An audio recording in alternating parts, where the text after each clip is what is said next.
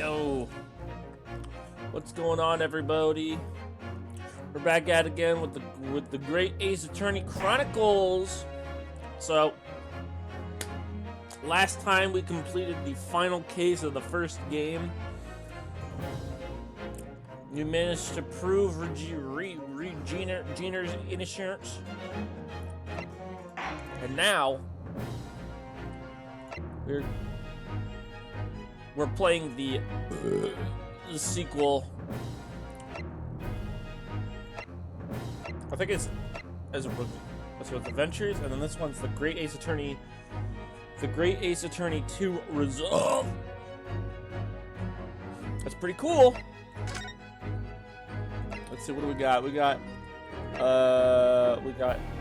Adventure of the Blossoming Attorney, Memoirs of the Clouded Kokoro, The Return of the Great Departed Soul, Twisted Karma and His Last Blow, and final chapter, The Resolve of Ryunosuke Naruhodo. That's pretty cool. Let's go ahead and get this started.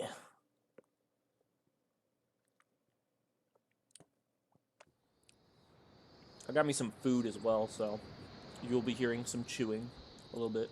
Just a little bit.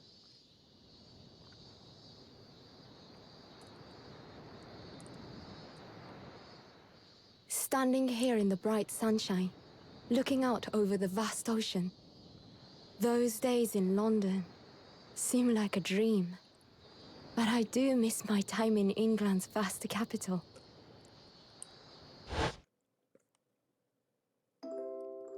You know, he's flourished into a truly wonderful lawyer.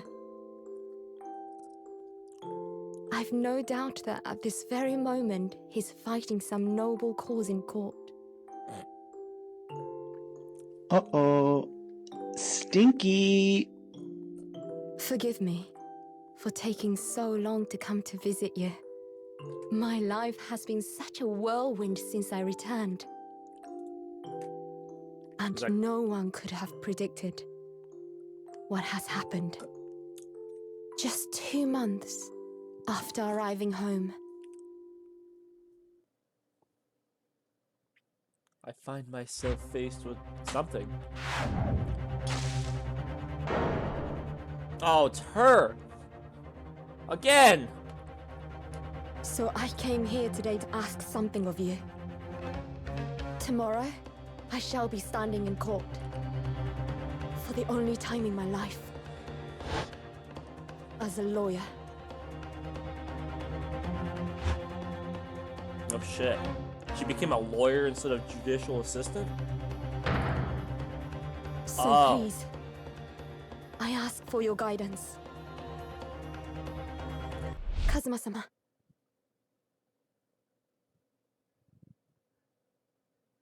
What is happening right now? So the bitch who killed fucking John Wilson or whatever his name was from the first game, she's dead? She died? She diddly got killed? I'm so confused. Am I gonna be playing as her? I don't mind it. I don't know. Alright, let's see. Oh, yep, I'm playing as Susato. Alright, cool. This will be interesting. Here I am again after 9 months. The Supreme Court of Judicature of Japan. I feel so nervous, but I must steel my nerves and find a way to compose myself. Miss Diamonds. That's what I think of you right now. Ah, good. You're here. Oh wait, that's Graydon's voice. Ah, good. You're here. It doesn't do for a lawyer to be late. Oh, yes, good morning, sir. I hardly recognize you. You cut a fine figure, counsel. But you look white as a sheet, and those wide eyes aren't doing you any favors either. Oh, dear. Truth is, I'm so incredibly nervous. I feel utterly nauseated. I almost wish that I'd never been born. Okay. That's a stretch. Goodness. Not the sort of thing a father hopes to hear from his daughter, I must say. Eugen Mikotoba, Professor of Medicine at the Imperial Yume University. A man who, earlier in his life, traveled to Great Britain to study the latest advances in forensic medical science. And of course, my brilliant father. Excuse me. Oh. Oh, she's kind of cute. Would I be correct in thinking that you will be my lawyer in court today? Oh, yes, that's right, miss. I want to thank you for agreeing to represent me. I swear on my life. It's complete fabrication, this whole thing. And yes, I know she's Japanese and not British, but to be honest, I'm pretty sure everybody in this fucking game has a British accent. Except for maybe, I don't know, what's his face? Ray Membami. Born the same year as I and my greatest friend. Yo, let's go! Just like Naruhodo. Naruhodo had Kazuma. You have whoever the fuck this is. I don't remember what her name was. Ray Membami? Membammer. Though unusual for a woman in our time, she works at the university research laboratory, helping my father. And sadly, she's the defendant in today's trial. Accused of committing an truly awful murder. That's crazy. Are you feeling alright? Since we started talking, you seem, well, to become a little flustered. Oh my! Well, it's just that you look so gallant and dashing. Ayo? Sorry? And when I fall under your intense gaze, it makes me feel rather bashful. Ayo? Nice. Goodness, I don't think she knows. She hasn't realized who I am.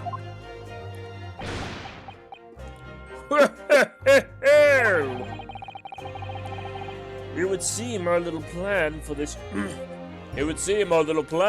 trial is going to work. Oh, what do you mean, Professor Mikotoba?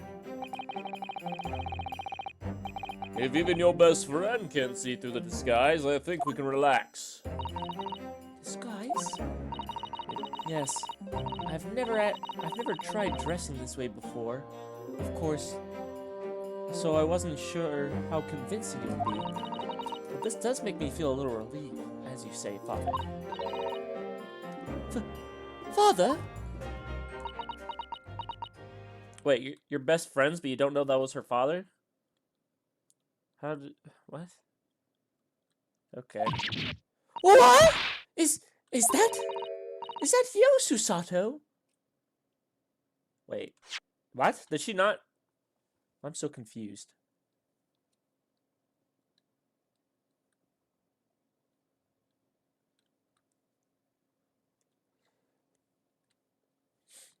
Oh, okay, no. I guess she just didn't recognize her. My bad. Alright. I didn't realize she was under the pretense she didn't recognize her. Is that you, Sato? I'm so sorry I didn't say something sooner, Ray. It's just that no! What are you doing? What's going on? What? That varsity uniform, that varsity cap, the varsity cape, the varsity badge. Look at you. You look for all of the world just like a student of the Imperial Yume University. A male student. Okay, I'm guessing she's not wearing her yukata or whatever the fuck it's called. Yukatu. I'm so glad you think so. It means all my preparations have been worthwhile. I woke at 4 this morning to make a start. But I don't understand. Why are you dressed like that? I think it's probably because women aren't really treated equally during, like, this age of Japan. So, females were not allowed to be representatives of someone, like lawyers. They couldn't be lawyers. At least that's what they said in the first case, I think. That they weren't allowed in court.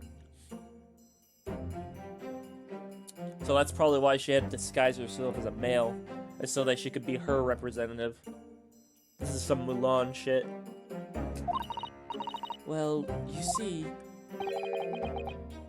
It was the only way. The only way she could be permitted into the Supreme Court to take your defense in this trial. My defense?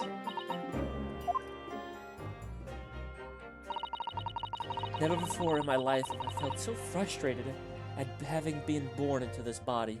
Okay, yep. I was right on the dollar.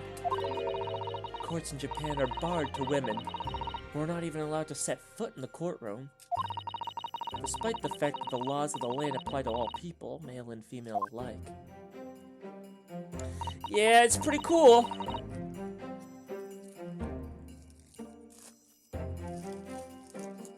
Hold on, I got my sandwich. I'm getting my burger at.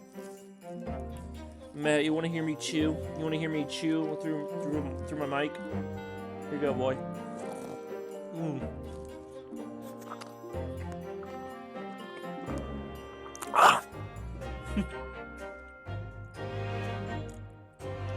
You like that ASMR? Shit's fucking poggers. But women are forbidden. Just for today, I'll be leaving my true self at the courtroom door, so that I can act as your lawyer. Oh, Susato, you'd go to such lengths for me? Of course. You're my greatest friend. I just worry I shan't be the lawyer you deserve. Oh no, I have complete faith in you. Ray. It's so strange though. I mean, you're such an accomplished judicial assistant already, and yet just because you're a woman. What a wretched reason.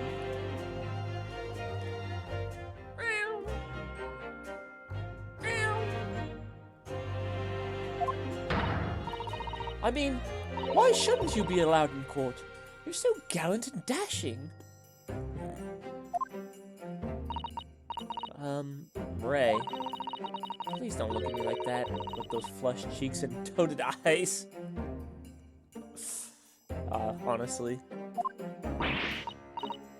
No, I'm sorry. It's just, you really do look so dashing. Okay, we get it. You can stop glazing her up, dude. Yes, you mentioned that once or twice.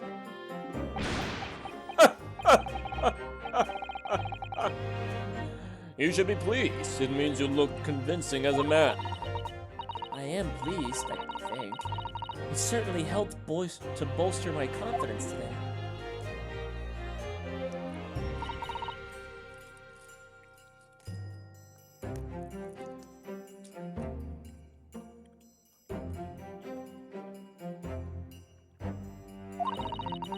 Ray, you're managing to put on a brave face in all this, but I can see through it.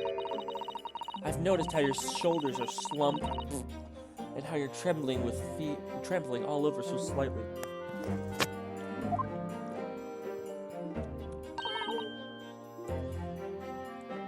Susato, you do believe me, don't you? I didn't do it. I couldn't have. I mean, murder. Of course. You have nothing to worry about. Your conscience is perfectly clean. Isn't that right? Yes. Yes, it is. Perfectly clean. Clean as a whistle. I have absolutely no doubt in my mind that you're innocent.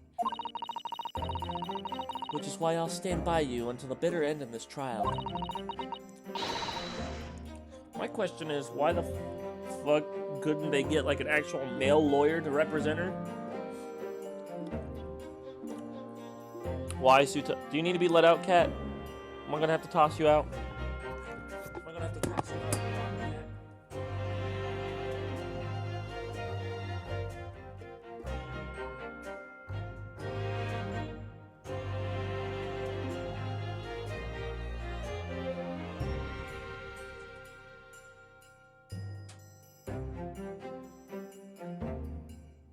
There you go, Big B. You're Big B. Hey, Big B. Ooh, the Big B. Ooh, yes.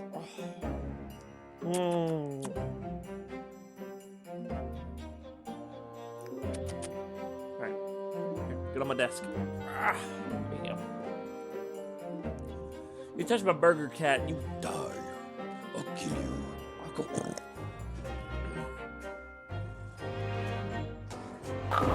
Nice car. Thank you.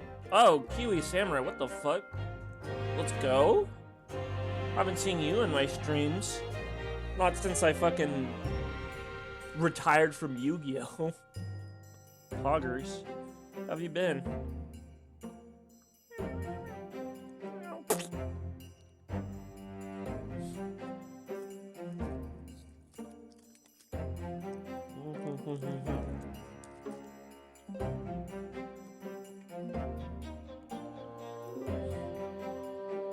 I've been doing all right.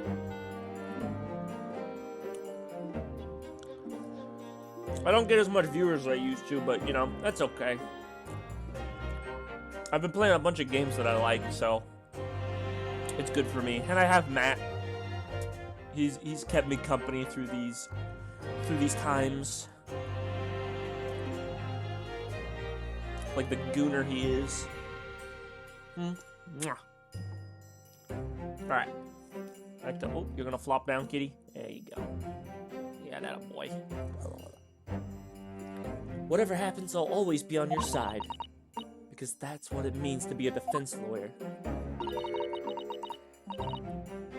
Busy with work. This is the first time I've been on Twitch in like 7 months. Yo, and you came to me? Let's go!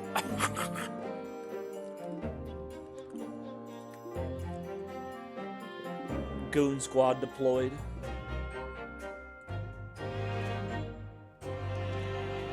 That means so much to me, Susato. Defendant, counsel. Court is about to begin. Proceed to the courtroom at once. Okay. You should go in at once, Ray. If you're late, the judge won't hesitate to pronounce you guilty. Nice. Who? Stand aside! I don't think I've ever seen her run so fast. Well, Susato, you've certainly surprised your father.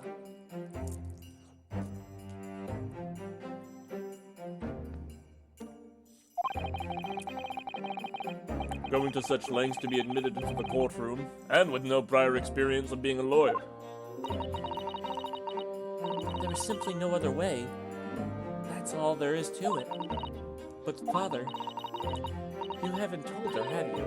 I mean, I'm right in assuming that Ray doesn't know how it came to this. Yes, quite right. I've kept that information from her. It would only worry her if she found out that there was no other lawyer, that no other lawyer would agree to take her case. Interesting. I was working graveyard at a truck stop and got a better job and quit that on the spot. Yeah. Well, poggers. Get more money. You get some more money, eh? To spend on, I don't know, your kids? Alcohol? I don't know. It's been a while since we've talked, so I don't know what your situation's at, but hey, good for you, man. I'm glad you found something better. Found something better you want to do. Yeah, right.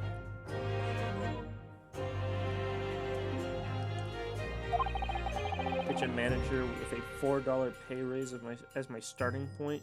Yo, let's go.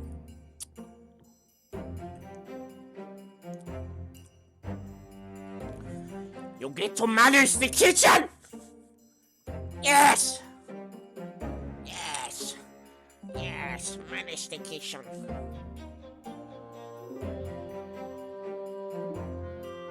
Your boy going corporate. No. He's being a corpo. Get this guy out of here. I didn't want to burden her with that. And is it true? The reason why every other lawyer is refusing to take the case? Is it really because of who the victim was? Grease. Good grease? Good grief.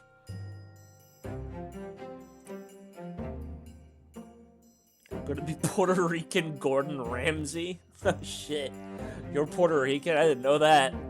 I'm Puerto Rican too. Poggers.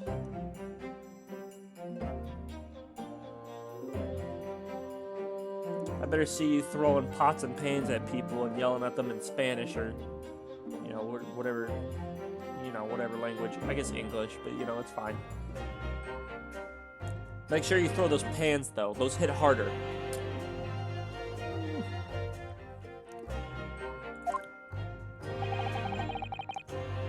We should be making a move now, too.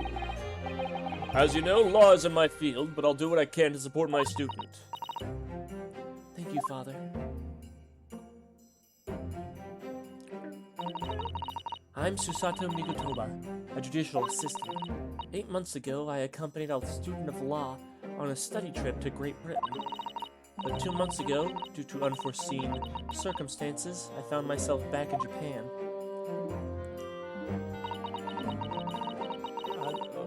Wait, hold on a minute. Why does he have that outfit on?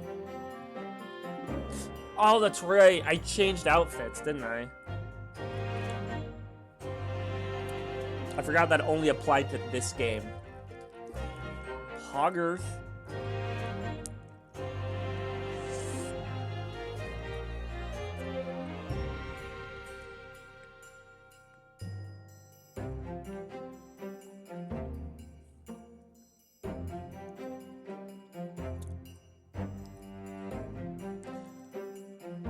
I'm half Puerto Rican, half Dominican. What?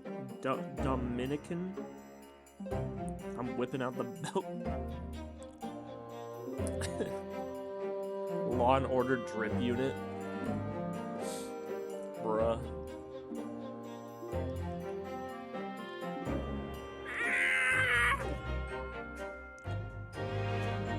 How many times have I wished you were here? I wonder. Still, I have no choice but to steel myself for the trial ahead. I'm gonna have to focus on here. Wish me luck, Naruto-san. I'm curious, what outfit did I give her?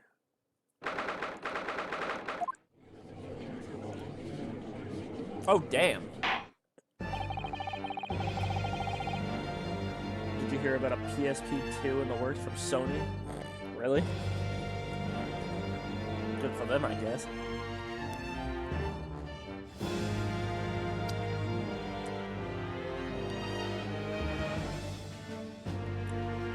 Supposed to compete with Xbox's new shit. Wow.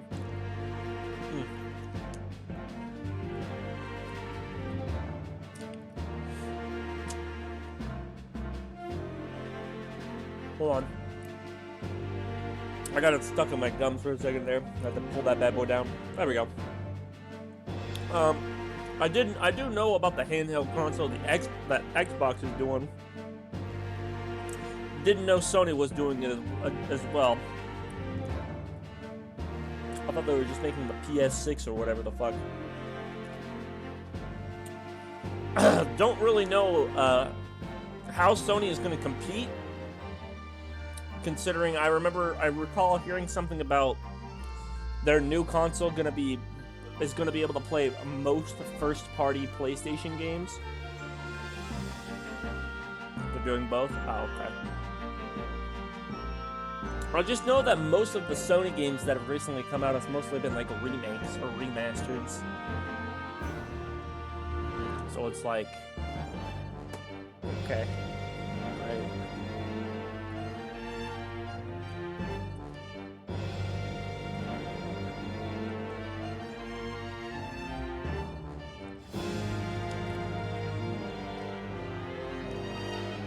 PS5 was a joke.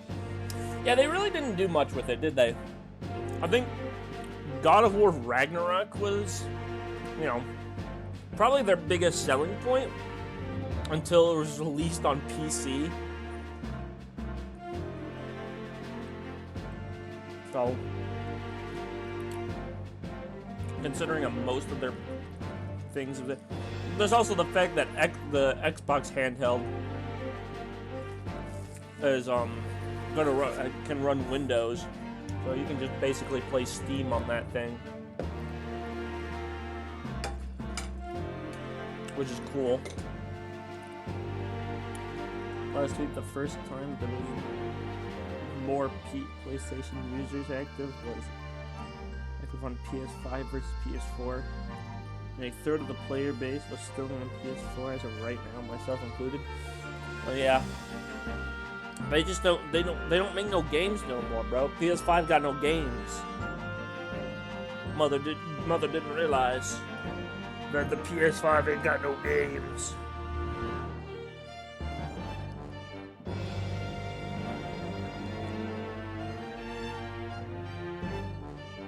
Alright. I'm done eating. So I'm gonna go ahead, focus on the game. Fuck you, Kiwi. Matt, you smell. Just want to add that last one in. It's funny. Let's do this. This court is now in session to hear the trial of Ray Mendemy. The prosecution is fully ready to proceed, Your Excellency. Damn, she's dripped out. Defense counsel, are you ready?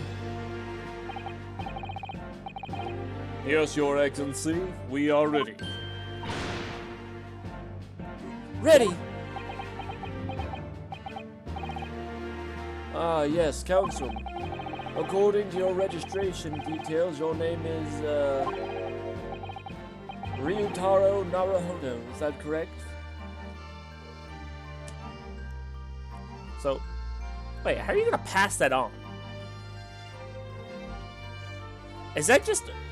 That's Ryunosuke, but like, instead of Suke, you put Taro. What the fuck do you think you're doing, bro? Who are you fooling? Are you also saying that you're related to him? Sorry? Oh yes, I had to come up with a suitable male name for you in this little venture. So I'm afraid I simply put down the first name that sprung to mind.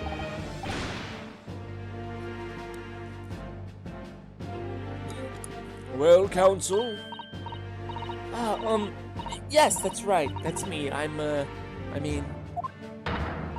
Yes, I am Ryutaro. He who has vowed to uphold the pride of the great Naruhodo clan. Ah.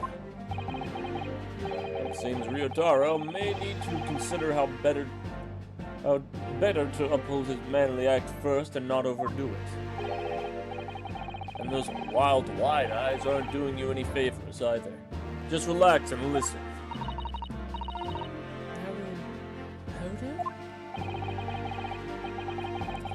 A fresh face in this courtroom, if I'm not mistaken. But the name Naruhodo, would that perchance be... You may be thinking of Ryunosuke Naruhodo, currently in Britain as part of a study program. This is, His cousin! That's right. Ryutaro here has been studying in the provinces, but was called to the capital for this trial. I assure you, in matters of law, his knowledge rivals that of any Tokyo preeminent lawyers. Any of them! Tut, tut, tut. What a pitiful situation. Having been rejected by every lawyer in the capital, the accused has had to call in the country lawyer. How dare you? Susato is every... Oh, you shouldn't have said that.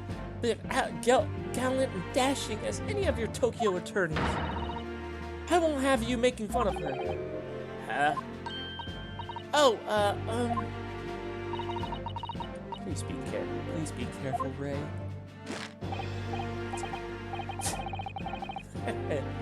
What an unrefined tomboy we have here. But I wonder, is your gallant and dashing lawyer up to the challenge of defending her? Not sure if I'd get the Xbox handheld. The concept is dope, but I'm waiting until I see how its open release looks. Sure. Fair enough. His wide, skittish eyes very much suggest that he is not. I'm so nervous. Now that I'm standing in his shoes, I'm starting to understand what Naruhodo-san goes through. Like it or not, eyes wont to flit.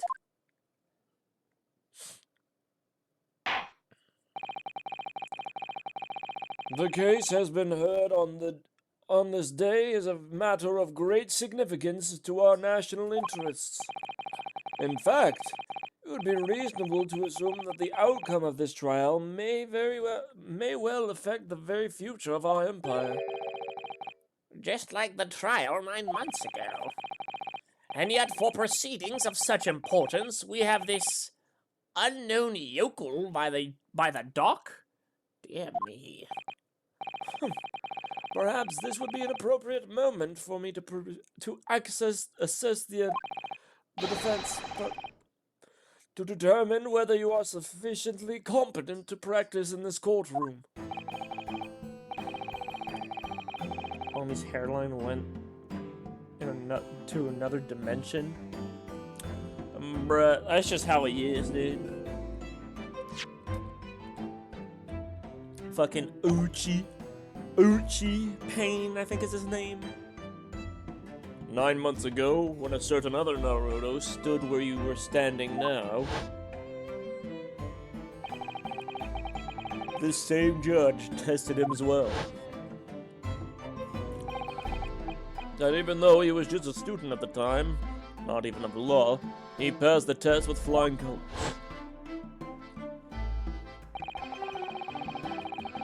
Man, fuck you, DapWoodJuice.ttv. You're gay.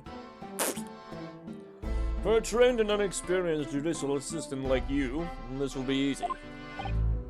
So, counsel, do you consent to answering some simple questions? Did she lose her jacket? I feel like she had like a cape on. She just removed it.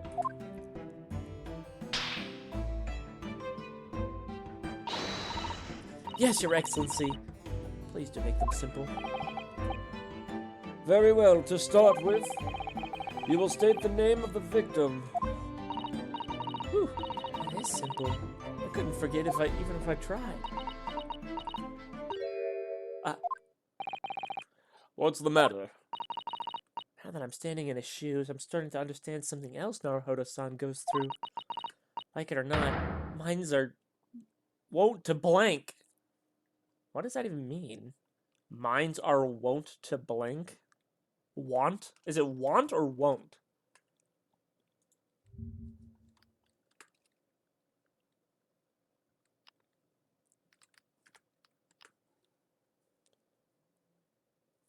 Want.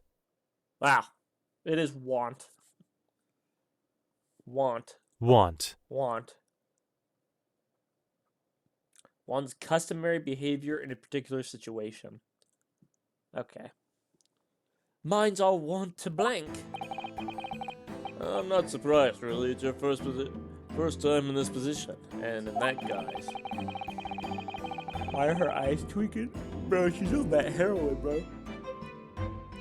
What voice is Juice gonna do? Shut up, he's not here. He's in chat being a sassy ass bitch.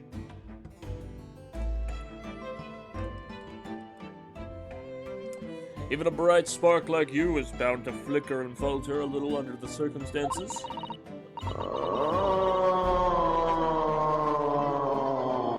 Give me a lot of sense. I like that it changed her name too to Ryutaro. Oh dear, this is a dismal failure. Don't fret, you only need the use of knowledge you've gained as the judicial Okay, yeah, whatever. The court record. Court record.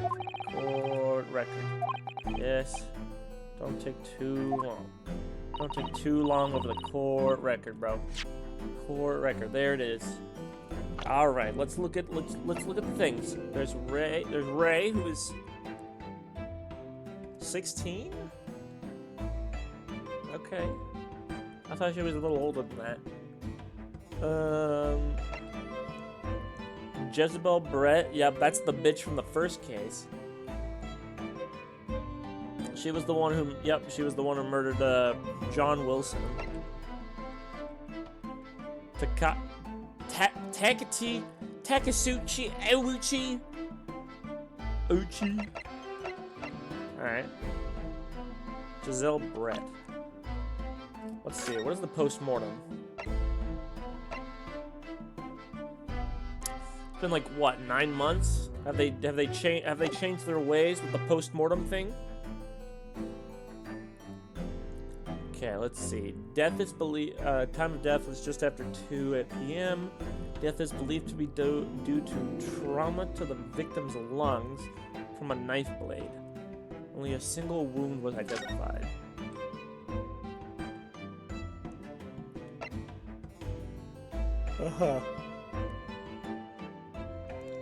Single deep stab wound from behind, piercing a lung and resulting in a fatal hemorrhage. Death would have occurred within minutes. What are with these like uber fast deaths? Although I guess piercing the lung would definitely do that, I guess. No, it's extreme meiosis, whatever that means. Pupil constriction was observed in the victim in both eyes. You could see her eyes? I didn't know she had eyes. I thought she was hiding that shit, bro. She ain't got no eyes. She ain't got no bitches. Okay, well, it looks like the bitch got what she deserved, but, no, wrong person. I'm waiting, counsel. What is the name of the victim in this case? Jezebel. Yes!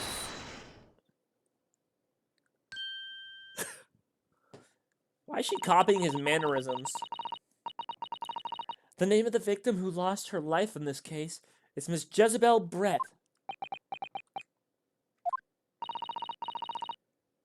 Giselle. Oh, it's Giselle, not Jezebel. Giselle Brett. A name that will never be forgotten in the courtrooms of our country, I'm sure. Correct. And being a member of our empire's judiciary, you will be well aware of the significance of that name.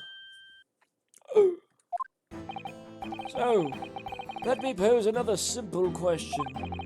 As you know, Miss Brett was a visiting student from the Empire of Great Britain. Why, then, is her name indelibly associated with our own empire's judicial history? Obviously. Yeah, I already know this. Giselle Brett was the face of... Yes! 9 months ago, a visiting professor of medicine at the Imperial Yume University was killed, and the culprit was Giselle Brett. Yes, she was a killer.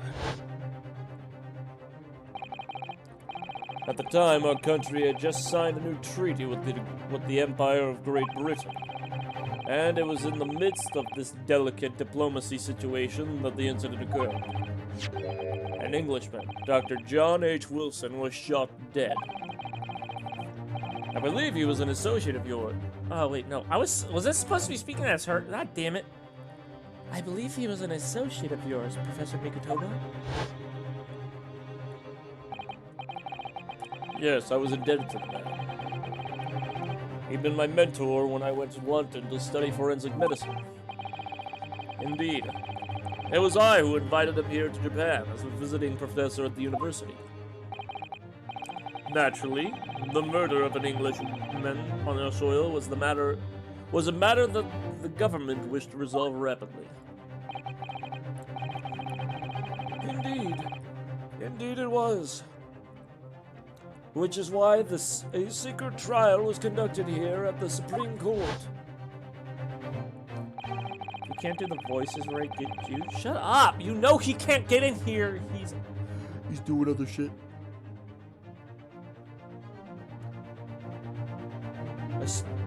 a student of the Imperial Yume University.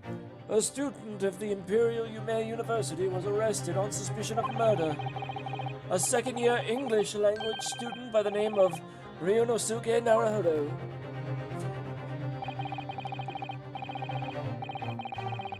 I'm guessing it's just her. With the help of his best friend, a student lawyer, the accused conducted his own defense and exposed the despicable crime committed by Miss Giselle Brett.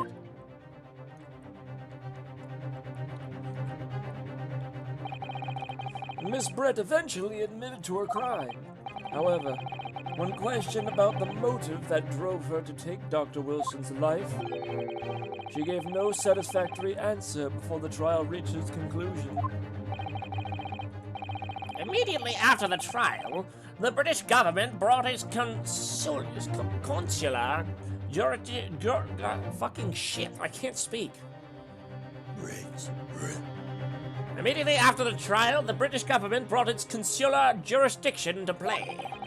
They were unable to sentence Miss Brett according to our empire's laws. It was decided that she would be removed to Shanghai, China instead. Why Shanghai? There's a British consulate at court there. Can Mom do girl wishes? Don't leave her alone.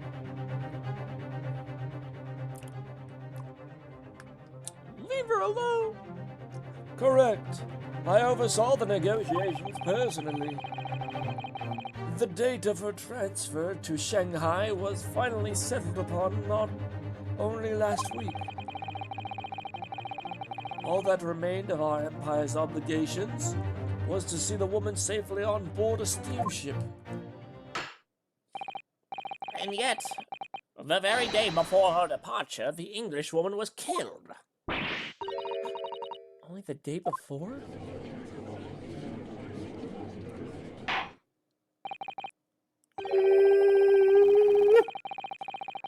That will do. I'm satisfied with that the counsel for the defense is sufficiently capable of representing the defendant. Oh.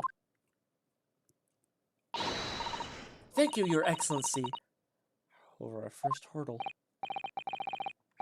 Now, a summary of the incident, if you please.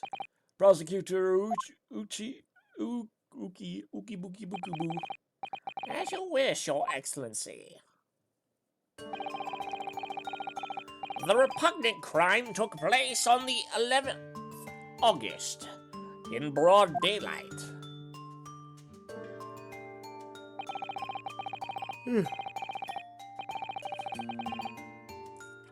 On the outskirts of the imperial capital, under a bright blue sky, at a secluded bathing spot by the sea. The incident occurred inside a small beach hut, erected for bathers to rest or change their clothes. The cause of death was a single stab wound to the posterior abdomen that pierced the victim's lung, an injury which proved fatal. She seemed pretty happy for a dead woman. There were two persons alone together in the beach hut at the time of the victim's death. Miss Brett in her bathing attire, and the accused, Ray Membemo. Accordingly, there could be no doubt of the accused's guilt, especially when we consider she had a powerful motive. The police arrived rapidly at the scene and promptly arrested the young lady. You're not going to explain the motive?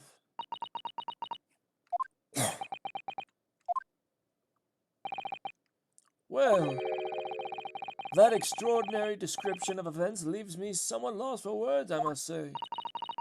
That's certainly true. The prosecution's summary was full of words that raise an awful lot of questions. As a lawyer, I really ought to pick up the prosecution counsel on what he said about powerful motive. You're clearly exaggerating. Powerful motive is a blatant overstatement. Tut, tut, tut. Is the yokel boy using long words he doesn't fully understand? I beg your pardon? No matter. Let us put this to the accused, shall we? Membami-san. You're a research assistant at the Imperial Humane University, I believe. Yes, I am. I'm working with Professor Mikotoba in his laboratory at the moment. I can confirm that. The defendant is an excellent assistant with a strong sense of responsibility. Fascinating to hear. Now, another question. Prior to your work with Professor Mikotoba, whose research were you assisting then? Oh, well, I was studying under Dr. John H. Wilson. Oh, Dr. Wilson? The visiting English professor who was murdered by Miss Brett 9 months ago. So, you assume she did that to avenge him?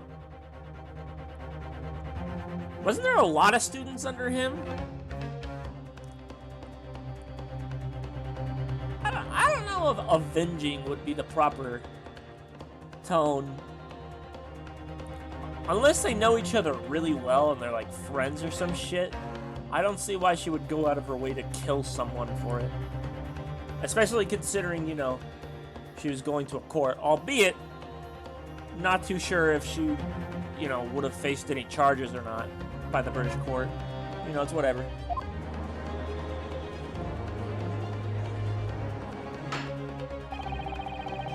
The accused had a deep-seated respect for her former mentor, Dr. Wilson. Is that not true? Yes, Dr. Wilson was a wonderful man. Okay. Interesting. Then tell the court what deep-seated feelings you had towards the English woman who killed him. Well, obviously I was filled with hatred for what she'd done. A powerful hatred. You're not helping. Also, I removed her British voice for some reason. Oh no, Ray, be careful with what you're saying.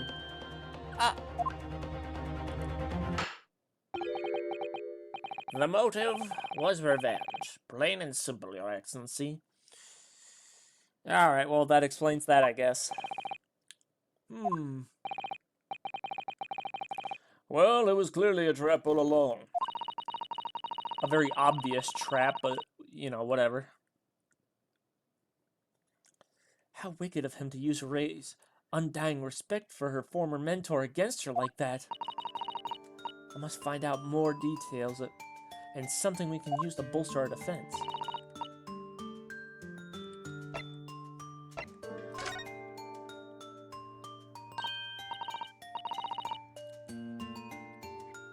Gotta go to court for a parking ticket. Perfect time to catch a body. The judges will be too distracted by the tickets I racked up to notice. Bruh.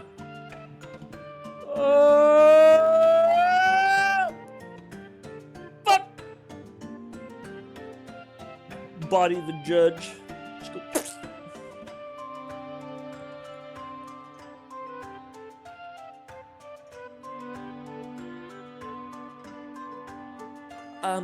If I may,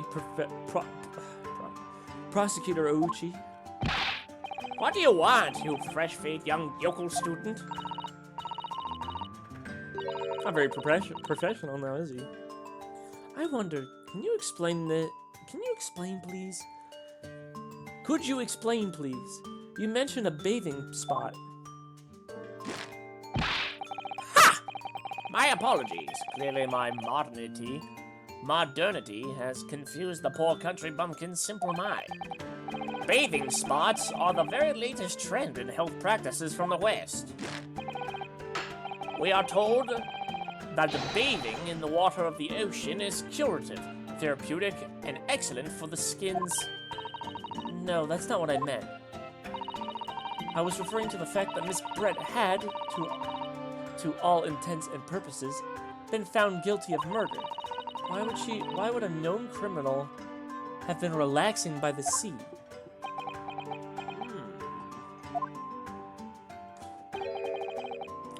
For old time's sake, I believe. Sorry? Miss Brett was to depart for Shanghai the following day. Her final wish, as it were, was to enjoy a day at our country's wonderful coast. And the British Embassy put extreme pressure on our government to comply. But on what grounds would we agree to such a request? Because, as usual, our government is unable to stand up to foreign powers. So basically, your government are a bunch of pussies! In matters of diplomacy, it seems we don't even have the courage to decline the whims of a known criminal. Obviously. Pussies! Don't look at me, Professor. It was the government who granted the permission, not I. In any case, it was decided that with a dedicated detective on duty, nothing could go wrong. Oh, good grief. Please don't tell me it's who I think it is.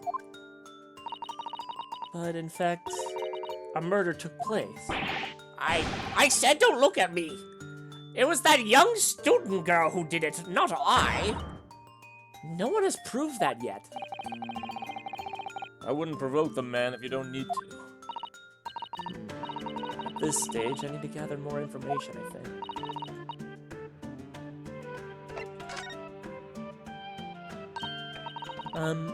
Membami-san. Yes, what is it, Naruhodo-san. I'm really starting to wish we'd made my alias Ryotaro Susato. No.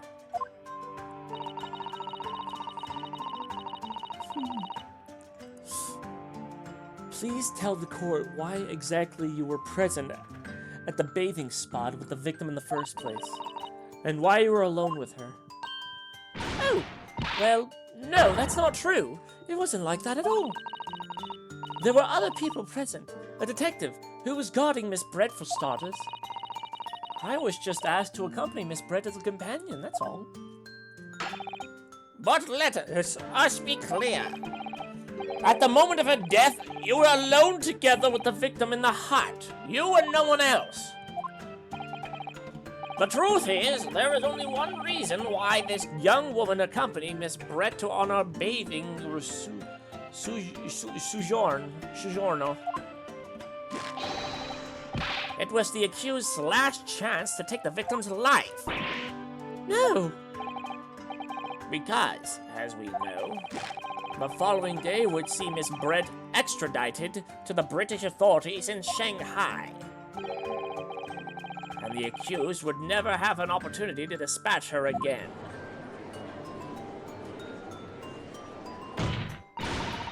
Kindly refrain from conjecture, counsel.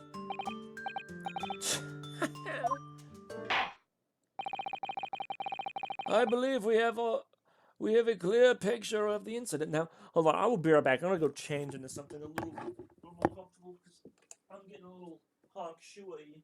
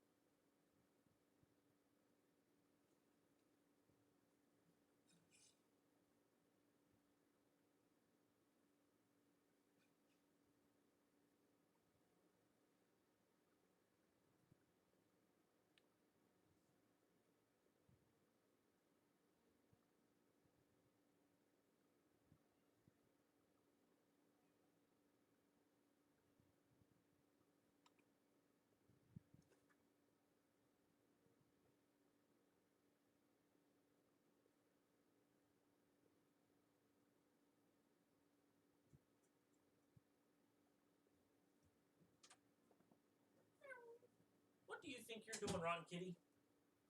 Are you attacking? Are you attacking my food? My leftover food? My fufu?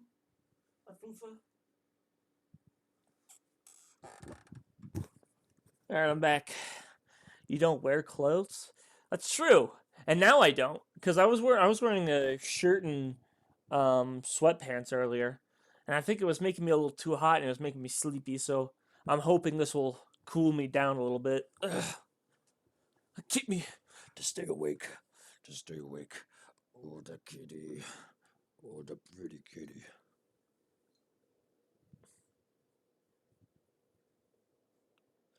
And I have my kitty right here with me. Although he doesn't really give a shit. Yeah. You want to say hi to chat? Say hi to chat. Say hi to chat. Okay, he doesn't want to say hi. Fuck you. On the bed. Go lay down in your spot. Go lay down. You want to lay down? Okay, he's doing it. Alright. He doesn't kiss back. He does sometimes. He sometimes gives me kisses. He's been pretty stubborn recently, though. He's a very stubborn little kitty. Yeah. Must hate you. Bro, if he hated me, he would not, like, cling to me all the time. Bro follows me literally everywhere in the house. Yeah, I'm talking about you. What are you looking at? What are you looking at, huh? That's what I thought. Despite her guilt being determined 9 months ago, Miss Brett managed to avoid incarceration, instead continuing her research work at the university. Obviously, over that period, she and Ray would have encountered each other on a number of occasions. Seeing the murderer of a mentor for whom she had such great respect, enjoying such an undeserved liberty. Yes, even if it was temporary, until Miss Brett's extradition?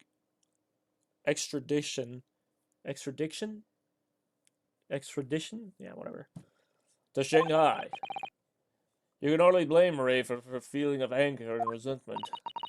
Poor Ray. So, Your Excellency, if you would be so kind as to present this exhibit, a photographic print that shows the scene of the crime immediately following the grim incident. Here it is. She is dead as fuck.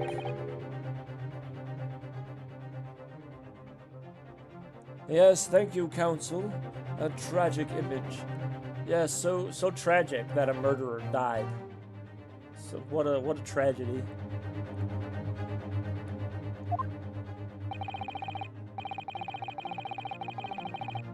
As you can clearly see, there is nowhere within the hut that anyone else could have hidden.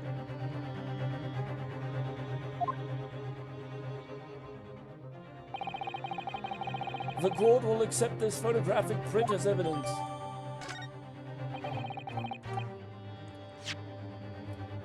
Look at it. So, let's see. There's feathers everywhere, probably from her thing. There's spilt wine. These are clothes. Table's fine. Bottle spilt over. Wine is blood. There's the attack. She's clutching a pen for some reason. Much Sag. As I understand it, then, the victim and the defendant were alone inside the beach hut at the time. This is deeply troubling, I must say. The finger of guilt points firmly at the defendant. Well, Your Excellency, naturally the prosecution has much more to its case. We intend to prove that the accused's appalling actions beyond all possible contention. To that end, I can confirm that we have multiple witnesses to the crime and damning evidence. Witnesses? But who? One of whom, I might add, is a highly respected police detective. I assure you, the testimony of these witnesses will leave no room for doubt.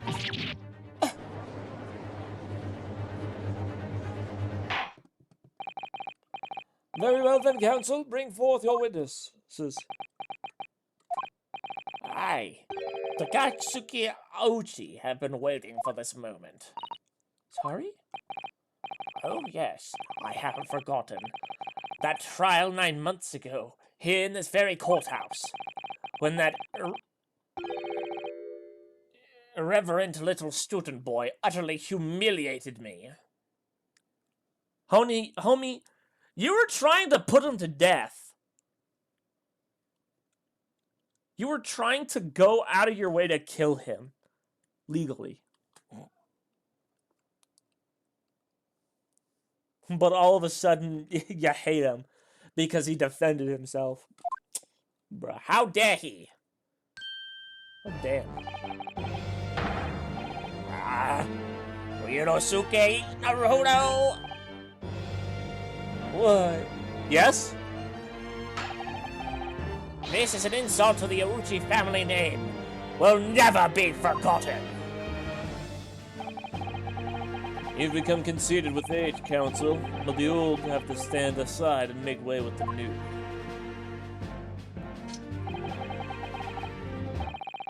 It's the way of the world. May you never forget that.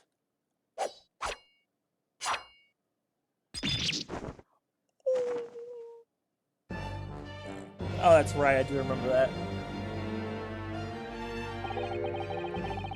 Strike the head of a samurai whose top knot has been cut, and the bell of cultural enlightenment tolls.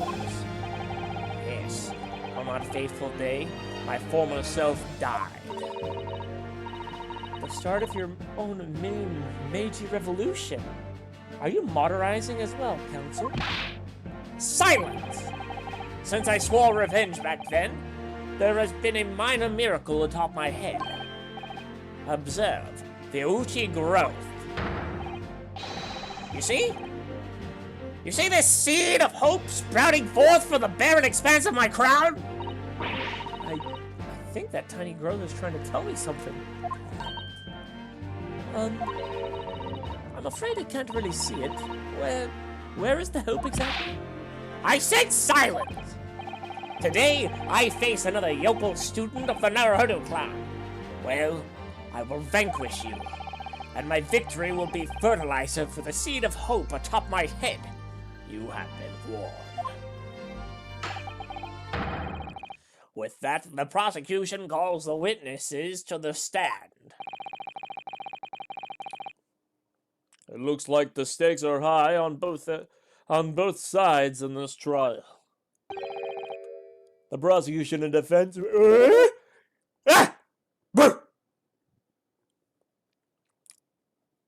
Turned into a dog for a second there. The prosecution and defense each has much to lose. A haircut is hardly comparable to Ray's life. I suppose. Yeah! It's him! I remember him! He was the dude. He was the dude who read all the books. And the detective that sucks major ass at being a detective. Witnesses, please state your names and occupations for the court. Chief Inspector Satoru Hasanaga, Imperial Police Bureau. I'm in disguise, obviously, so I can go undetected. What the fuck is your disguise? A prisoner? I'm under arrest. I am, well, the next big thing in books. Another renowned throughout the capital, in fact. Yes. Soon to be sold out, the satirical I Am a Cat, as essential success by Soseki Natsume.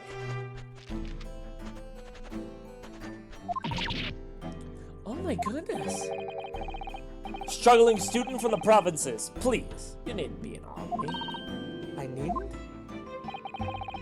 It's only natural that you'd feel nervous in my presence.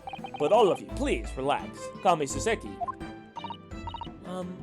Yes. What on earth is Soseki-san doing here?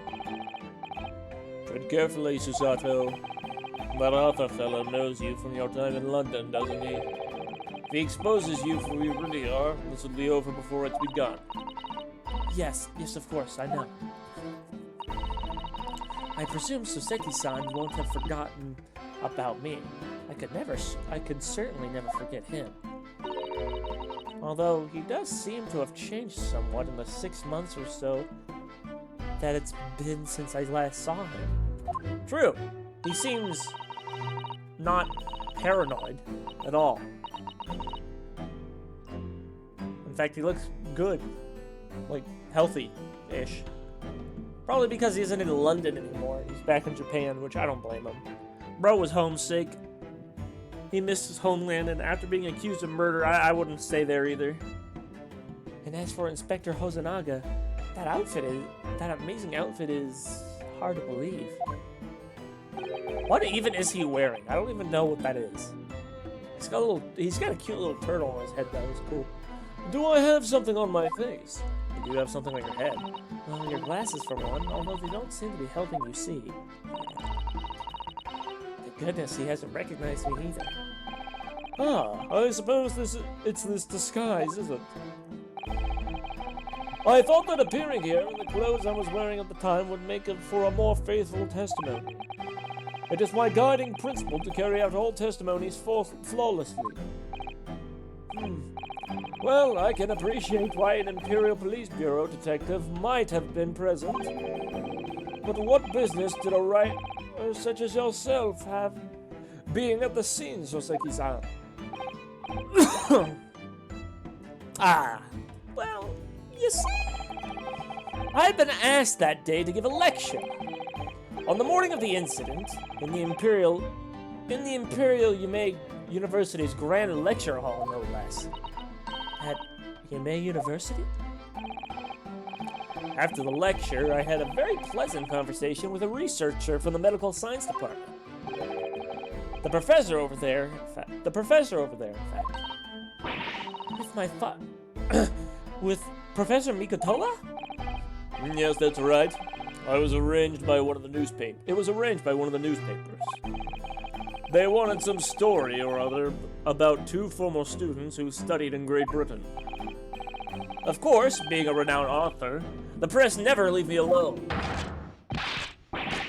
They secretly spy, snap shots, scribble stories, and scupper my privacy. As you can see, the conversation was written up in this newspaper here. Read it at your leisure, my provincial struggling student friend. I have plenty of copies. Thank you very much. He practically threw the paper at me.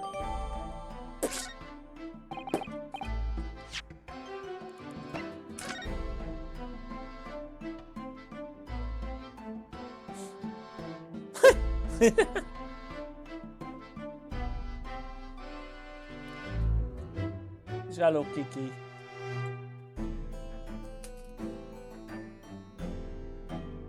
Well, I mean, you know, at least he feels better about himself. Look at him.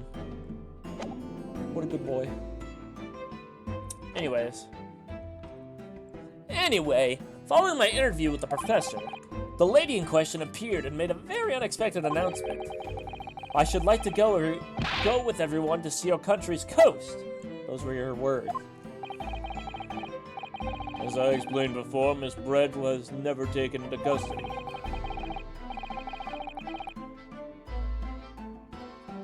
She continued to work in my laboratory, under strict surveillance, of course. At which utterance, the university immediately contacted the government to seek guidance. And the response was, permit Miss Brett to go as long as a detective accompanies her. That detective I am at liberty to divulge was me, Chief Inspector Satori Pozonaga. Of course it was. Bro can barely do his job.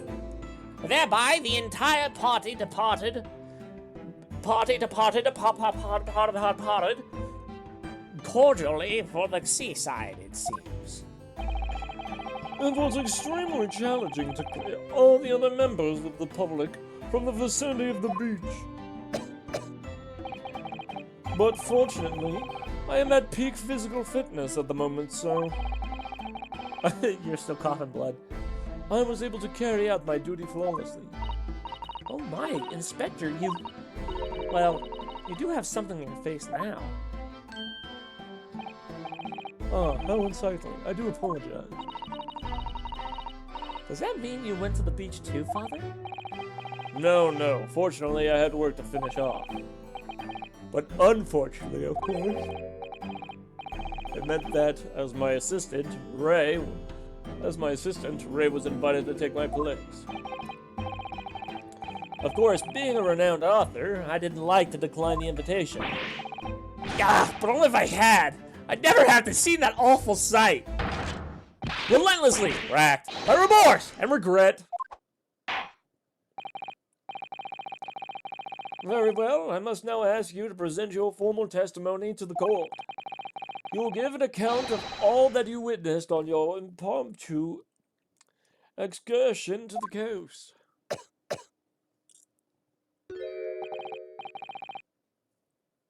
Of course, Your Excellency. Relentlessly racked by remorse and regret. I am.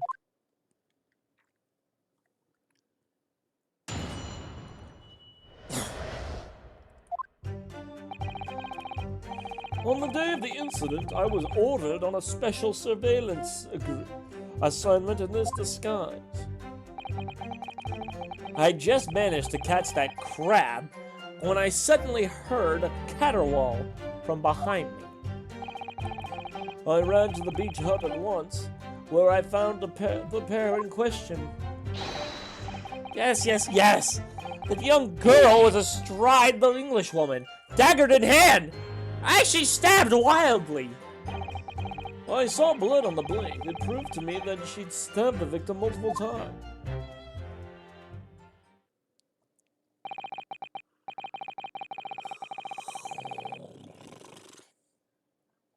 This is killing me. Indeed, it does appear that from this testimony that both witnesses here present sought the very moment of this heinous crime. What? Now, if you will recall, I promised evidence as well. What phrase did I use again? Ah, yes, that was it. Damning evidence. What does you have there, counsel? A so-called fountain pen? Correct, Your Excellency. I can't fucking stop yawning. What is happening? Why am I so tired? I'm so fucking tired. Let me go get something, like, maybe I just... some shit.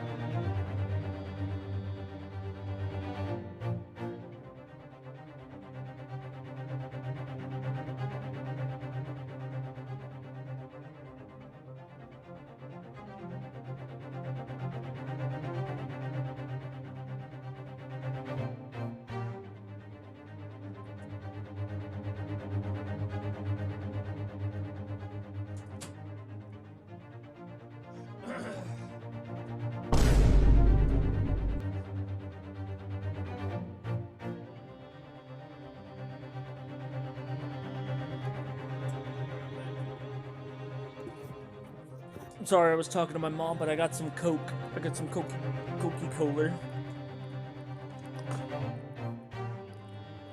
Go check your Discord.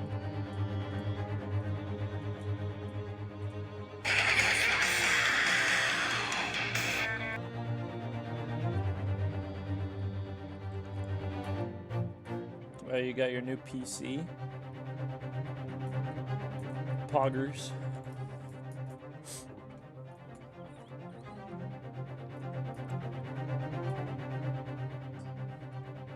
That didn't take very long for them to set you up.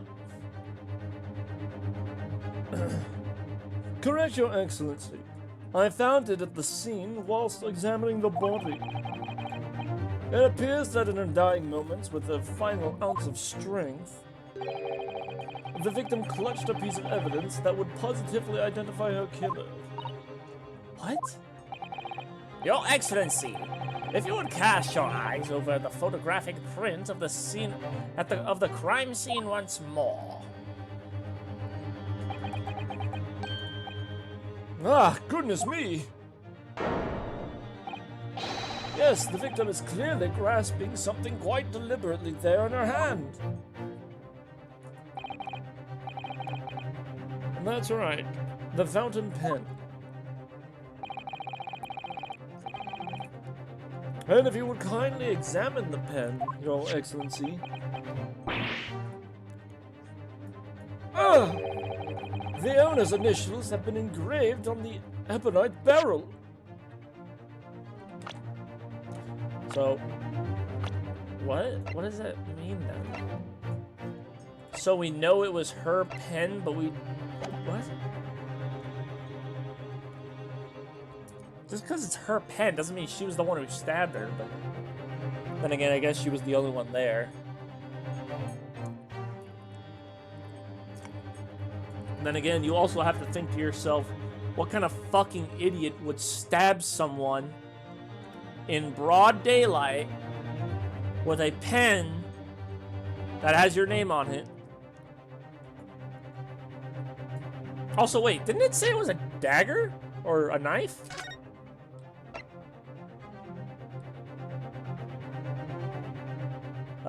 Stab wound. What does it say? With a knife blade.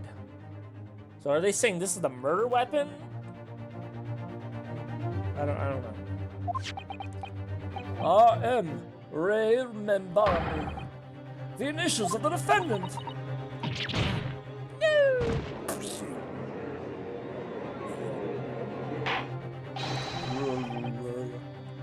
The fountain pen will be admitted immediately as critical evidence.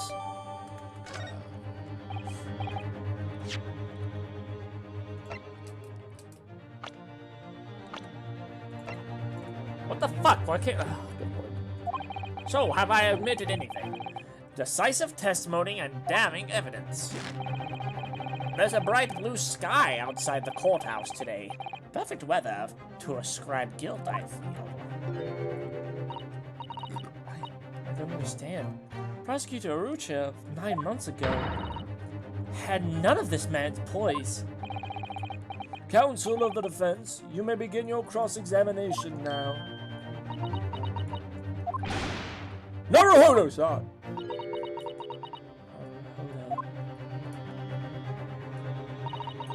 That means... Oh, yes, me! Is there another Naruhodo in my courtroom? Actually, there isn't even a single Naruhodo in your courtroom. Cousin Ryutaro, pull yourself together, please. Alright, I've seen this countless times as a judicial assistant. Find inconsistencies in the witnesses' testimonies to prove that they are lying somehow.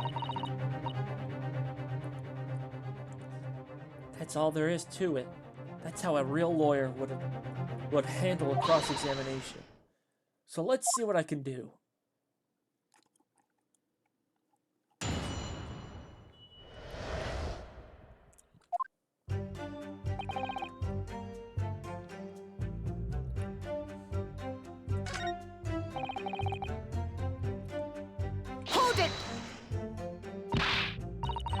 Ah, you're describing the victim's scream, presumably, Soseki-san. In more literary terms, you might say it was a scream that could have pierced the heavens. Or the like. Of course, that's just a metaphor. We renowned authors are wont to describing things so. Soseki-san wasn't at all like this in England. Yeah, no shit. Probably because he doesn't have crippling depression right now.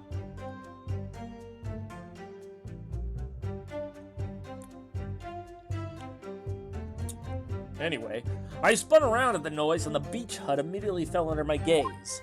My gaze. Yes, the beach hut. The area is popular with the government ministers. Many have seaside retreats there for a rest and recuperation.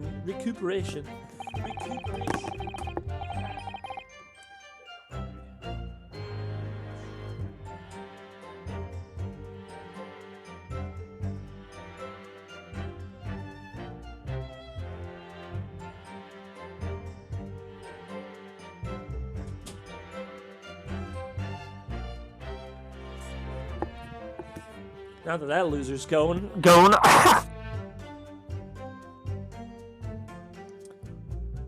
Locals are prohibited from entering the area, so it's always very quiet. The beach hut is a simple structure erected as a place for people to change or take refuge from the sun. Although, the Englishwoman commandeered the hut for herself, which meant I was forced to change into my swimwear on the sand. I imagine that was rather embarrassing for you. Well, anyway, I tossed the crab aside and headed for the beach hut at a run. Or, in more literary terms, I decrabbed and beetled off hutwise. I got an achievement for that? Ah, I see.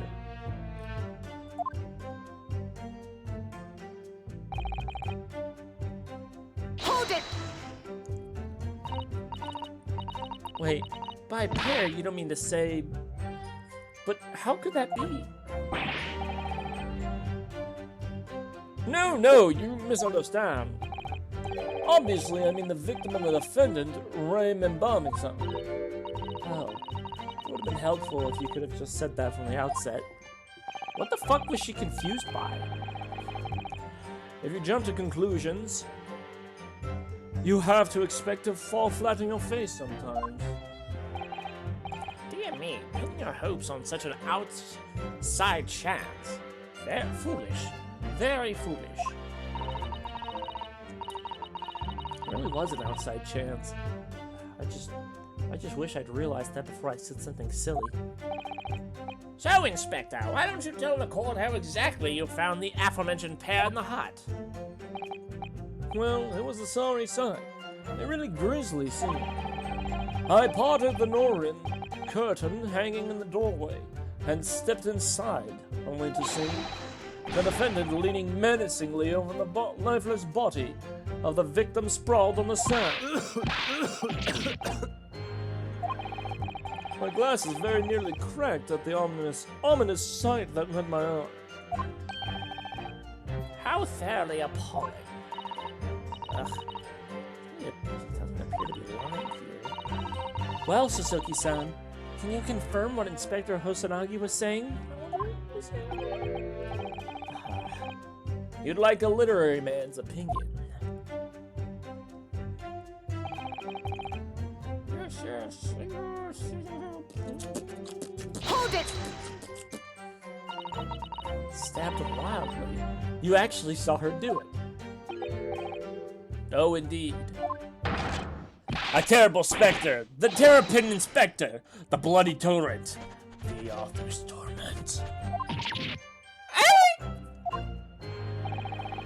Every sight and every sound is still carved into my melancholy memory. That was my impression, at least, as a future literary sensation. How so?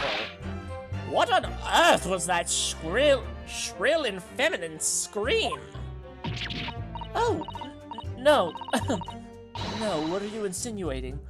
I'm as manly a Japanese as you. I wonder if I might interject here, Suzuki-san.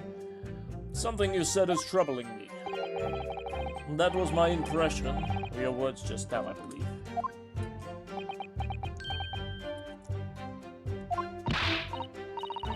So do you mean to say you're not confident that you really saw what you described?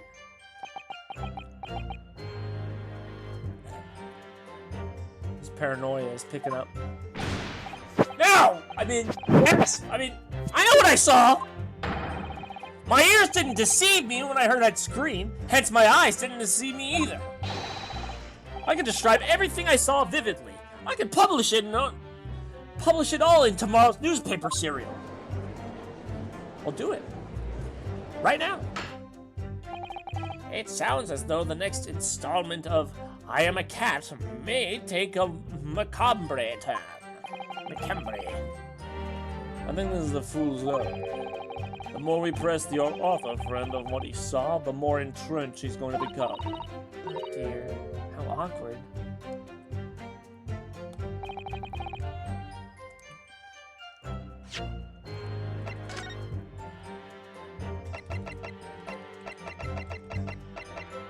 Oh, there's 20 save files? I didn't realize that.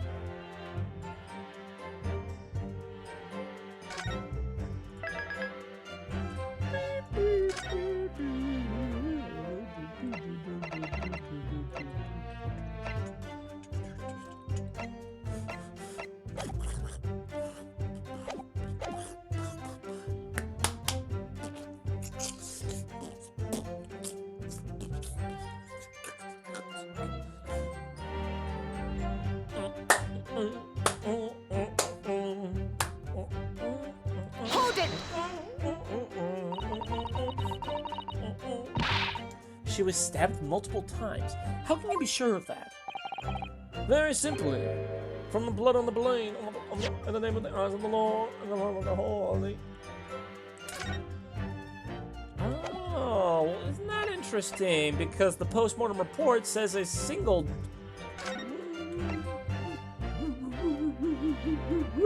A single deep stab wound from behind. Wow, that's almost as if... wait, hold on. So, if you said that she was killed by being stabbed multiple times by a blade, then why does the post-mortem say it was only a single time? Were you not the one who wrote the post-mortem? I mean, you were there, man. Who wrote this? Either they're lying or you're lying. Well, I don't think he's lying. I think he's mistaken. Or maybe, I don't know. Certainly from the blood. The blood? When I entered the hut, I saw the defendant holding the blade raised up in the air, like he just doesn't care. Yes, that's right. I saw it too. Oh. And I noted that there was blood on the blade already at that point. In other words, the victim was already been stabbed at least once by the time I had arrived on the scene. Yes, that's right. I saw it too. And the victim was already holding the defendant's fountain pen in her hand too. All of which I can be sure the victim did not die instantly. Right.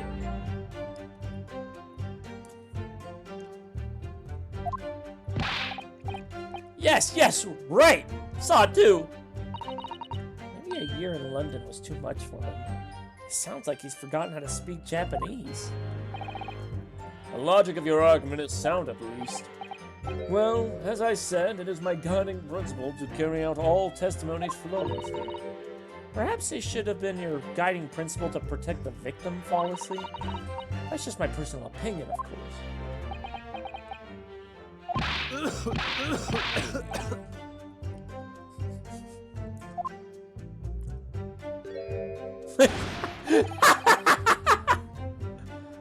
Counsel, you will refrain from mocking the witness. She's not mocking, she's criticizing.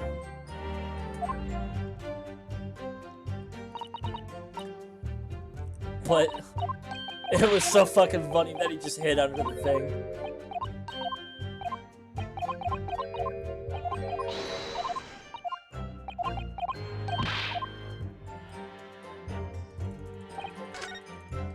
That shit was funny as hell.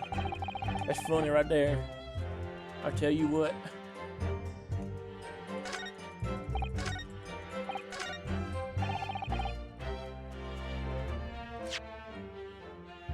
Objection! Objection!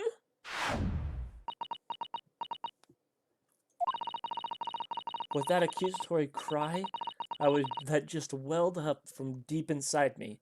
I think I finally understand.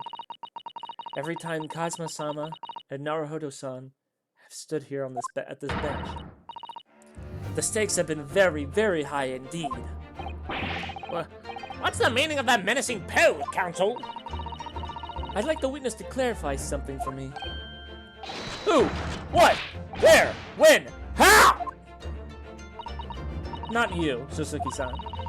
The query is directed at Inspector Hosonaga. That's me. In your statement just now, you said that the victim was stabbed multiple times. Yes, that's right. When I entered the house, the defendant was already standing over the victim, bloody knife in hand, like a murderous demon. And yet, that cannot be. What? Get to the point, please, Counsel.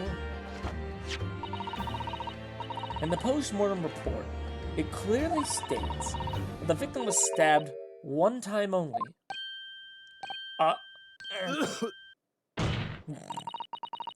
In other words, Inspector Hosanaga's testimony is clearly flawed.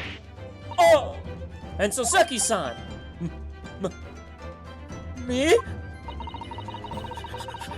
You claim to have seen Minbami-san in the throes of stabbing the victim.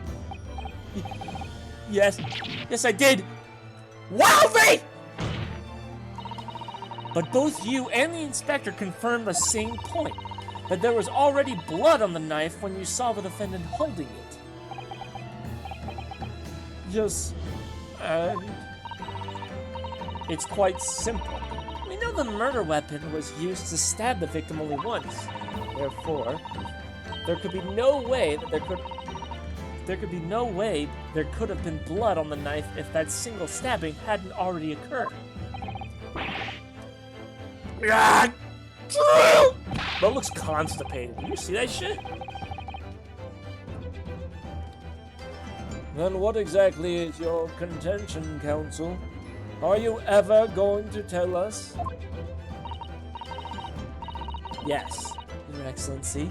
There's only one logical conclusion. What Suzuki-san, in fact, saw was not the moment of the defendant stabbed the victim at all, but the moment the defendant, in fact, withdrew the blade from the victim's body. That can't be! Excellent work, Susato. You exploded at them with that objection, and then proceeded to pull them apart systematically. Objection! Well. This takes me back. Yes, I seem to remember your cousin staged a scene much like this in that trial 9 months ago. A half-witted child with a half-baked objection attempting to steal the show. You're right, there were certain similarities. Except that so-called half-witted child managed to outwit the prosecution, who has only half a head of hair. Slander! My head is quite adequately dressed. In any case, all this talk of stabbing and withdrawing and multiple wounds, it makes not a jot of difference. What? Why not? It does, actually. It compromises the fact that your witnesses are dumb as shit. Engage your brain, young man! Alright, guys. Engage brain. Engaging the brain. Setting it to overdrive. When the victim first plunged the deadly weapon into the victim, that was a fatal blow. And it was that moment that she had withdrawn the blade ready for her next strike that the witnesses saw.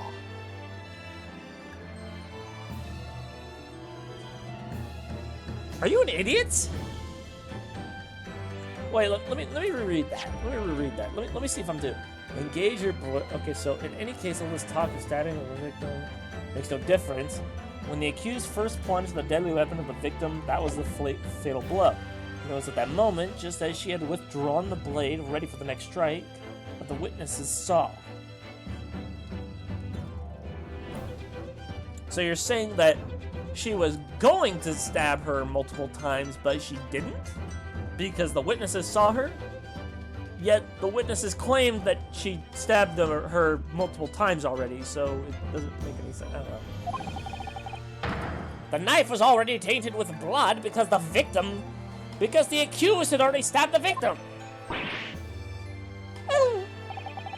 All you have successfully shown with your little display is that the mustached author is prone to moments of extravagance. Ah! He's your witness, though, so that's on your bill. I am in agreement with the prosecution. If the defendant was seen wielding the blade at all, that is sufficient grounds for her actions to be viewed with suspicion. Okay, I understand now. No, I get it now.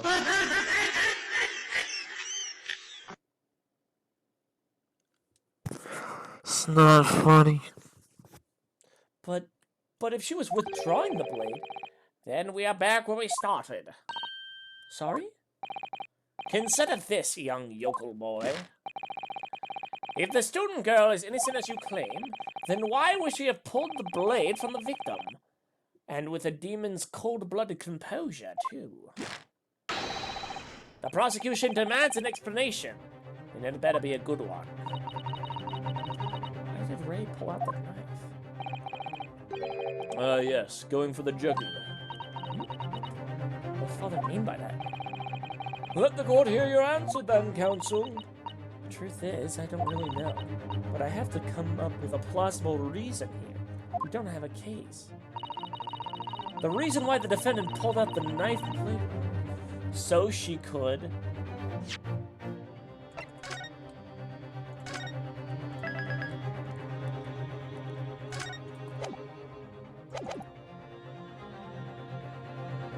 save her life. Honestly, bro, I feel like that would be the most plausible thing. She would take out the knife and try and, like, put pressure on the wound so she wouldn't bleed. Of course, she was stabbed in the lungs, so no amount of help could be good for her. She was kind of fucked. All we need to do is find the person who murdered my boy Ouchi's hairline. That's the real killer. He's dead, so... But... They already beat you to that one. Gotcha! According to the post-mortem report, the victim's death was not instant. That's correct. It's thought she would have remained conscious for a short while after sustaining the injury. Indeed, giving her the time to take the hold of this piece of evidence that clearly indicates her killer. The point is, being a medical research assistant, Membami-san was compelled to act when faced with a wounded victim. Instinctively, she pulled the knife out in an attempt to save Miss Brett's life.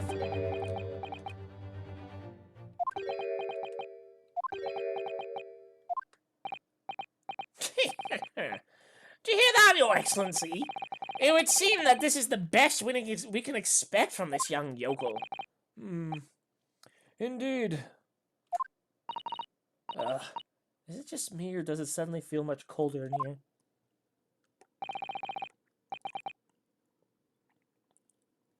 If you got shanked in the lungs with a knife, why would you pull the knife out? That's only going to kill her faster. Yeah. I don't know, maybe she's dumb. Your Excellency, if I may. Speak, witness. I would like another opportunity to testify. In respect to the slipshod assertion just put forward by the Yokel Defense Counsel, I mean. Slipshod? An excellent idea, Inspector. A young yokel hopeful of a modicum of knowledge has a modicum of knowledge when it comes to the law, it seems. But in matters of medicine, he appears to possess not one iota of common sense. Very well, Inspector. I will permit your request. You will testify again before the court on the subject of the defense counsel's assertion. Yes, sir. I will do so flawlessly.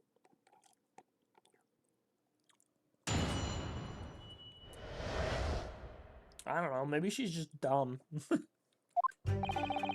Pulling a blade from a wound without thinking could cause heavy bleeding. That's basic knowledge that any medical research assistant with an ounce of sense ought to know. In other words, there's no good reason why the defendant would have tried to pull the knife out from the victim. Let's not forget that the young student did have a motive for killing the victim. The man the victim murdered 9 months ago, Dr. Wilson, was the defendant's highly respected mentor. Judge got a majestic ass beard. When I grow up, I hope my beard game is that strong. Okay. Same, honestly. Ugh. Is that what you said just said true, Inspector? Could pulling a knife from a wound really cause the wound to bleed heavily? Yes. I think the weapon itself has a stopper in the wound that prevents excessive blood loss. Until the doctor is ready to provide proper treatment, that stopper shouldn't be removed. Oh, I see. This is why yokels should stay on the farm. Even a quack from some obscure mountain village would have some such basic knowledge. So, I'm glad I'm not allowed to like ridicule the witness for not doing his job good, but the prosecution can talk a massive shit the entire fucking court and not get reprimanded. Like, good lord. Anyone who's ever given someone a little poke with a knife and pulled it out again knows it. Oh, well, I've never stabbed anyone, you see, or pulled a blade out of a wound, so... Of course you haven't. I didn't bring you up to behave like a bandit. Father, is it true? What they're telling me? Yes, it's basic remedial knowledge for medics. Ray would have been well aware of it.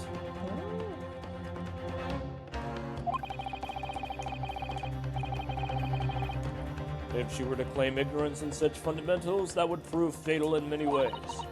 But then, why would Ray have done it? Could she have pulled out that knife in full knowledge that it would be fatal for Miss Brett? I don't know. Ray never once mentioned anything about the knife to me. It seems almost impossible to believe, but could my friend actually have? Damn, what happened to having all that confidence in her? That you believed in her? Bro! What the heck? Susato, Yes? pull yourself together.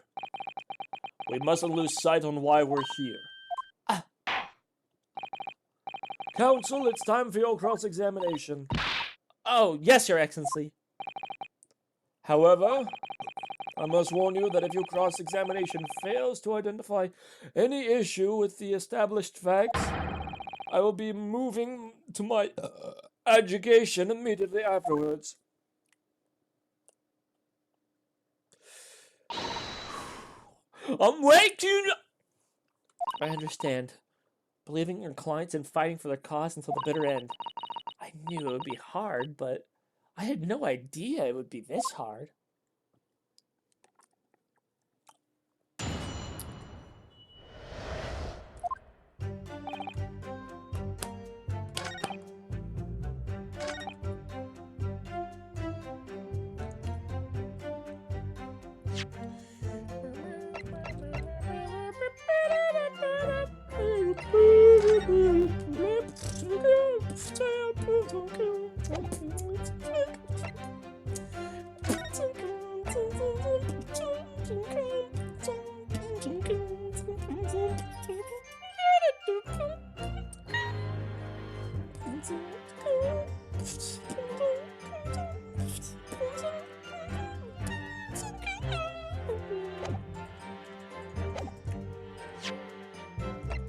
glad they kept the exact same music from the last game into this game.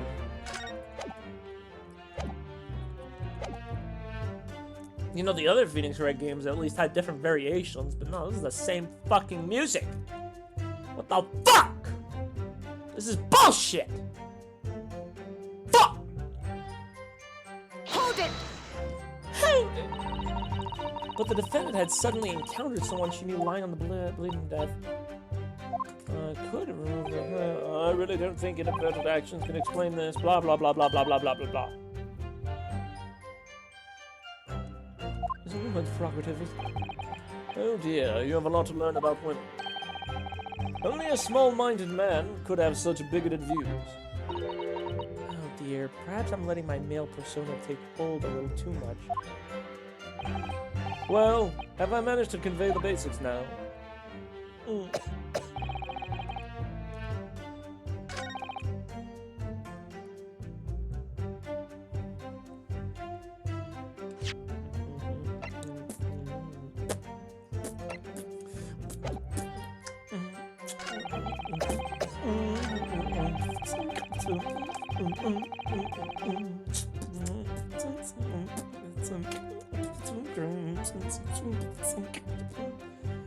Snippet from Reem's new mixtape.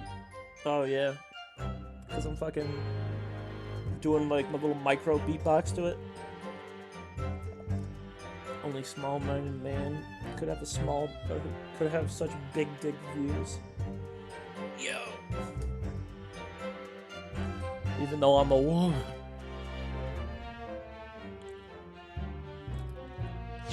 But what if she did have a good reason? Objection! What if her pen was in there? She was like, I gotta remove it. Remove the knife and replace it with the pen.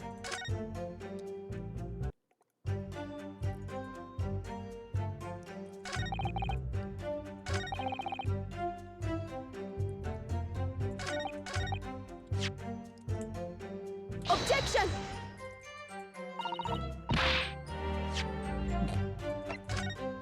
It's funny that she has like multiple things. Alright, let me think here. Hold it! You say doing it without thinking could be a problem. But does that mean if you use due care and attention it would be alright? I wouldn't have thought this needed to be spelled out really. Spelling out really, but the blade is like a stopper in the wound. Remove it and a serious hemorrhage will occur. In other words, a medic would need to be present before any attempt was made to withdraw the blade. Doing it without thinking would be madness. You just can't do it. Oh, well, thank you for such a thorough explanation. You see, Counsel, when you act without thinking, the result is a bloodbath. Back to the witness testimony, please.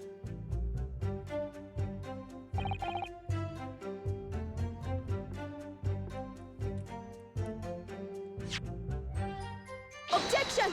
God damn it, I didn't mean to do that! Feck.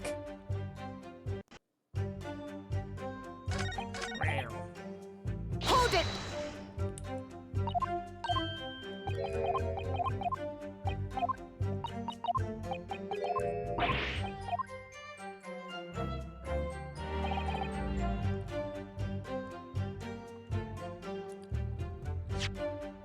But here's the thing.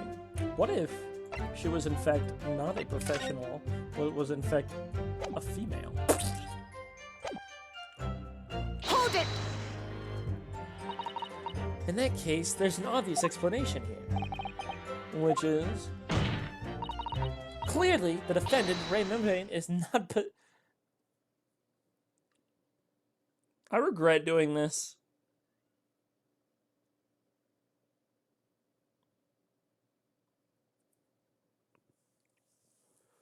Oh, dude, you're killing me here. What do you think about that, Professor Mikotoba? I'm not sure you should be labeling your best friend as lacking in common sense. Well, I thought it'd be better than labeling her as a murderer. I don't know, young people today. If that's friendship, I don't understand it. Careful, Counsel. A lack of common sense can be a very dangerous thing. Oh dear. That real cold on me rather badly. That's life, I'm afraid. A lesson everyone must learn. Hopefully you can see now that this is really basic medical knowledge. Being involved in the medical research of Membani-san would certainly have been aware of it. In that case, everyone here is innocent. True. Hold it! Whatever the motive, it just isn't in Membani-san's nature to do something so awful. But he had both motive and opportunity. That's very hard to argue against. But you don't know the defendant.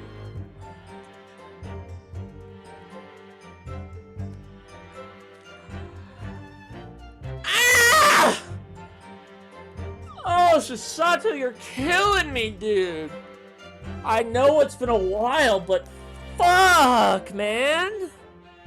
Stop it with these bare bone arguments. Holy shit. You're killing me. Oh. Objection! Just skip this.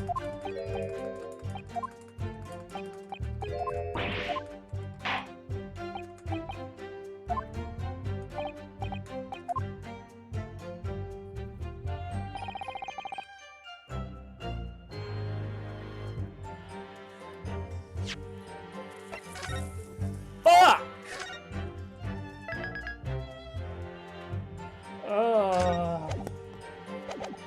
Good lord, she is making this so difficult on me to just not want to fucking kill her, dude.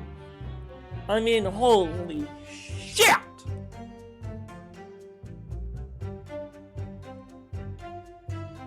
I've had literal toddlers be less of a pain than this bitch!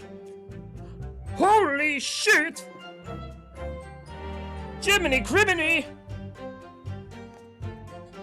Oh.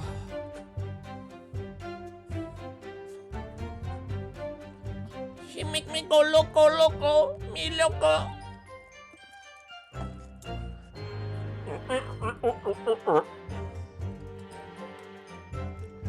Baby bed ribs. Alright, let's see. The man the victim murdered 9 months ago, Dr. Wilson, was the defendant's highly respected mentor. I have a toddler, can't confirm she's less of a little shit than them.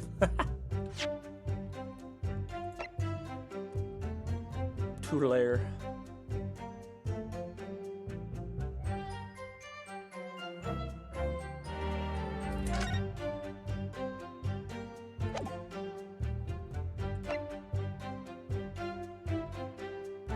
Ray Ramon. Hold it! Well, yes, that's true. Dr. Wilson recognized Membani-san's talent and offered her position of the assistant despite her being a woman. She was extremely grateful to him. Yes, an Englishman appears to have a very broad-minded individual. Dr. Wilson had no time for outdated traditions. He met with opposition, of course, but he believed firmly that Membani-san's abilities. Clearly, the defendant was in the man's depth, which only serves to prove my point. This is hopeless. I can't find a single crack. If Ray knew that would turn the knife around, can't think of a way to explain. So, at times like these especially, it's important to remember fundamentals. Fundamental? Evidence is what counts in the courtroom, isn't it? Of course, but I've already been to the court records dozens of times already. I think perhaps you're forgetting something, though. We didn't take the evidence, but... Oh! Can I examine them now? Can I examine?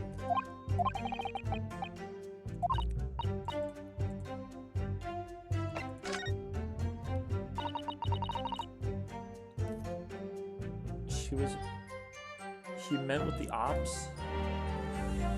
Yeah, it's because they don't like women in higher power or like better. I don't know. It's just some old shit. They don't like women. Women don't exist in this game. They're not real. Okay, finally, thank fuck.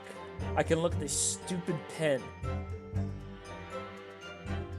You know, this is actually a really good looking pen. Damn. Look at that. Alright, now press the button. Press the button.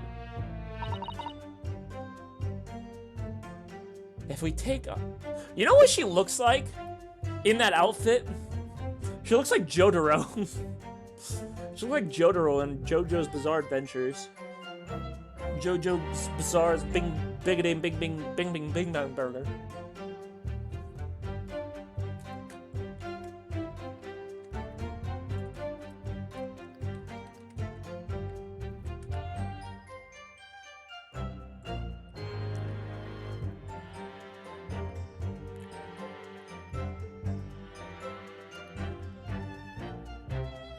Hold on.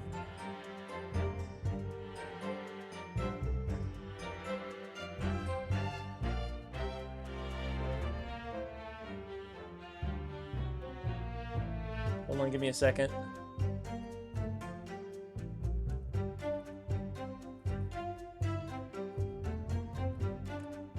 I gotta look through the fucking game again.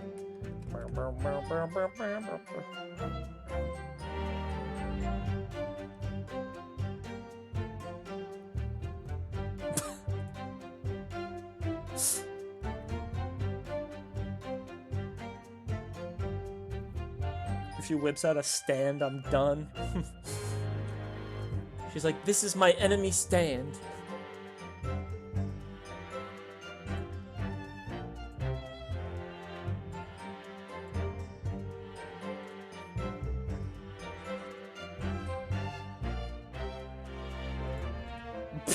Fuck!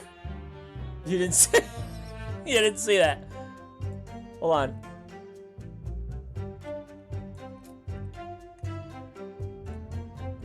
Hold on, give me a minute.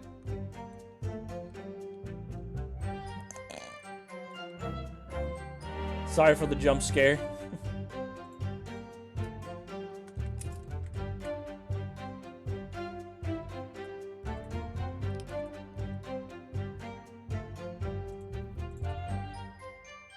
Ooh, that's not good.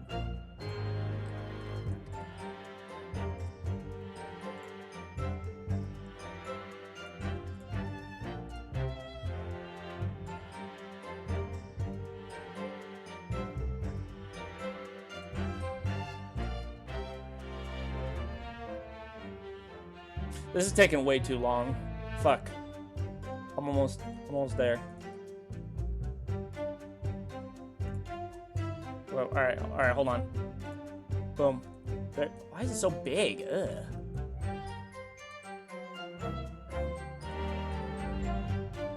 Damn it. Stupid fucking box disappeared on me. There. There you go, see, look.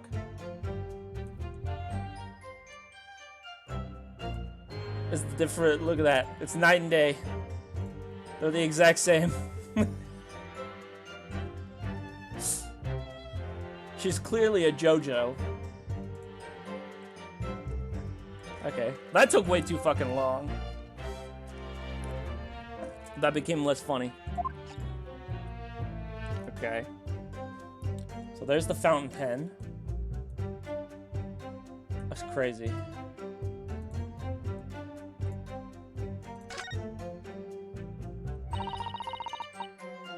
Then screw the barrel. Okay. It's empty? This must be a little reservoir that holds the ink. Yes, you can fill it by drawing ink from the bottle up through the nib. Is something wrong, Father? Just that there doesn't actually appear to be any ink in there, that's all. Oh, yes, you're right. It's pretty much empty. Well, It could be on the verge of running out, I suppose.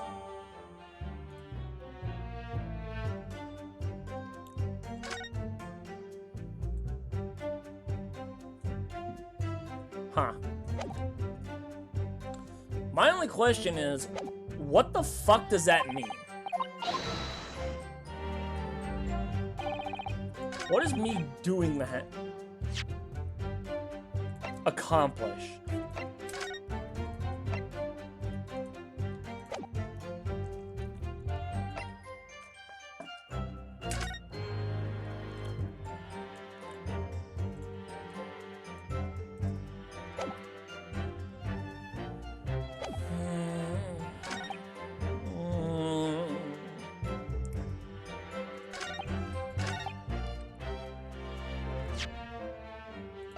Objection!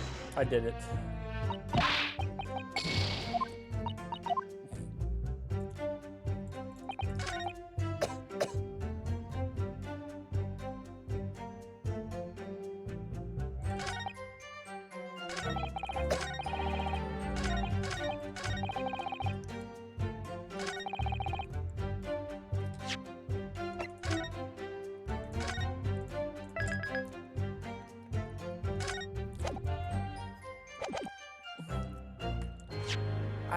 Okay, let me read this. It has a small reservoir inside into which the ink can be drawn. There is a very small amount of liquid still inside. I just don't...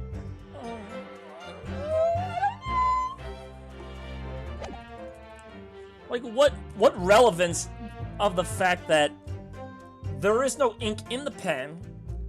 What does it have to do with any of this?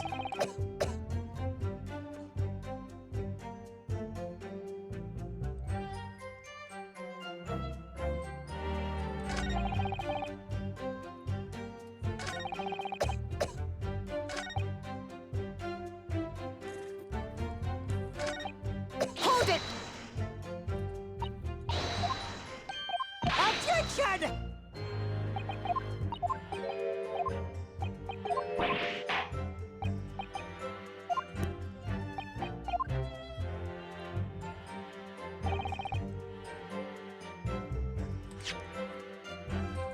Objection! I'm just gonna fucking throw it everywhere, dude. I don't fucking know.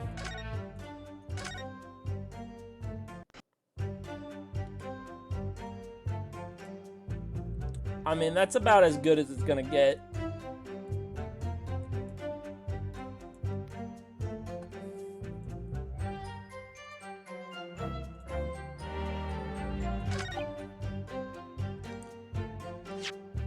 And I did save, right? No, yeah, I did. I forgot I literally just did.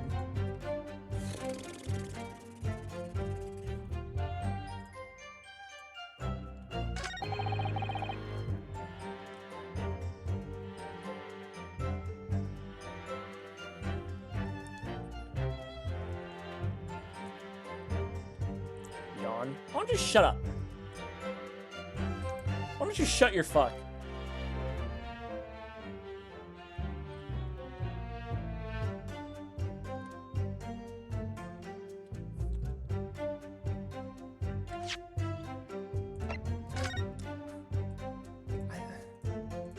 What the fuck?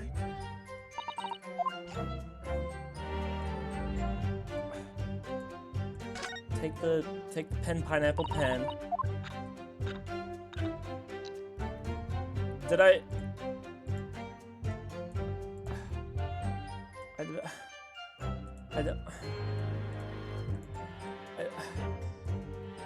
there's some sort of emblem here, but it isn't one at Yume University. Belonging to business, but that would imply that the pen doesn't in fact belong to Ray. Oh shit.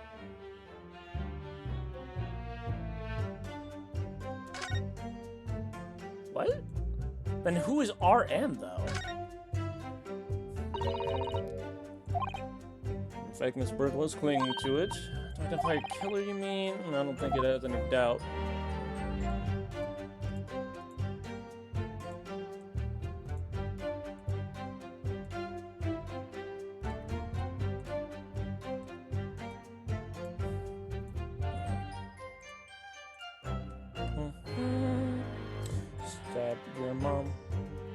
your asshole. It's your asshole.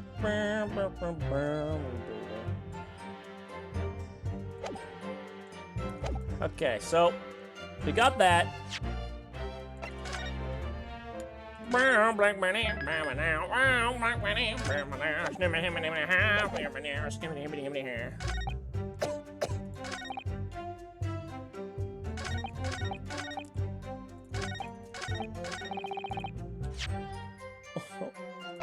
Objection!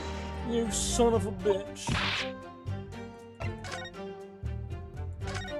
You sack of sorry Sally Smelliver.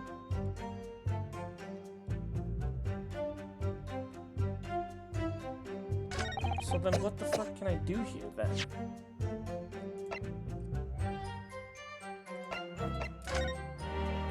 What the fuck?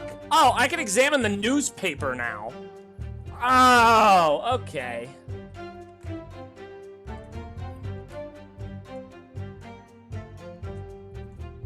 What's behind it? Cool. What's in front of it? Also cool. Behind. Above. Behind.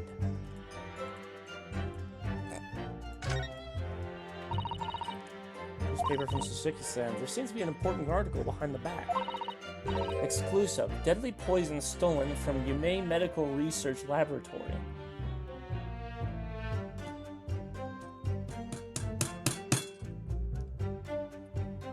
Oh, good.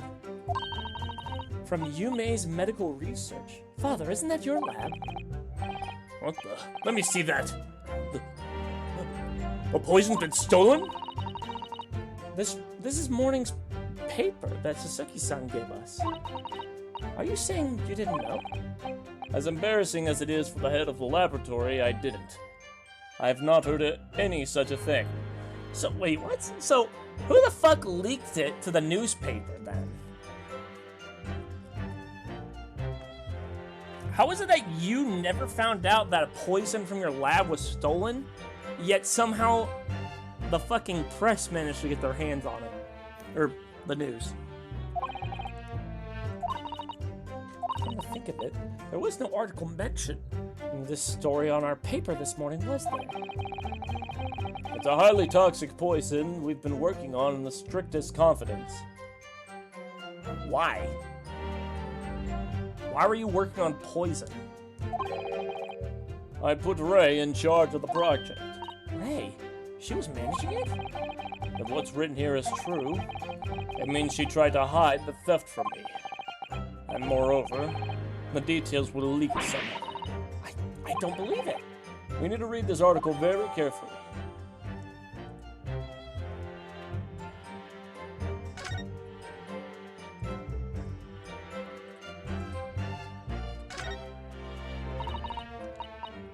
Ray Rosh's England attorney tells all interview.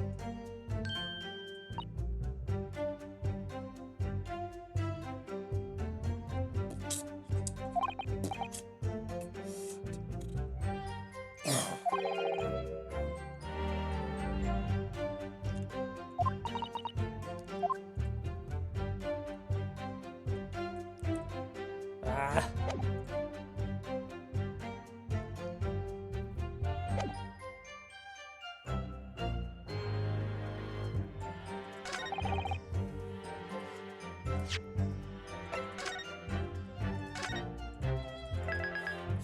Baby back. Wow. Wow, don't scare me like that, but wow. Can I thoroughly examine you? Oh, look at that little dress. Oh, look at her feet pigs. The poison article. Oh, okay, here we go. Following a lecture at Yume by Soseki Natsumi on the 11th August, it comes to light that a very disturbing incident took place. A deadly poison was secretly developed and the university's forensic science laboratory was stolen. Deadly tiny quantities. Even the smallest amount entering the body, either via the mouth or via the wound, from poison-laced blade, would prove fatal in minutes. Current methods could not detect the newly developed chemical. The university would have to be consulted. Why is the poison being developed?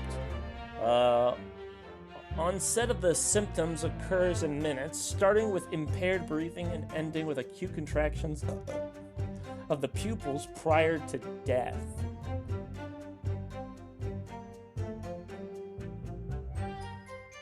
That sounds eerily similar to what Shu experienced when in the Pornhub fucking thing. This one case is turned into a 17-episode story arc on Law and Order. Bruh, this shit's goofy as fuck. Such symptoms would be suggestive of this toxin. It's apparently an entirely new synthesis of alkaloids and rumored to have been commissioned by the military. Okay. Extreme meiosis, pupil constrictions was observed with the victims in both eyes. Okay, yeah, she was poisoned.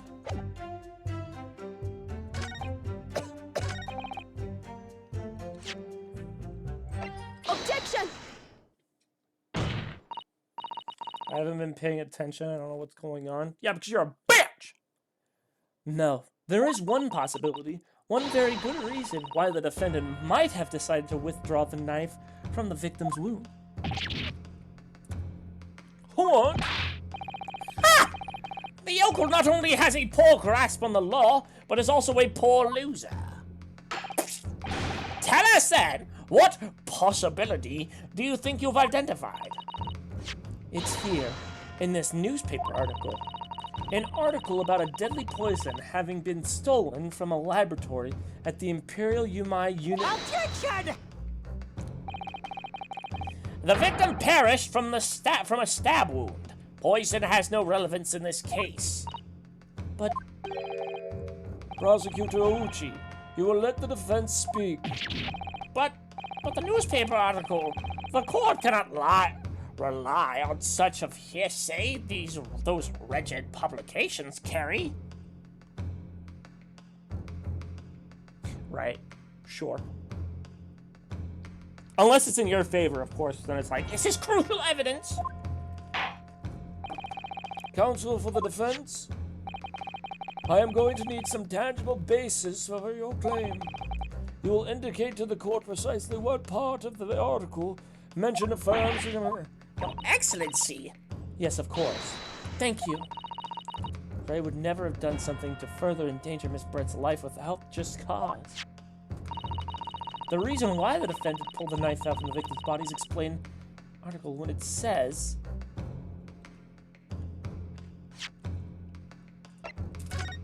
which part was it?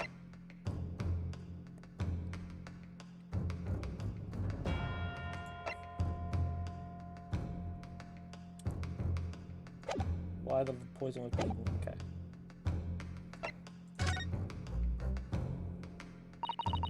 According to the article, the development of the poison was requested by the military. Yes, a troubling revelation indeed. Oh, it's very worrying. And yet, even more worrying is how this yokel is trying to manipulate the court with nothing more than rumors. Dude, I'm talking about the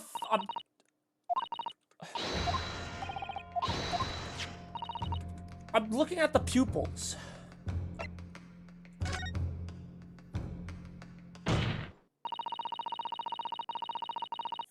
Man really said fake news in cursive. This article reveals the following property about the poison in question. When the toxin enters in the body on a knife laced within the poison, it's rapidly absorbed and causes death in minutes. Are you suggesting? The knife used to attack Miss Brett was laced with this very poison. It would explain why the defendant, Membami-san, would have withdrawn the blade as soon as possible. Yes, the truth is, it was an attempt to stop the poison from entering the victim's body. What? Objection! This is complete and utter nonsense! Not at all. The defendant withdrew the knife blade from the victim's body not to accelerate the woman's demise, but to save her life, and the prosecution cannot deny the possibility. Have you not read the post-mortem report? The cause of death was hemorrhage. The word poison appears nowhere in the document. Yeah, and the word poison didn't appear in the last document either, you dumb piece of shit. During the last case, where Dr. H. Wilson was murdered, well, that's because by acting quickly to remove the blade, the defendant prevented the poison from taking... Objection! Oh, please, this is clearly desperation. The weasel's last breaking of wind. Poison has nothing whatsoever to do with this case, as I believe the defense is well aware. We have no proof that the information in this wretched newspaper article is at all reliable anyway. In that situation, what the student should have done is wait for medical assistance to arrive. But instead you claim she suspected poisoning and took the potential lethal decision to remove the blade. She must have had a strong reason for her suspicions then, or the argument makes no sense. Exactly! Well put, Inspector. On what grounds did she do it then, yokel? Why did Ray suspect that poison was involved? It's the pen! The pen had the poison! She penned her poison! If you want grounds, I'll give you grounds. What?! You can't possibly... From your expression, counsel, it would appear that those are not empty words. But naturally, as you stand in this courtroom as a lawyer, you must be aware that words alone, empty or not, are of no value in our modern justice system. The court demands evidence. Evidence, evidence, evidence, evidence, evidence, evidence, evidence. In that case, counsel, you will present proof to the court now that you are funny as shit. Proud of the Rain King, he's holding his own as a strong, independent Asian warrior woman in this male dominance. Thank you. I'm trying my hardest here, bro. Ugh. I've just been downing Coke this entire time. Coca-Cola, I mean, not cocaine. Although, anyways. Take that!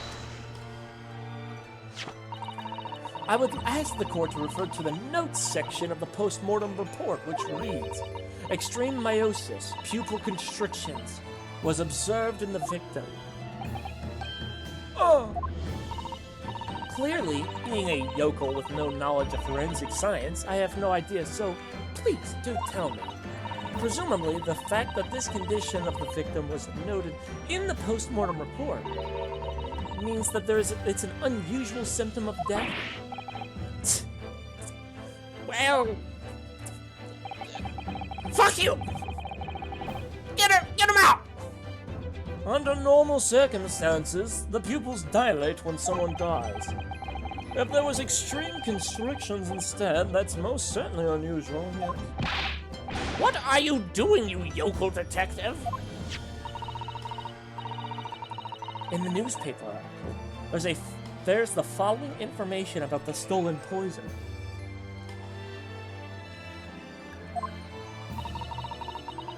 Onset of symptoms occurs in minutes, ending with acute contractions of the pupils prior to death. What? If the defendant, upon seeing the victim stabbed in the back, happened to notice the pupils of Miss Brett's eyes had constricted severely. Yes, as a medical research assistant, she would have suspected poison immediately, without doubt. Prosecutor Ouchi, I think you'll agree that this is very compelling evidence. You yokel student and yokel professor! What does yokel mean? I don't know what yokel means. Matt, you're a yokel, right? What does it mean? Oh, uneducated and unsophisticated. person from the countryside. Lamau. Reem has my vote for the first female president. You literally couldn't fumble the bag any harder than the Cheeto we have now.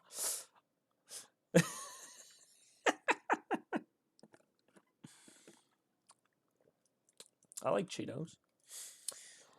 I believe the defense has expertly demonstrated a credible reason for the defendant's actions. No. Nuh-uh. Eugen Mikotoba. Yes, Your Excellency. What's the question? Oh, I was asking you if you knew what yokel means, but I looked it up, so it's okay.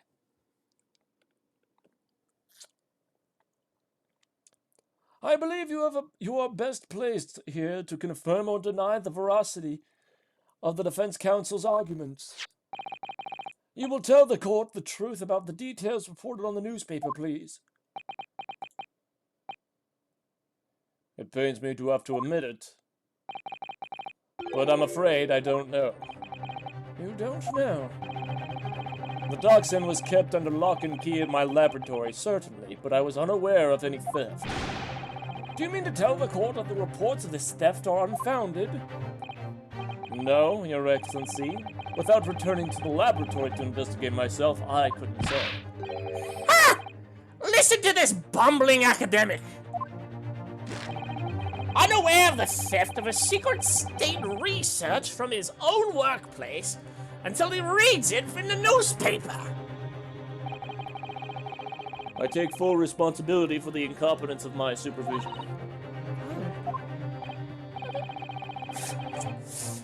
A pitiful situation for a university professor. You should have more control over your students rather than allowing them off on killing sprees. That's totally unfounded. Hold it.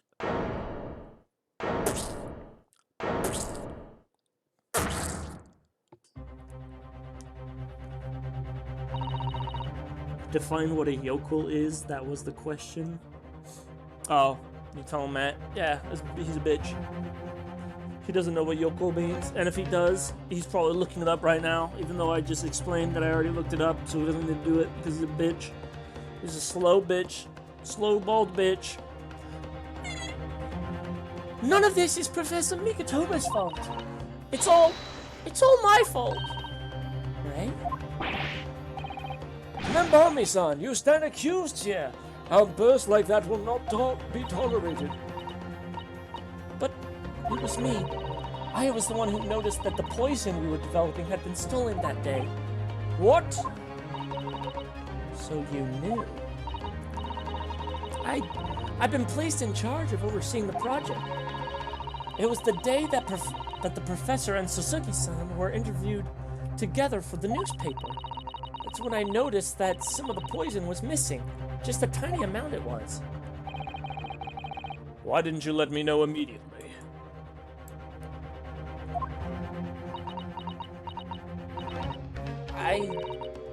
I was scared. Scared that you get in trouble?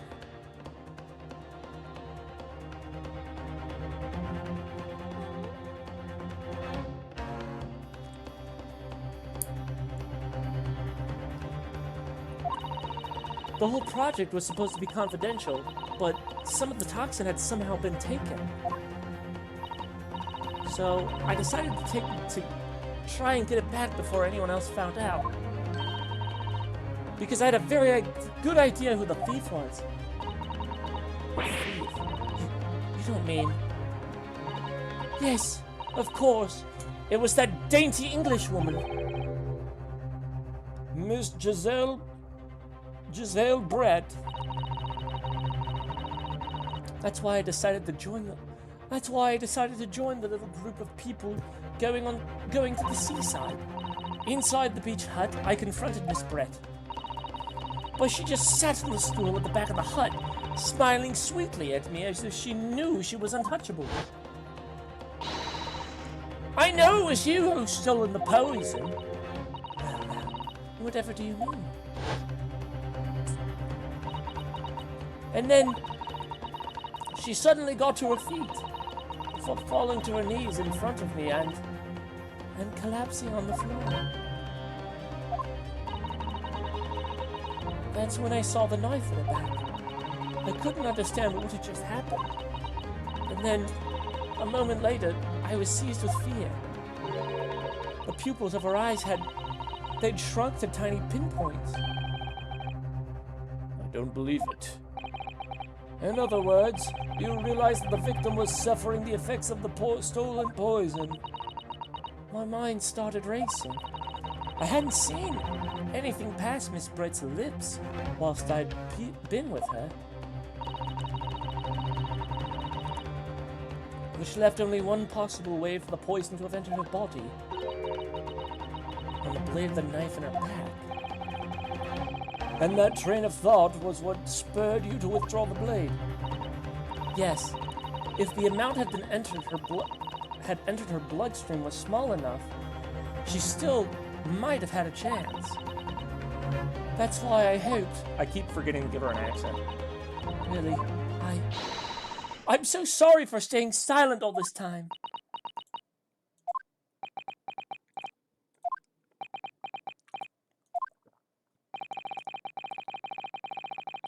Your attempt to hide the truth of what happened is not something that can be overlooked. However, I have dutifully noted the courage with which you confessed in the end. Thank you, Your Excellency.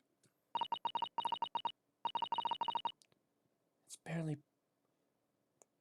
perceptible, but I do think the balance has shifted a little here in this courtroom. Objection! Your Excellency, do not be deceived! The victim just collapsed before your eyes, you said? Well, Membami-san, if that's the case, perhaps you could explain how Miss Brett came to be stabbed. Well, You have no answer because the simple truth is that you stabbed the victim motivated by remorse. Objection! but you have no conclusive evidence to prove that assertion, do you? What the fuck did you just say to me? Oh, I have evidence, and it is very much conclusive. What's the prosecution up to now? It was brief, but he hesitated for a moment there. I'm sure of it. He will produce the aforementioned evidence at once, Prosecutor Ouchi. Perhaps some praise is due, young yokel student. What? I had imagined that there'd be no need for me to submit this evidence. But you've brought this on yourself.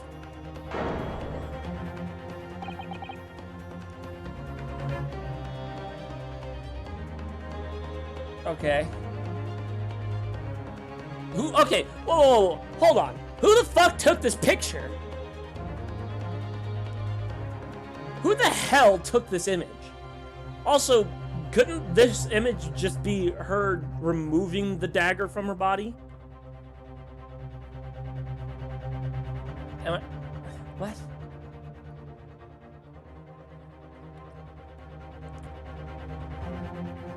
Also, damn. Could a more damning shot? Sis, the cruelty in the air on that bench on the beach is almost palpable.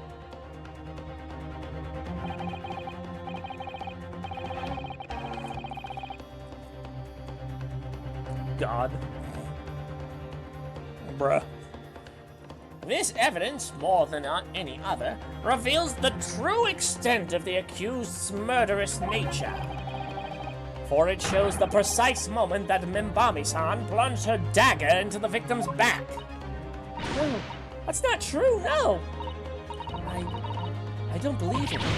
Oh! Okay. That means you have another witness. Who the fuck took that picture? Order, order, order! Counsel for the defense. Was it you who was responsible for that shrill scream that just pierced my courtroom? Perhaps his voice is yet to break? These yokels are slow to mind and slow to mature.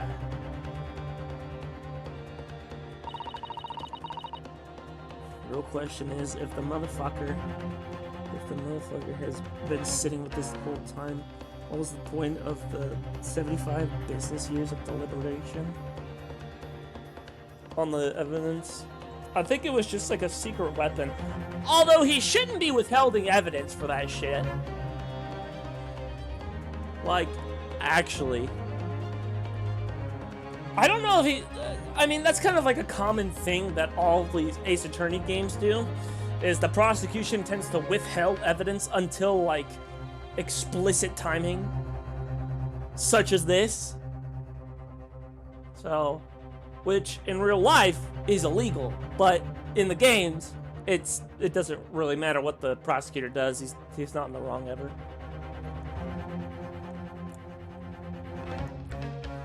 Both sides should have access to all evidence, so there's no surprises. Yeah, no, that no.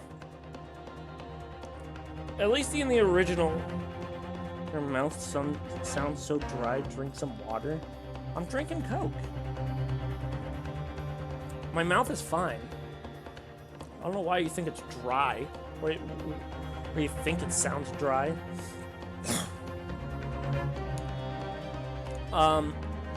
But it is a reoccurring theme that the defense has to go out of its way to find and gather evidence, while the prosecution, you know, just kind of gets it for free. So it is kind of a one-sided thing, but you know, it's whatever. Coke is what he calls your mom, man.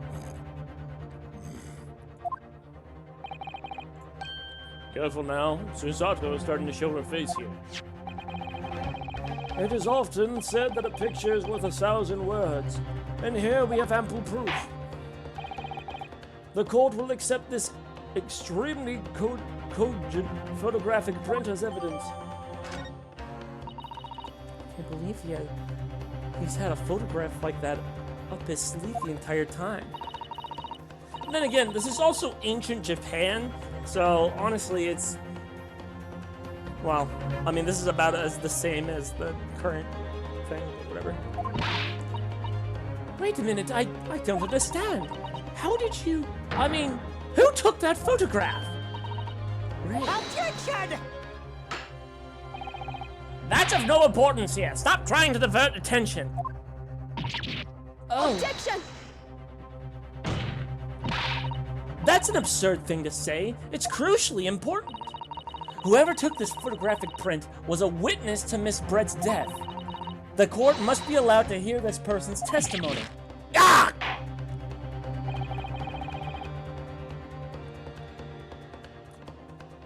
I will uphold the defense's demand. The prosecution will reveal the identity of the person responsible for taking this photograph at once. Well, I'm afraid I can't do that. Pardon? You see, this print arrived at the Imperial Police Bureau headquarters by express post yesterday. But there was nothing to indicate the sender's name or address. The province of the print is unknown. So somebody just happened to send an anonymous fucking photograph to you guys and none of you fucking knew? Goodness. Are we to understand then, counsel, that in full knowledge of the fact this photograph has the murkiest of origins, you nevertheless believe it fit for submission as evidence in the Supreme Court? When you first produced that print before, I noticed you hesitated for a brief moment. Because you knew it wasn't completely reliable evidence, didn't you? Silence, you yokel student and blabbering professor. What matters is the blatant truth that this print is so eloquently expresses. But the defendant has already admitted to pulling the blade from the wound. Clearly, this isn't the moment the knife was plunged into the victim's back, but the moment it was withdrawn. Don't waste this court's time with your ramblings. Indeed. Without knowledge of who produced this print, we have no means of verifying the claim. And the scene it captures is without a doubt the most compelling evidence presented to the court. If the defense is unable to shed any further light on the matter, I believe the conclusion is clear. Why the I'm not the one who produced the evidence! Why do I have to prove it? She admitted it! I'm gonna fucking kill you. I'm gonna go. Also, eyeball reveal is crazy.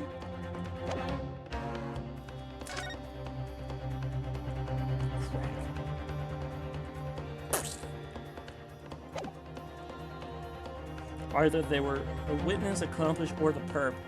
Probably the perp. The purple file. Oh no. Susato, this is the time for you to fight. If what you established so far is true, then there can be no doubt. This photograph shows the moment that Ray withdrew the blade from the victim. Yes, we just need to prove that somehow. You'll have plenty of time to rue your defeat on the slow train back to your province. And to rue the day you came up against me! If I can determine who took this photograph, then the trial is going to come to an end. If I don't. That evidence should be inadmissible since its source cannot be verified. True.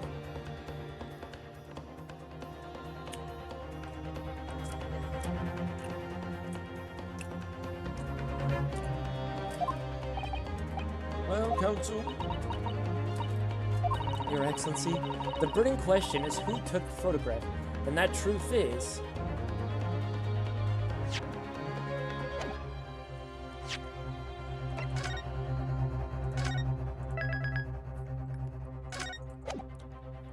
It was me, I did it.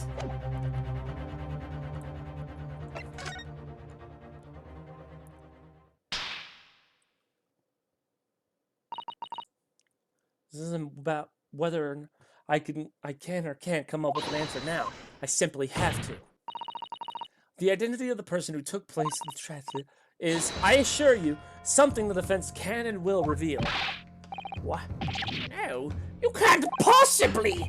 But as you so boldly claim that you can, please do enlighten us. Unfortunately, I'm unable to present a name. How utterly underwhelming. Did you believe you could...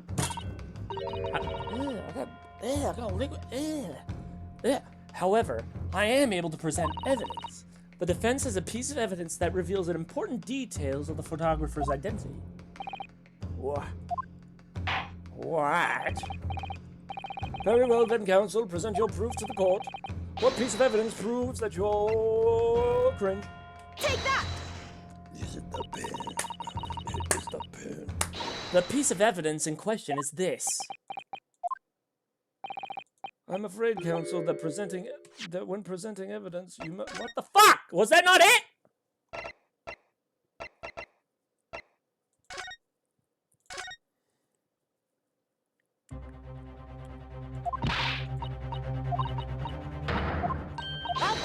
This was a while back.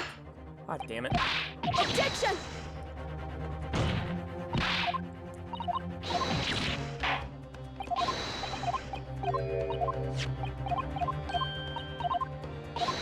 I should have just took the L.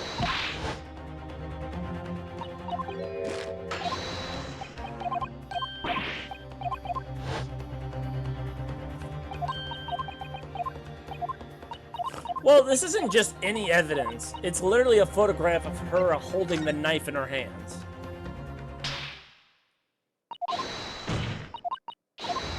That is pretty damning. However, the fact that you can't produce a source is a little sus because who knows? Maybe it could have been him. It could have been her. It could have been me. It should have been me.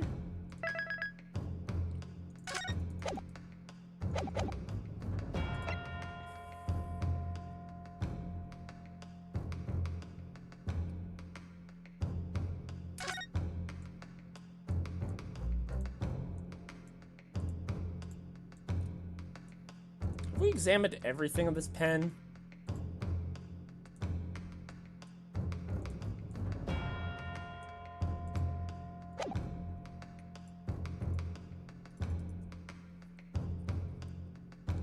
picture can be interpreted 1,000 different ways, especially if the person doing so already has an agenda.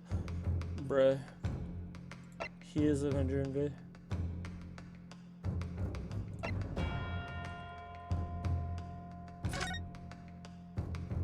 Look at that rumpus.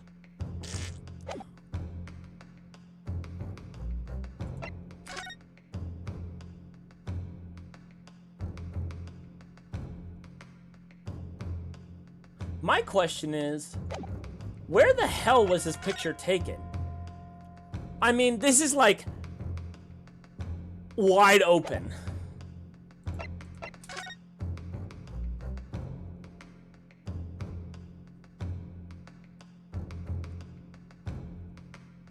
So where the hell was the photo taken? That's what I want to know. Take that!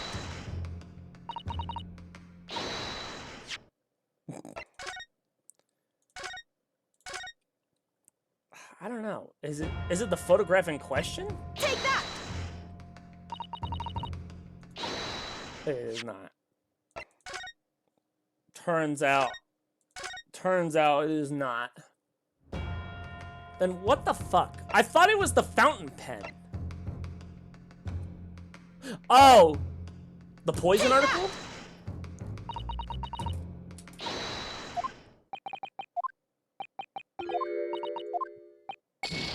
God damn it. I thought it was the article. Because whoever leaked the story could have been the one who did the actually no, that doesn't make any sense.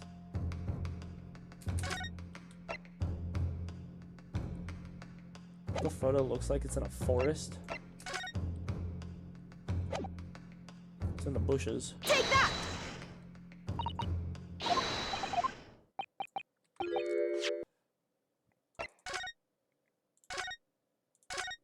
I still say that it's the, why is it not the pen?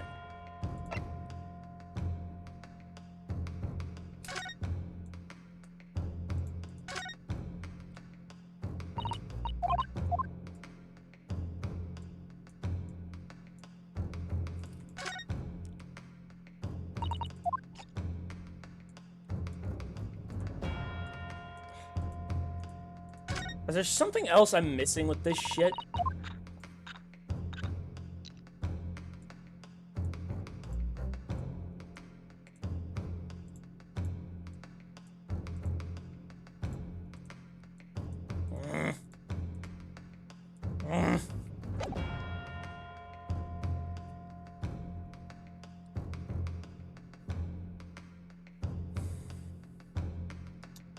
The body was in a small room. Did it get removed? It's obvious. Is it obvious?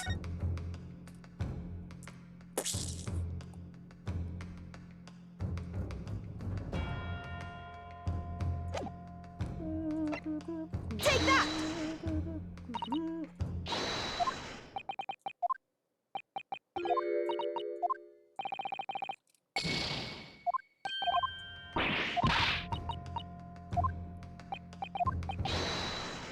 Okay, no.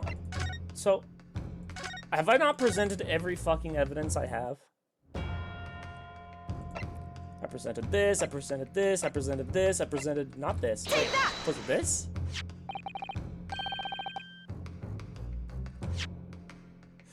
Was I what?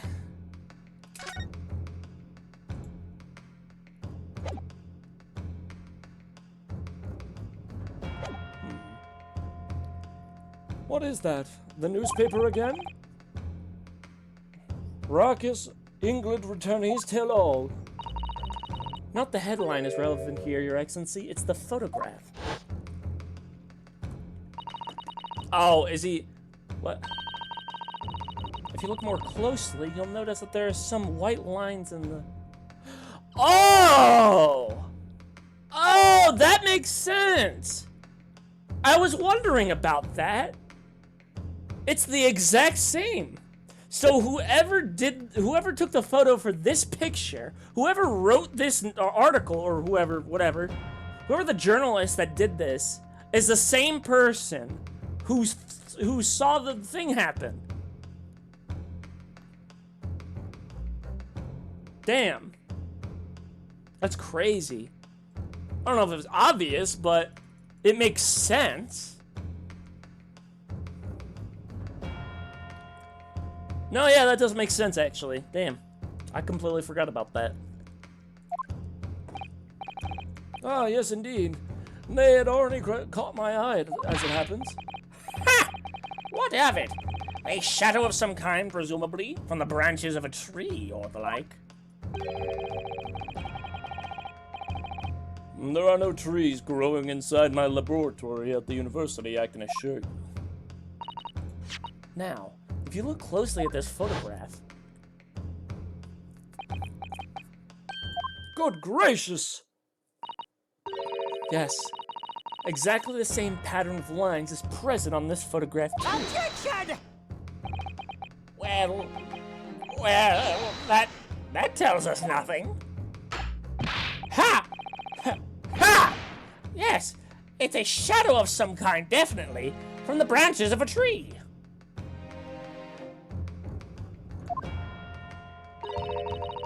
There wouldn't be any trees growing inside a hut at the beach council.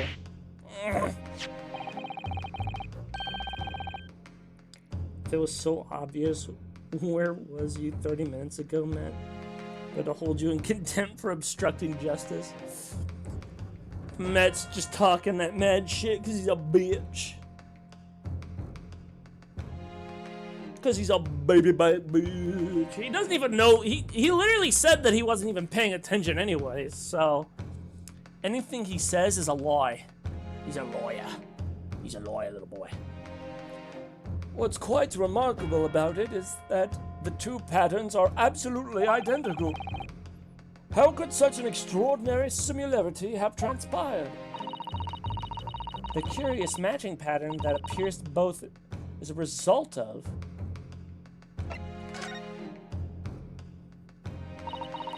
obviously, it must be due to a problem with the camera used to take the photographs.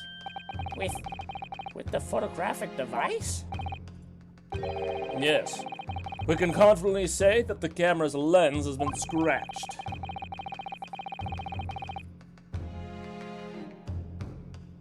I don't know, I assumed it was obvious because it usually is, and he has to Google it. I didn't Google it this time. Listen, bro. I do it as a last resort. Or if I'm just completely stumped and don't know how to go through forward. And I mean, this time there was like 5 options, so it's just like, you know. I forgot what the term is. The term where you just kind of go through like one piece at a time. And like whatever is left is the answer. Damn, I don't remember what the term is. Whatever. And that the scratched lens causes unwanted lines to appear on every print taken on the device.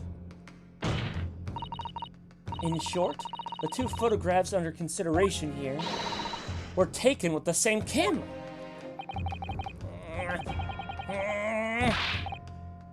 But there must be hundreds of such cameras. What the fuck was that? Just thunder? Did you hear thunder? Process of elimination. Yes, I do it. Okay. Yes, process of elimination. God, I don't know how the fuck I forgot that. Jiminy criminy. That's such a baby back bitch fucking basic term. I don't know how I forgot that. It's pretty gamer. There must be hundreds of such camera devices here in the capital. It would be utterly impossible to identify the owner with this particular one. I think you're forgetting, Prosecutor Ouchi, that one of the photographs featured in a newspaper article. A newspaper? Because you're dyslexic? No. It's because I don't know. I got a short memory, bro. I can explain done good, but I can't explain dumb done good. You know what I'm saying?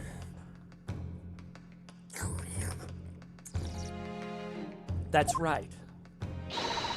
The author of that article is the mystery witness to this crime. Wow. Honestly, for someone... Who the fuck was that?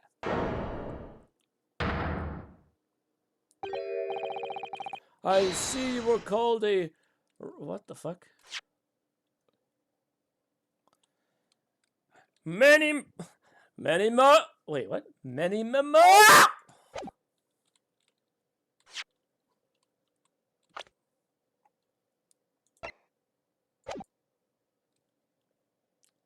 Side effects of kissing juice. Oh no. Oh no. I see why you were called a Roche's England returnee. What are you yelling about? You've already testified. It's many memo, I tell you! Many memo!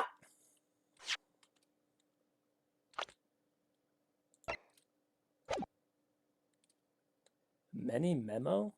Who the fuck is... I'm guessing that's the photographer. Me, memo! Suzuki-san, what was that? Did you say many memo? Ever since I returned to Japan, a reporter from the Shoyu News has been hounding me, following my every move. A reporter by the name of Raiten Menimo. Many memo. Yes, hounding me from dawn till dusk! Ah, nobody mentions it. They secretly spy, snappy shots, scribbling notes. Oh, is that him? Has he not noticed that guy before? Could that same reporter be? A camera to the left of him, a notebook to the right. There I am, stuck in the middle with Raiten Many Memo. So you're saying that this picture was taken by Many Memo! Yes! My lord, your excellency, Esquire. Officer, find this newspaper reporter at once and bring him to my courtroom. We will adjourn for a short recess in the meantime. Oh, yes, your excellency. As you say, your excellency. And one more thing. I want this knife, the murder weapon, examined of traces of poison. You will solicit the assistance of the Imperial University's medical departments for the task. Understood?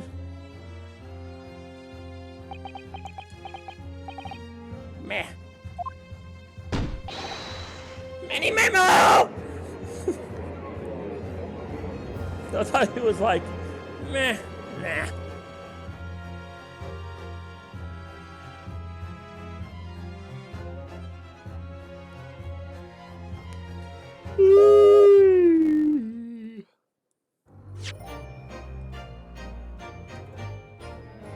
Why did he hit a dab on the prosecution? That's because Many Memo is a baby back bitch. He had a dab on someone. I'm so sorry, Susato. I should have told you about the toxin. Ray. You have a strong sense of responsibility, I know. That's why you decided to shoulder the burden alone. No, that's not it at all. I was scared of my failure coming to light, that's all. So I hoped to retrieve the substance from the Englishwoman before anyone found out. Before the trial started, do you remember what you said, Susato? That you had no doubt in your mind about my innocence, that you'd stand by me to the last. If I remember. And yet I didn't deserve your trust. I hid important details from you, Susato. I completely betrayed your faith in me. Hit me, Susato, I deserve it. No, in fact, Throw me to the floor. No, that's too good for me as well. Drag me through the streets, city streets. What the fuck? She's kind of cute for a potential murderer. True. She's also 16, so just bear in mind that. I'm no better, you know. Oh. Even though in my heart I knew you'd pull the knife blade from Miss Britt's back, there was just a brief moment when, in my mind, I doubted you. Susato. I'm sorry. After I stood here and promised you that I'd, whatever, believe your face. Blah, blah, blah, blah, blah. Friendly, friend. I believe in you. I like you. You're my friend. Let's make out later. Her safe word is objection. So scared, you know, when it happened, I didn't know what was going on. English woman was sitting in the back of the hut listening to what I was saying. Well, now, what do you mean? A moment later.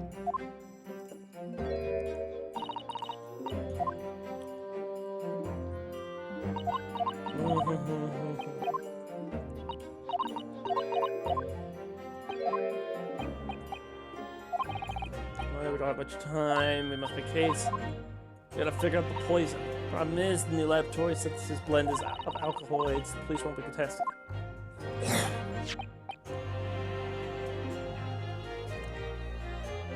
One, she's fictional. And two, even if this was real, this takes place in ancient Japan, bitch, older than me by a few centuries, so I'm fine. I mean, I guess.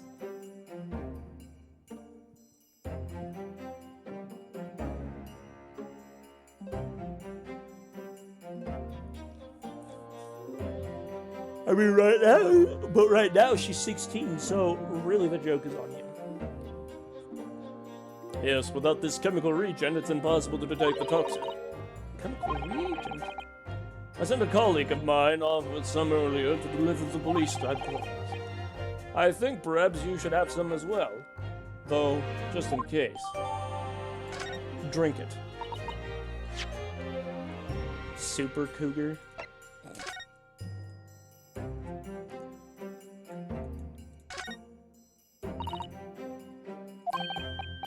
Sure.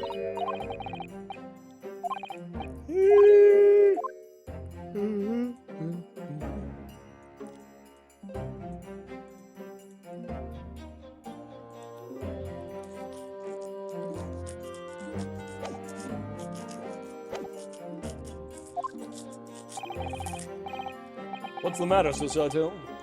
You're suddenly very quiet. It's this newspaper article. Shut the fuck up. I'm not going to, given that it was government secret. It was all that English woman's doing. What?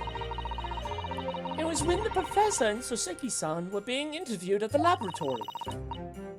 That so-called English lady swanned in and without any compunction said to Professor Mikutoa, "Hey, Professor, surely you guests would love to hear about your work on that substance there."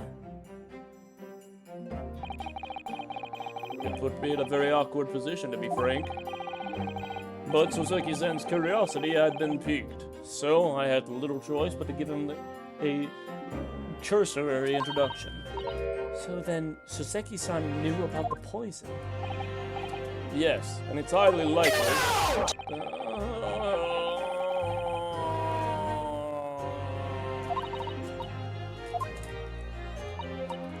By the way, did that reporter join you all when you went to the beach? Oh, no, I don't remember the reporter being there. Indeed, he shouldn't have been. I very much doubt anyone would have wanted him there. Yeah, because he's a fucking bitch. A known criminal had been given permission by the authorities to bathe by the seaside. Soseki-san pointed out that inviting a reporter might be problematic. So, a man was sent back to his office. Yet he obviously didn't go back. He secretly followed the party to the beach and took this very candid photograph. Meow, fuck out the way. And then presumably fucking did that.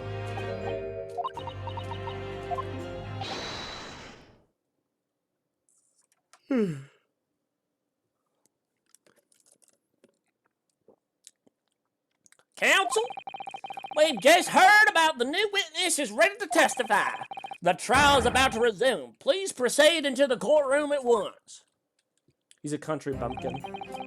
It's time to steal ourselves once again, then. Defense attorney Ryutaru Naruto. Yes.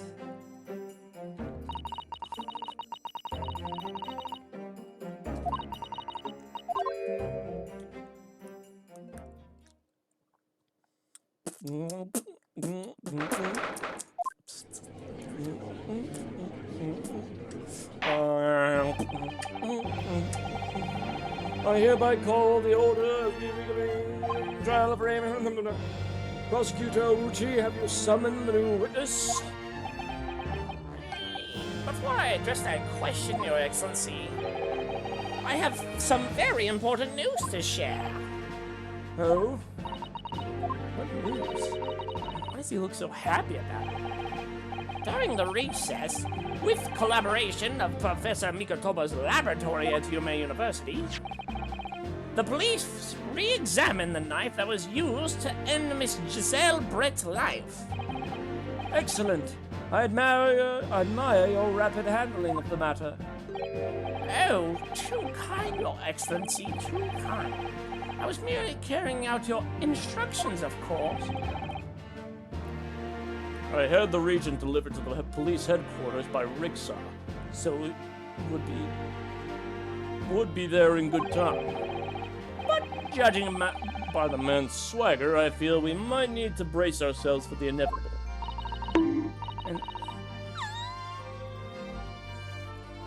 And counsel, what were the results? This dagger, which was so cruelly used to end the life of the victim, had no trace of poison anywhere along its blade. What? Are you sure about that? I would stake the reputation of the police on it.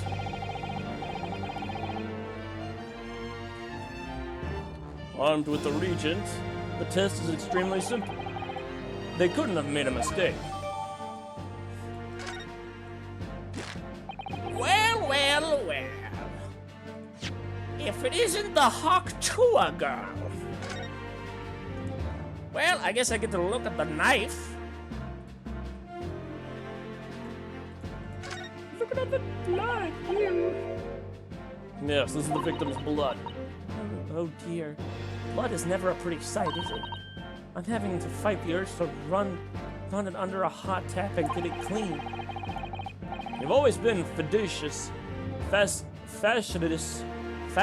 about cleanliness, haven't you? I think this is something else, Father.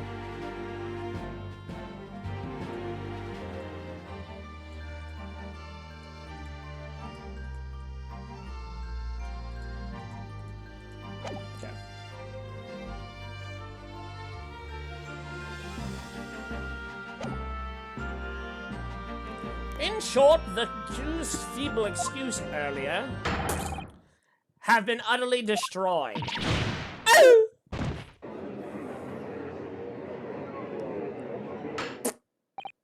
Now, the prosecution is ready to call the new witness. Tung tung tung tung tung tung tung tung tung sahur. Anomali mengerikan yang hanya keluar pada sahur, konon katanya.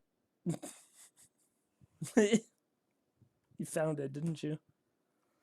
Tung tung tung tung tung tung tung tung tung tung tung sahur.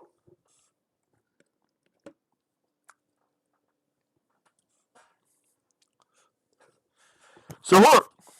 Ah, the newspaper reporter who managed to capture a photograph of the crucial moment. Good. Very well, officer. Bring in the witness.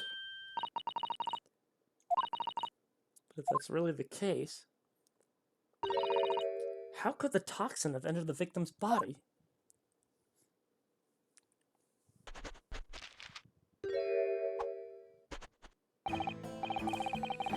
Witness, please explain your name and occupation for the court. Right in many memo. of the Shoyu News. I'm what people like to call a journo. What's a journo, Father? Do you know? It's simply a contraction of journalist. I'm there where the news breaks, putting pen to paper to catch those scoops so they're in print in the next morning. They don't call me the hero of the Herald for nothing. The nice guy of news. Oh, so, was it you who took this photograph? It was you who took this photograph, was it? Well, well, what do we have here? I'm sorry? Ooh, brace yourselves, people. Many memos senses a scoop in the offing. Female student up to foul play, defended by curiously handsome young lawyer in Supreme Court. The readers will lap this up. We'll set it up above the fold at 72 point in a 5-leg format for the morning edition. Huh? Right then, let's start with your name. Oh, it's Ryutaro Naruhodo. Next, what made you become a lawyer? I wanted to reform our country's legal system, I suppose.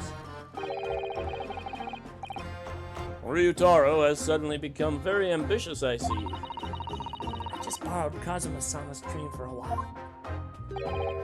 By the way, my name is Takasuchi Uchi. That's Takisuchi Ayushi. The so-called dark horse of the Supreme Court. My objections strike fear into every defense lawyer's heart.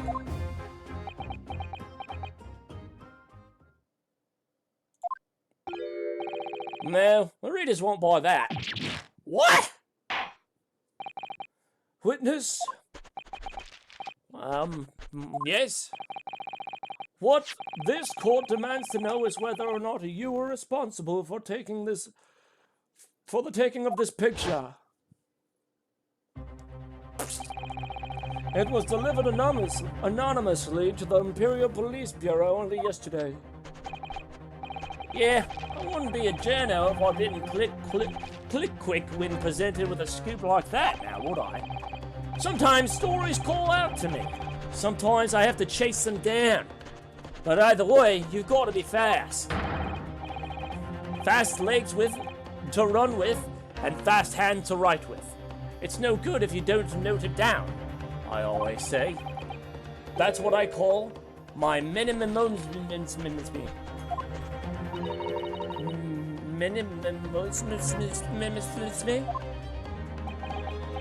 Yes, I remember your face. We met that day when you were interviewing myself and Suzuki-san. Yes, right. That was me. Mini memo again. But you were supposed to be going back to Shoyo News offices after our meeting. But the scoop is, I didn't. Because the Englishwoman's words had piqued my journalistic interests. That's words. A criminal left to do as she pleases just because she happens to be a British citizen. It's horse dung! This country's judiciary is rotten to the core. The Supreme Court's rulings aren't worth the paper they're written on. The police are just imperial pawns. Stay your tongue, young man. There are complex political issues at play. Well, anyway, I quickly jotted down those words she said in my mini memo bar. Do you have to give your little notebook a fucking weird name? Are you ready? It reads out. It's all here. Right, here goes. I should like to go with everyone to see our country's coast. A serious criminal going on some junket? The people need to know about this. That's why I decided to sneak after them.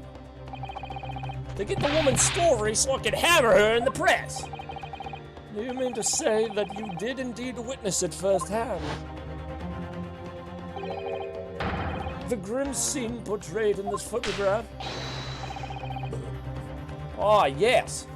I saw it with my very own Geno eyes. From start to finish, through the viewfinder of my trusty camera. Thank you, Many Memo-san. I don't know how I keep saying his name wrong. It's fucking easy. Many Memo-san. You will now give a formal testimony before the court. You will state exactly what it is that you witnessed on the events surrounding Miss Brett's death. All right.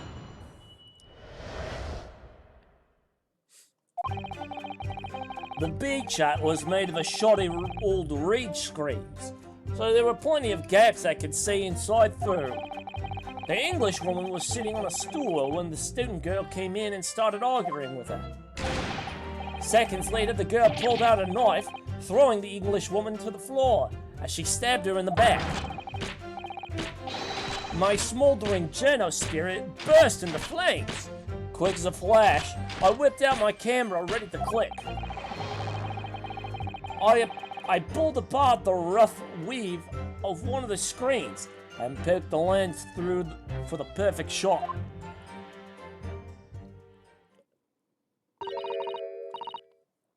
Read screens, you say? Right, you can see them clearly enough in the great shot I snapped. The hut walls were just screens made of coarsely woven reeds. Yes, it allows the breeze to pass through and bring some relief from the summer heat. It was a breeze for me to poke my camera through and see the whole thing holding up. Ignoring for the time being the appalling invasion of privacy involved, did you witness everything that happened from the moment the defendant entered the hut? Oh yes, I saw it. I saw the whole thing from start to finish. And you say you took the photograph through a gap in one of the screens. Luckily for me, they were pretty shoddily woven. I pulled the reeds apart and thrust the lens of my camera through the gap. Would I get away with it, or would I be seen? It was a gamble of a lifetime. A tenacity of purpose that's considered admirable in a journalist, I suppose. Run a risk one day, run a scoop the next. That's a many moments in a nutshell.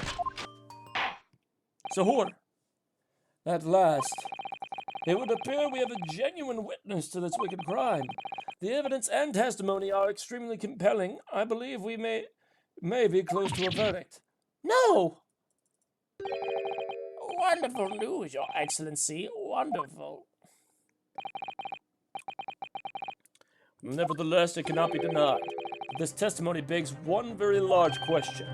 What question? Exclusive news. A startling photograph. All the makings of an exceptional story for the reporter. Why then was the story never published? Oh.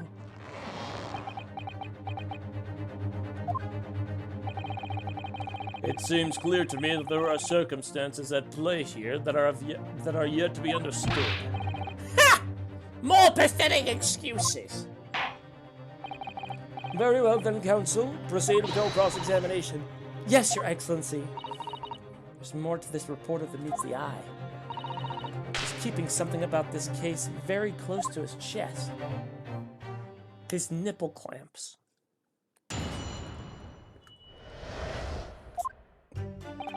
Right.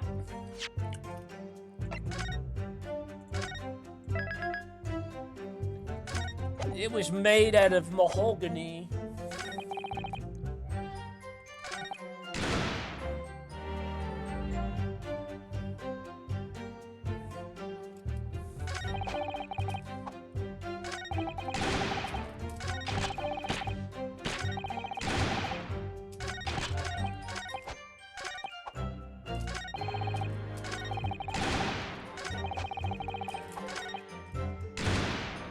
I like watching him crush his pencil. It's kind of funny. Hold it! Do you swear before this report that you actually saw the precise moment when the stabbing took place. Ha! The precise moment? I didn't just say that. I saw the whole hellish scene play out, from start to finish. I have here a simple plan of the beach hut. Perhaps you could use it to explain to the court exactly what you witnessed.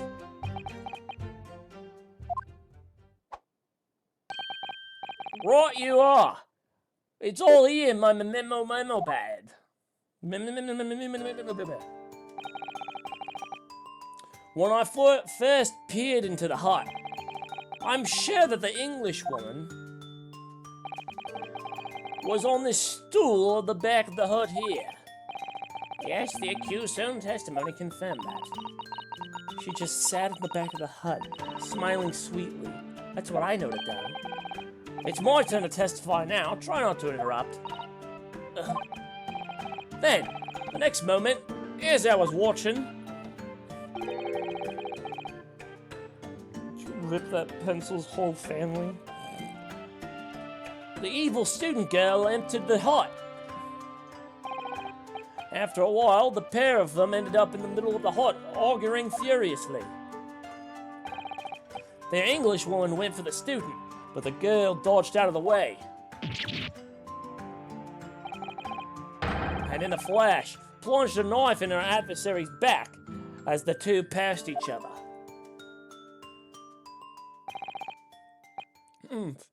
What you describe as a grim crime indeed. Never sugarcoat the truth. That's what says. By the way, Memo-san, whilst you were watching that terrible scene unfold before your eyes through the gap in the screen, did it not occur to you to try and prevent the tragedy rather than capture it on film?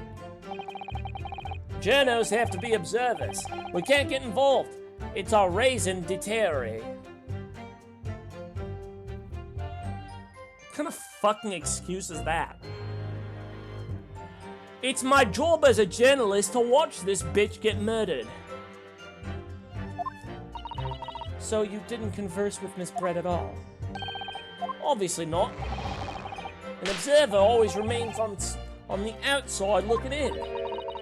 And that's something to be proud of, is it? Your Excellency, if I may. Yes, Professor? I think the witness's last expertly phrased statement should be perhaps added to his formal testimony. What are you? I will grant the defense's request. Memo-san, you will supplement your formal testimony with the aforementioned statement. Well, nihilism is the foundation of many memoism, but I'll gladly prove that my words aren't meaningless.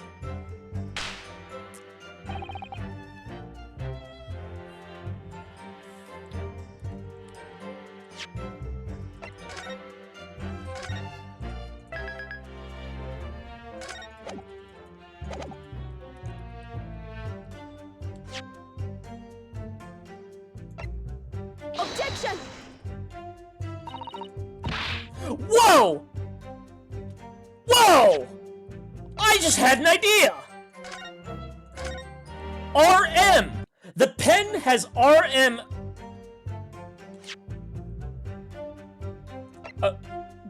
the pen, RM! His name! His fucking name is Rehabilitism. Many Memo. He's RM! This is his pen! Objection! The bitch! Many Memo-san, until now I've had a firm belief that newspapers are in the business of uncovering and publishing the truth.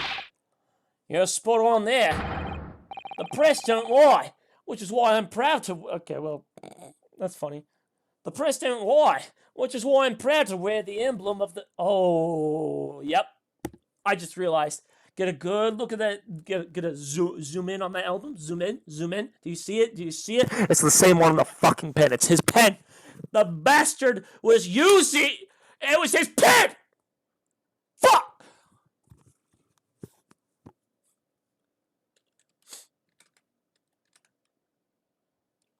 A round of applause, everyone.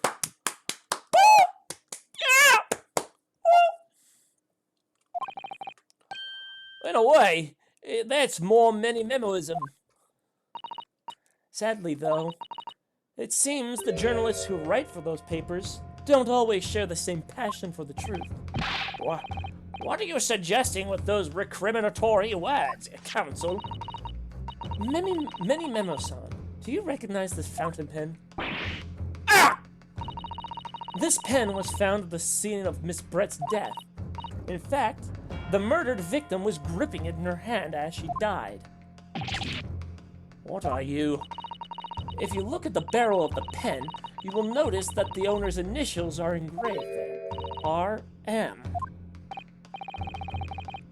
Yes, thank you for bringing that up, Counsel. The initials of the accused, Ray Mimbami. Is it a coincidence, I wonder, that your initials are also RM? No. Writen Minibemo, RM. That's horse dung! Can't you see? One of the central tenets of many-memoism is being a pencil user. And yet, as the court will clearly be able to see, in your right hand, a very obvious blue ink stain. It would appear that you have rather carelessly left it somewhere recently. Your favorite fountain pen, that is. Horsey horse dung! Memo-san, is it not the case that before she died, you met with Giselle Brett in that beach hut? Why should we listen to this absurd nonsense? It's nothing but another excuse. Exactly. Sure You News will stand behind me all the way. I deny everything. There must be as many people with the initials RM as there are stars in the night sky. The defense has neither time nor the inclination to count every star in the sky. There is no need anyways, because this pen has more to tell. Yes, there is another clue. The clue that undeniably proves who its owner really is.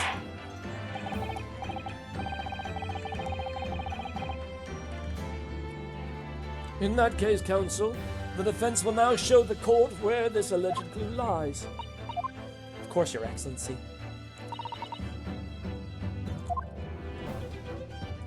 It's right. It's right here. Oh, come on. Just fucking produce it, bro. Got it! Got it! Bop it! Twist it! His job will drop him like a bad habit if he's found to be accused of murder. Probably. As well as the initials, there's also an emblem on the fountain pen. An emblem that you will, of course, recognize, Memo-san. Goodness me! It's the emblem of the Show You News! In other words, the owner of this pen is an employee of the Show You News, whose initials are RM. Suddenly, the stars in the night sky don't seem so numerous, do they? Well, Memo-san, how do you respond? No!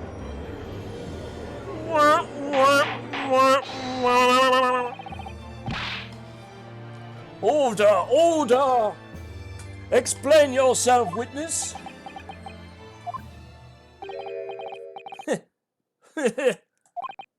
So, this is how the mighty Supreme Court works, is it? Using Tung coercive... tung tung tung tung tung tung tung tung sahur.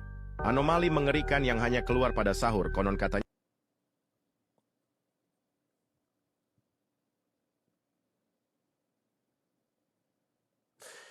Using coercive tactics to have well-meaning citizens reveal harmless secrets. I've used nothing but honest tactics. Alright then, fine. I won't try to hide it anymore.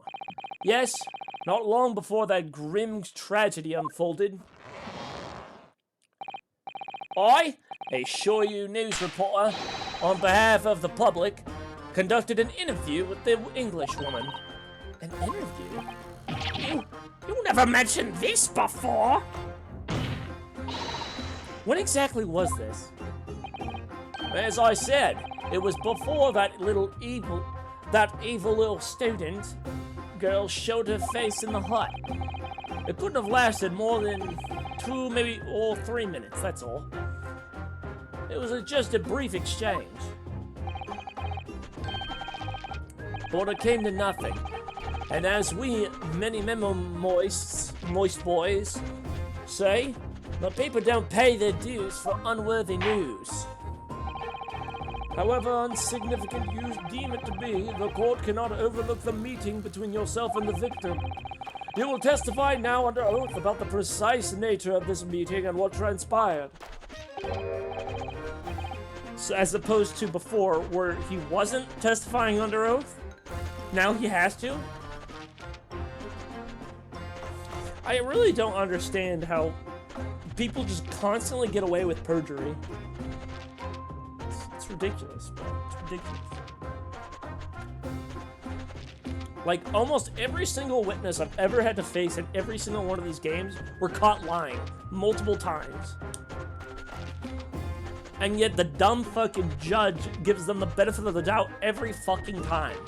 It's like, oh, you must not be lying this time. Fuck! Got it. Yeah, it's alright, but on one condition. Condition?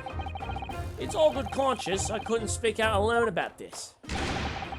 You need to call back the earlier witness, Soseki Natsumi-san. Soseki-san? Oh yes, according to my notes here, that man has a secret of his own.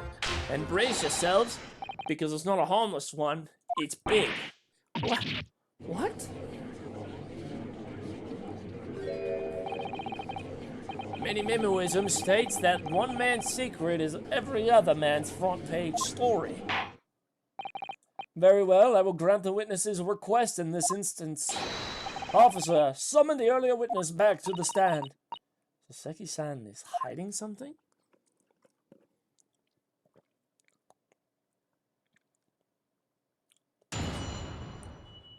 Criminy Jiminy. I asked the English woman for an interview, but she declined, so I left the hut without making a fuss. Then, watching secretly from outside, I saw the woman being stabbed, and the other witnesses came running. The detective realized that the victim still had a pulse, so he ran off to fetch help. That's when the writer man here asked the woman a very significant question. But he didn't say anything about that in his testimony, which is why the Many-Memoism demands I reveal it now. You mean to say the victim... The victim regained consciousness? Oh, well, And when she did, you decided to ask her a question? That's, true, yes. Soseki, what the fuck, dude? Are you fucking kidding me? My brother in Christ, that's significantly important that you actually spoke to the victim before she died. What the fuck? He did. And that's not all. The woman gave him a very definite answer. An answer that incriminates the accused. This is preposterous! Why am I only hearing about this now? Why didn't you mention this before, you yokel hack? Shut up! It wasn't even a conversation! Yes, I did pose the Withering English Rose a question, I don't deny it, but she could no longer speak. She was barely conscious, even. Counsel for the defense, I expect a thorough cross-examination to be conducted here. This court must and will know the truth. Must know the truth. Absolutely, Your Excellency. But our porter is claiming that Miss Brett implicated Ray somehow. What on earth would have happened in that hut? But Soseki said it was barely a conversation, so I don't really... Hold it! You asked her for an interview, you say? Well, of course I did. I wanted to ask her about the incident she was involved in at the end of the last year. About the case in which Dr. John H. Wilson lost his life. That's not the way I phrased it. Minimism calls for straight talking. Why did you murder Dr. Wilson? Is how I put it.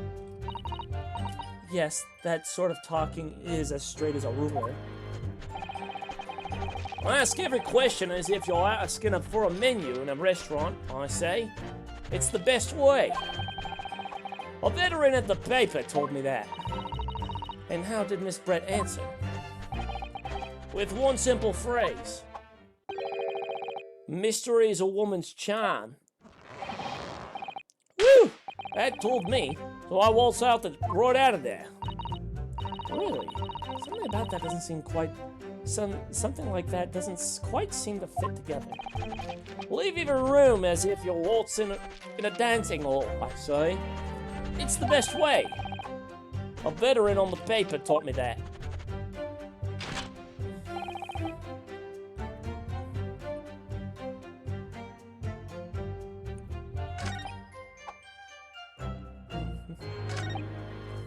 Hold it!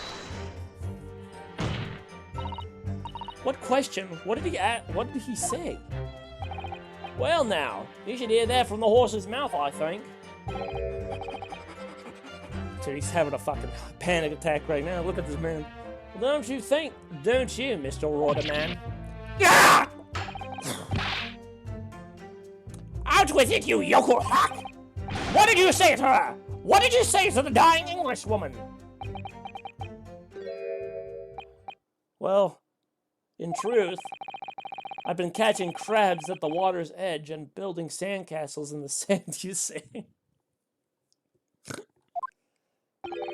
Well, the seaside is a place to be at leisure, I suppose, even for a grown-up. Can I put my balls in your jaw? Balls in your jaw, Can I? Dude, you are just spending all of your points. Although I'm sure you've accumulated a lot since you're usually at every stream. But good grief, man. Calm the fuck down. You calm down. But then all of a sudden, from that little beach hut, a young girl's panic-stricken cries for help pierced the air. Ray. I ran up to the beach to see what was happening, to find the defendant leaning over the collapsed victim. As soon as Inspector Hosanaga saw Miss Brett on the ground, he sprinted off to get help. And then, just a moment later, I heard a faint moan. A moan from the dead Englishwoman. I nearly jumped out of my skin! But what did you ask her, Soseki-san? I asked her, who did this to you? Don't protract this any longer. How did the woman respond? She didn't! She said nothing in response! But...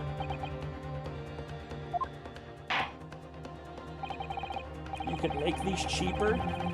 The fuck do you mean could I... They are cheap!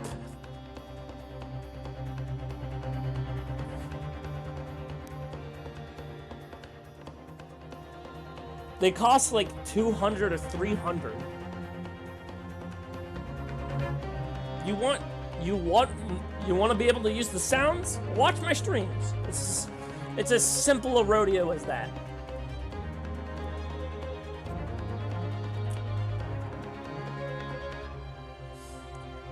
When in the stand, you will answer the questions asked of you unambiguously. Now, without evasion or reticence, I demand that you amend your testimony. I will! God, I missed the voice in this guy. Tung Tung was 600. So? That's still, like, okay. tung tung tung tung tung tung tung tung tung sahur. That obviously didn't stop you from using it like 3 times. Or twice.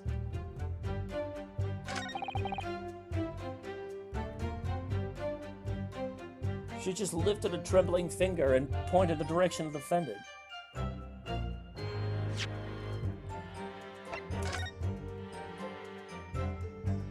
How? Objection! She had a fucking pan in her hand.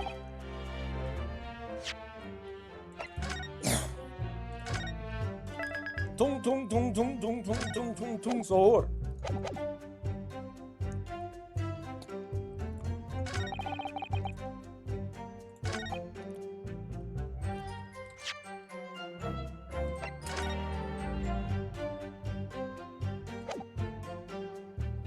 Tung tung sahur sahur tung tung tung tung tung tung tung tung sahur. Objection!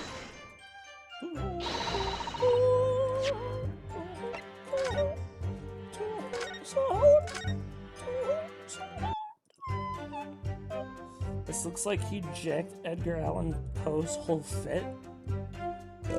He does look like him, doesn't he? He looks like Edgy Pooh. Edgar Allan Poe, my waifu.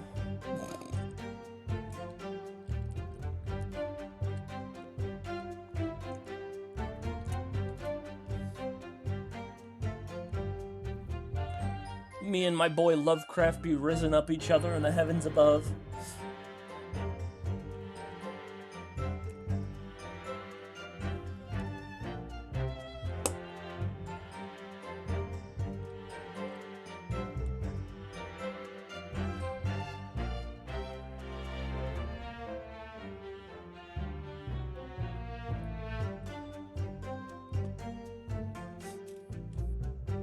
My Pookie Bear.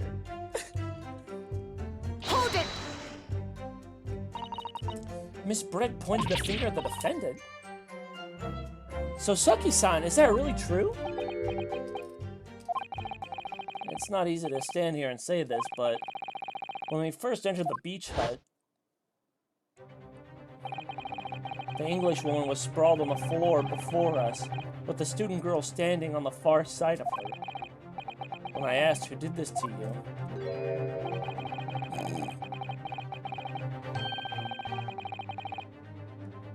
he's getting a craft job in between recess breaks? Yo!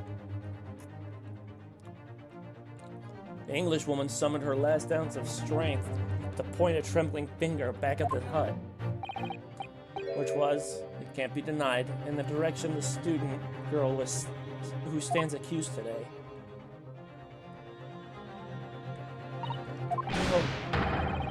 So, Seki-san, why on earth did you neglect to mention this in your original testimony?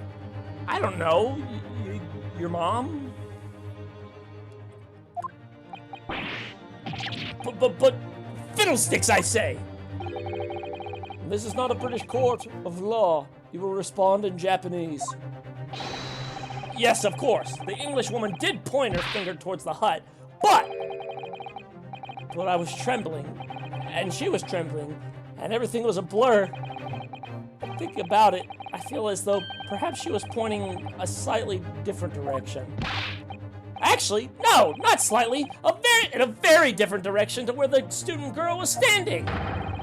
Somewhere at the back of the hut, where nobody was standing at all. You mean that your memory of events and the direction in which the victim was pointing are both unclear? Yes, that's it, unclear. I'm very, very unclear. Objection!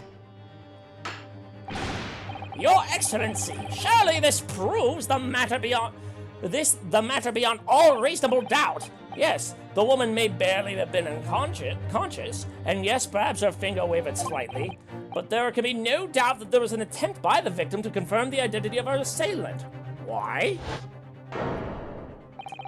Because as the court can see, there was no other than the accused in the direction the victim was pointing. It is now abundantly clear that no one besides the accused could have committed this crime. I don't think that's true, actually. Remember Newspaper Boy was there? He was hiding behind the hut? It could have very well been that she was pointing at him. I'm inclined to agree. And in absence of any credible argument to the contrary, I believe we can now conclude this trial. No. The headline's writing itself. Dashing lawyer's hopes dashed. 92 point across the page. We'll do an extra edition. This is a serious blow, Susato. Unless we're able to identify the true culprit and the substinate our claim with evidence, the judge will give his ruling and the trial will be over. But that's impossible, Father.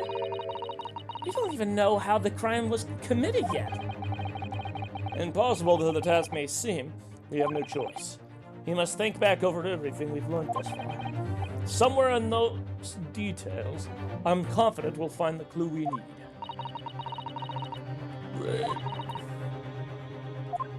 Precise moments.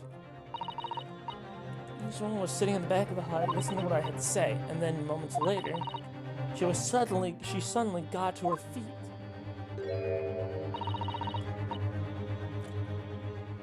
Before collapsing on the floor in front of me with a knife in her back.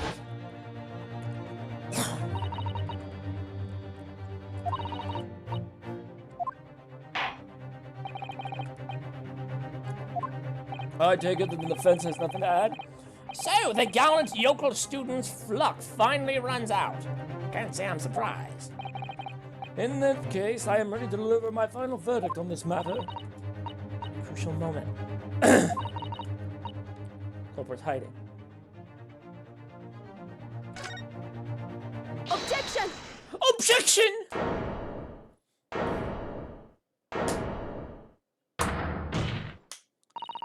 Your Excellency, I respectfully ask you to postpone your adjudication for the time being. Oh, to what end, counsel? To what end, counsel? The defense would like to present the court with an alternative theory.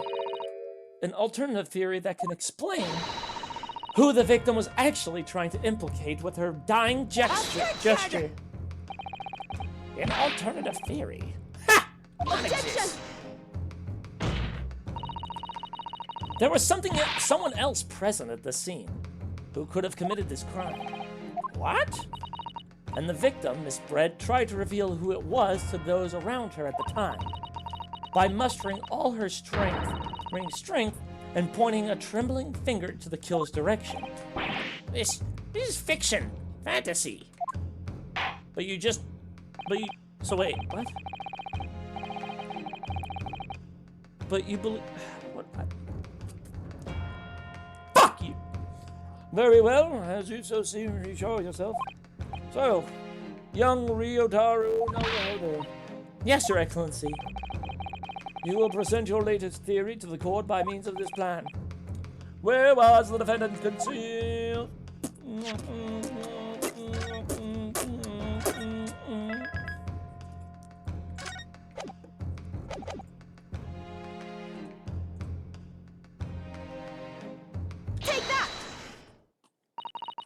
Naruhodo-san would never give up, and I am Naruhodo now.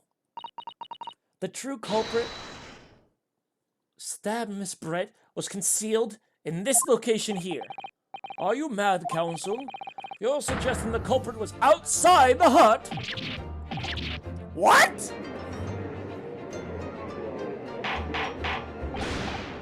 Order, order, order, order, order, order. But student lawyer Naruhodo-san, Esquire, that makes no sense at all! You've just pointed out the exact spot I was hiding to get my scope shot. But I didn't see any suspicious individuals loitering about, I can swear to that! Obviously, if the culprit had been outside the hut, there was no way he or she could have stabbed the victim who was in the inside of the hut. Actually, Prosecutor Ouchi, there is one way. And, in point of fact, the defense can prove strongly, evidence strongly suggesting that that is precisely the way Miss Brett was killed. You're bluffing! You're bluffing, you yokel! The defense assertion is clearly too fantastical for the court to comprehend. You will need to give us more guidance, counsel. What piece of evidence corroborates your theory that the victim was stabbed from outside of the hut? Pizza Hut.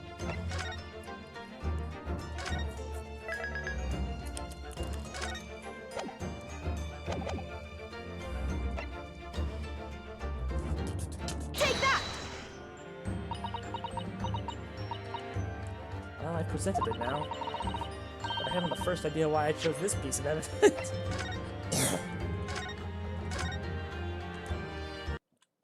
Alright, whatever, bitch.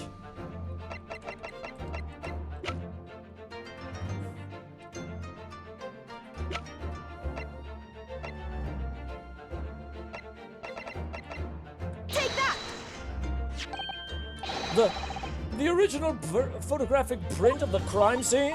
Yes, it's clearly visible in this print. The traces of a fatal thrust was delivered from outside the beach hut.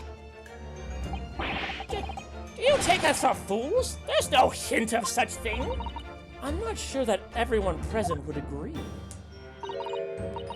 Someone at least appears to have noticed what is that I'm referring to. Counsel, once again, I must call you to be explicit for the court. Where in this photographic print is the trace of the stabbing of the trace of the stabbing? It's almost as if it's right fucking there, you dumb bastard. Take that! You call me the idiot. Just look closely just here. In the screen at the back of the hut, you can see the effects of a blade having been forced through the reeds. No, I can't see such a thing. It's true that the hut in question had 4 walls, as you'd expect. However, by parting the reeds, a knife could easily penetrate them. This is extraordinary! Yes. The true culprit actually stabbed the victim from outside the beach hut. And everyone present at the scene, there was only one person that could have done that. Only one person who was directly outside the hut when Miss Brett was killed. Reiten Many Memo-san, it could only have been you!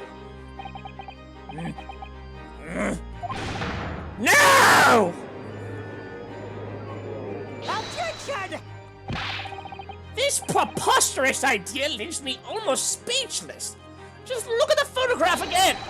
The victim lies almost exactly in the center of the beach hut, does she not? Are we to assume, as part of this farcical scenario, that the assailant was a knife thrower? No, of course not. We're not? I was kind of hoping we were. That would be pretty cool. If you recall the testimony of the defendant about the events just before the victim's death, inside the beach hut, I confronted Miss Brett. But she just sat on a stool at the back of the hut, smiling sweetly at me as if she was untouchable. A stool? Have another look at the photograph.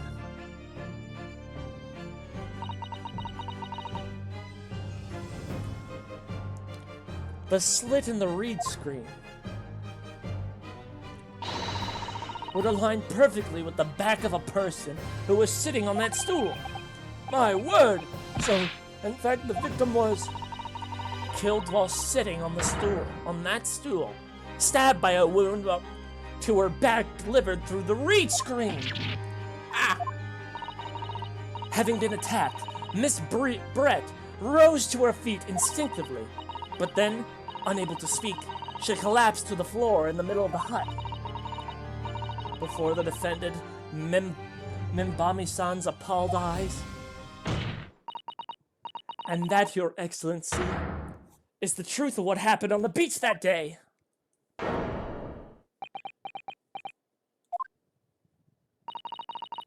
by your silence, Memo-san. Can't fucking say his name. I take it you don't deny the charge? This is absurd! Son of a bitch! That will do. It would appear that we have a tacit admission of guilt from the witness. Accordingly, this court has successfully established the truth of this matter, which means that the defendant, Memibami-san, is innocent of the crime. Oh. Well, that... You know, this worked out for me a lot quicker than I thought it would be. I thought he would fight it more, but no, he's just taking it. I finally made him cave. I must say, I've never been more proud. No, this can't be. The Uishi clan can't... What is my growth? My growth of hope. It wasn't all apparition. I can't accept this. I won't. I see no reason for the continuance of this trial. I will therefore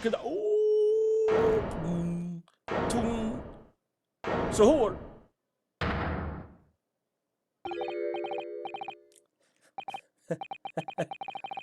Well, this is all very convenient. This is how the highest court in the Mori Empire delivers justice, is it? Suppressing well-meaning citizens' freedom to speak and branding them as criminals. But we've established the victim was stabbed behind the hut, through the reed screen walls. And no one but you was in place at the time to have his hand on the hilt of the blade. It's a perfectly logical deduction. So, your argument hinges on the location of whoever stabbed the Englishwoman, does it? Well, it seems a little irrelevant now. Irrelevant? Where she was stabbed, how she was stabbed. It doesn't matter. I mean, whether she was stabbed at all makes no difference if you think about it. After all, this trial's already shown the whole thing hinges on something else. What are you talking about? Brace yourself, little man. I'm talking about the fact that everything's changed. Because of the dirt you dug up. What? Enough obscurity. Explain yourself, witness. What's to explain? I'm talking about the poison, of course. The poison? Let's ask the professor for a comment on the situation, shall we? To understand that a deadly poison you were developing was stolen from your laboratory, correct? It's been shown that this poison was administered to the victim, Miss Brett, is that right? That is correct. The unusual constriction of the victim's pupils are sure sign that this particular poison was used. I see. So, presumably that means that the victim already had the poison in her body before she was stabbed? That doesn't... Isn't the poison like instantaneous? Hold on, let me read this. In the small amounts, either via mouth or wound from a poison-laced blade would prove fatal in minutes. Onset of the symptoms occur in minutes, starting with impaired breathing and ending with acute contractions of the pupils, starting with death. So you're saying that she had been poisoned before she was stabbed? Which, if that were the case, she would have been dead before, because it takes a minute to do it.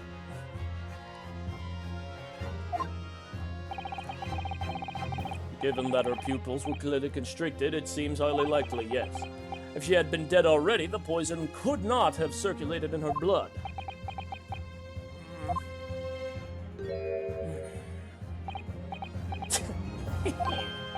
How refreshing to hear the argument of a metropolitan mind. Palladian. It's precisely. It matters not a jot who stabbed whom and who's back with who. Whose blade? Because, quite simply, the Englishwoman's life was taken not by a knife, but the poison.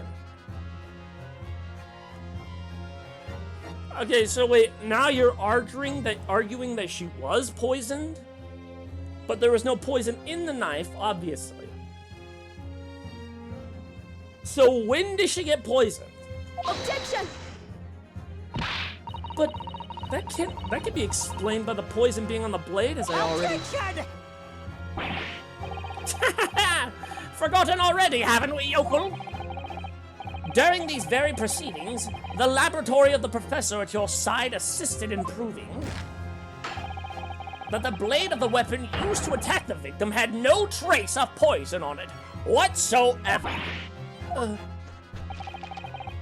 So let me get this down. The facts, as skillfully established by the defense in this trial, turned out to be a headline-making red herrings. Is that about right? Well... I'm so confused.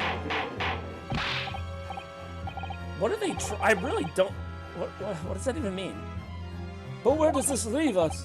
How, in that case, did the poison enter the victim's body? There's an undeniable obvious answer to that. The lady was most likely imbibed. You mean she drank it? Have another look at the photograph here. As you can see, a bottle of carbonated water and a glass have been knocked into the sandy floor of the beach hut. The poison could have been slipped into either. So somebody made Miss Brett drink it. Well, what do you know? Look at those dashing eyes. This'll make a great front page shot. So now the prosecution is suggesting that the wine she drank was poisoned based on what? Nothing?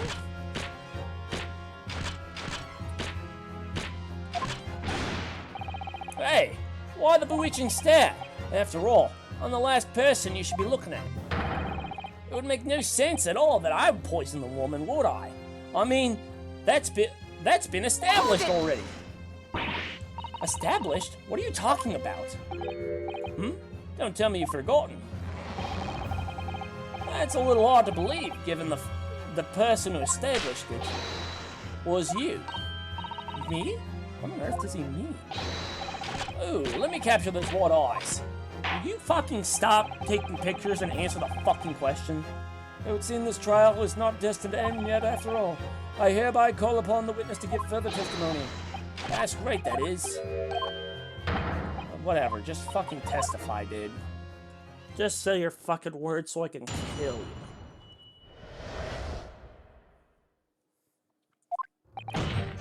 Oh yes, I stabbed the Englishwoman, and that very fact proves I'm innocent.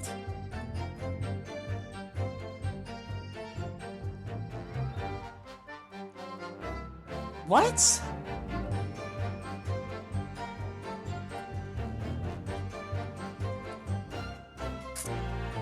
Okay. So you admit you stabbed the woman. Why?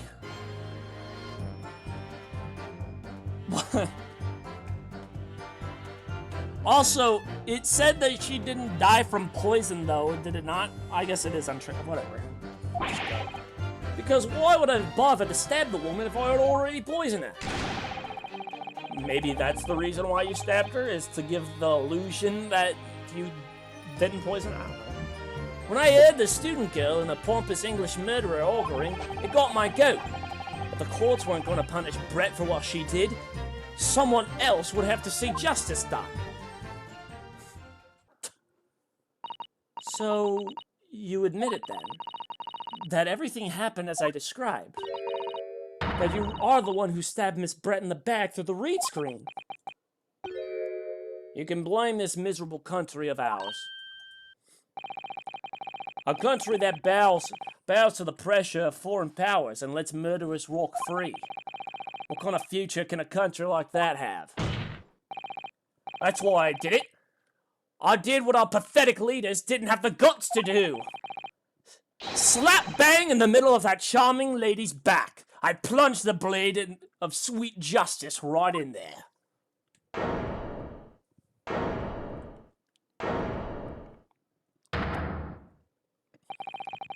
As someone who spends his life seeing that the truth is told, I feel really, really awful about giving false information in my testimony before. But as it turns out, there was somebody else who headed in for the victim and got to her before me. That's right, you guessed it. That pretty little student girl. Now there's a woman after my own heart. You're implicating Ray again. She's the one who gave the poison to the English woman and ended her pitiful existence. And suddenly, snap! This journo here is off the hook. The argument is sound, certainly. If the witness had administered the poison himself, he only needed to have to wait for it to take effect. Subsequently stabbing the victim in the back would have been entirely nonsensical. But that's if the poison existed in the first place, man. Didn't you have like a whole shebang that there was no poison? Now all of a sudden, oh, it's definitely poison. She was definitely poisoned because it works for you? That doesn't make any sense. You literally had an entire argument that there was no poison. That the knife was the well, yeah, the drink is possible, but you don't know she was actually poisoned. Now you have to prove that. Shit doesn't make any sense. And therefore, this reporter had nothing to do with the poisoning. Yes, it's... Oh, good lord, I started turning him into Australian as well. Yes, it's all quite logical. That's right, it is. Logical and true. I'm glad you've seen the light. Justice at last.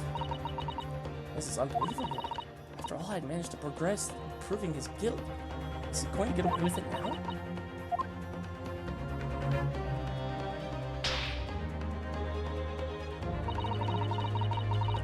Think of Kazuma-sama and Naruhodo-sama. They never stopped looking for a way forward until the judge's final gavel.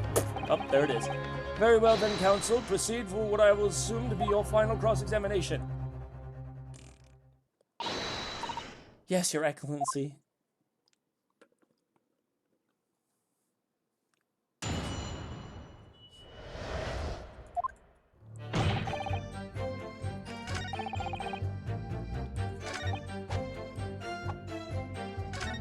Hold it! So you still maintain that you didn't give the poison to the victim? Obviously. That'd be like putting a belt on your trousers when you're already wearing braces like these. The accused administered the poison, following which the witness stabbed the victim. An unforgivable act, certainly, but not one of murder. That crime rests on the accused's shoulders. Which makes no fucking sense to me, whatever. That is how the law works, you see, yokel. Who knows? You may even learn something here for today. So basically, I'm gonna stop fucking trying to make sense of this shit. Just get on with it. 2 consecutive attempts on her life in the space of minutes. But we just proved that you don't know where the poison is. You don't know where the poison is. That's not the kind of law this court upheld. To reiterate why you are compelled to stab the victim, then. Hold it! What exactly were they arguing about? About what happened in that restaurant 9 months ago, that's what. The student girl was laying into the English woman for killing her beloved mentor, Dr. Wilson. Yes, John H. Wilson, a professor of medicine, invited here from... Yes, we know that. Right, but the English woman just jeered. Her case was to be heard by the British consular court in Shanghai, however. There is little doubt that she would simply have been acquitted and sent back to her homeland as a free woman. Which I don't understand why she would be acquitted. Because she murdered a fellow British. She murdered a fellow fucking British man. So why would she be acquitted? That's what I don't understand.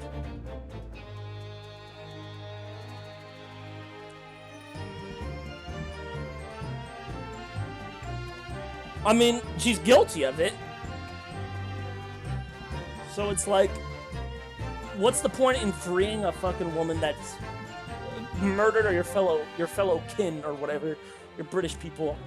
It's tung tung tung tung tung tung tung tung tung sahur. It was eating that student girl up inside. You could see it. I really felt for her. Hold it!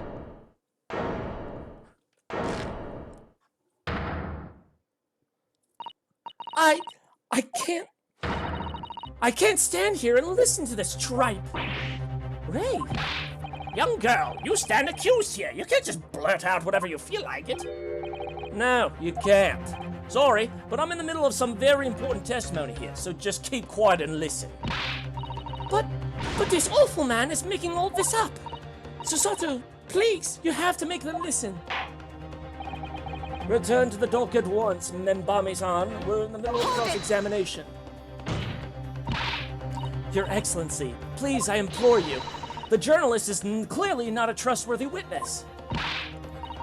Exactly. He's a filthy, rotten, black-hearted, bigoted, great peeping Tom! Whoa, take it easy there. Please. I really think the court should hear what the defendant has to say. Your Excellency, I see no need whatsoever to entertain the accused's remarks. I will grant the request of the defense. But Your Excellency!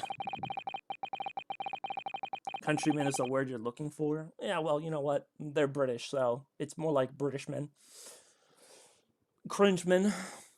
This is likely to be the final cross-examination of these proceedings. As such, I believe it would be ill-advised to stifle the defendant's obvious concerns. So, whilst recognizing that this contravenes regular protocol, I hereby call upon the defendant to speak. Oh, Thank you so much, Your Excellency.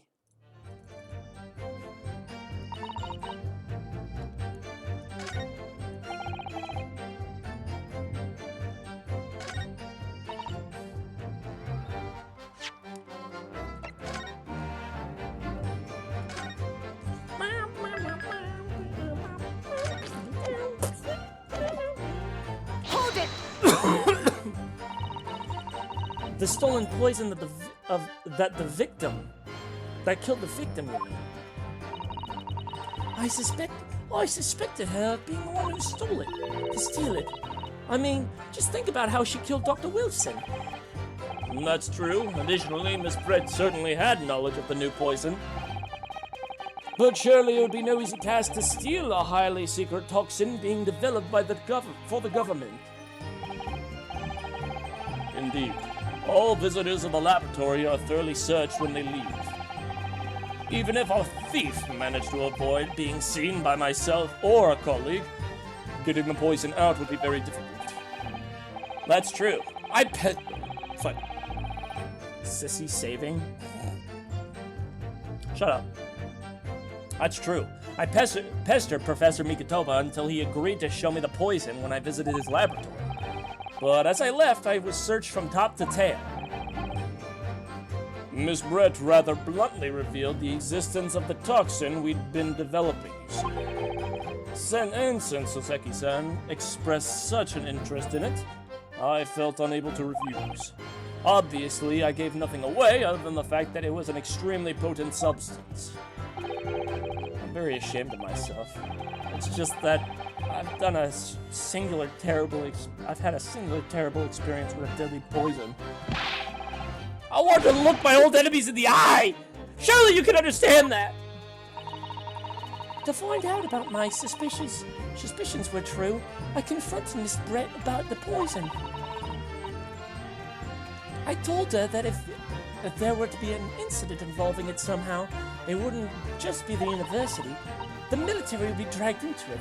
The whole government, even. It would be a complete disaster. And how did Miss Brett respond to your concerns? She just curled those beautiful lips on her lip of hers and said she didn't know the first thing about it. In English, actually. Ah, yes. Memo-san, one small question if you don't mind. I do mind. Can't you see I'm busy? Clearly you were outside of the beach, listening in whilst the defendant and Miss Brett were conversing. Presumably, then, it was you who wrote this article about what you'd heard. Exclusive. Deadly poison stolen from Yume Medical Research Laboratory. The story was published in this morning's edition of Shuyo News. The details are too accurate for it to have been written by anyone else. Sorry, don't know what you're talking about. Yes, look at this! This entire article! It's almost what I said to Miss Brett, word for word! Ah! Well, Memo-san. As a journo and as a citizen of a free country, I don't have to reveal my sources. That is the founding principle of Mini-Memomism. Father's clearly right about this.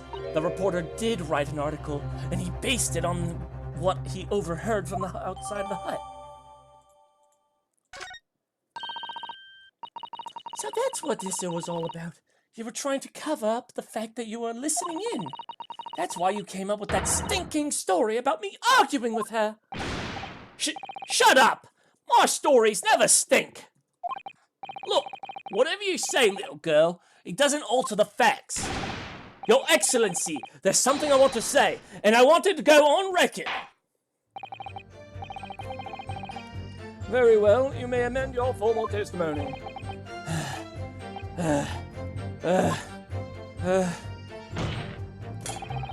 The point is, if he poisoned someone, there'd be no reason to go and stab the person as well.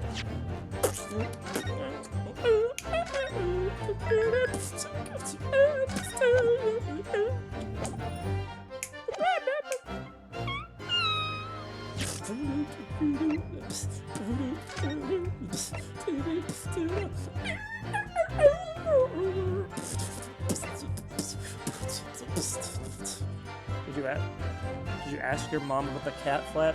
No, I didn't. I'll try to remember next time, though. She's probably honk chewing right now.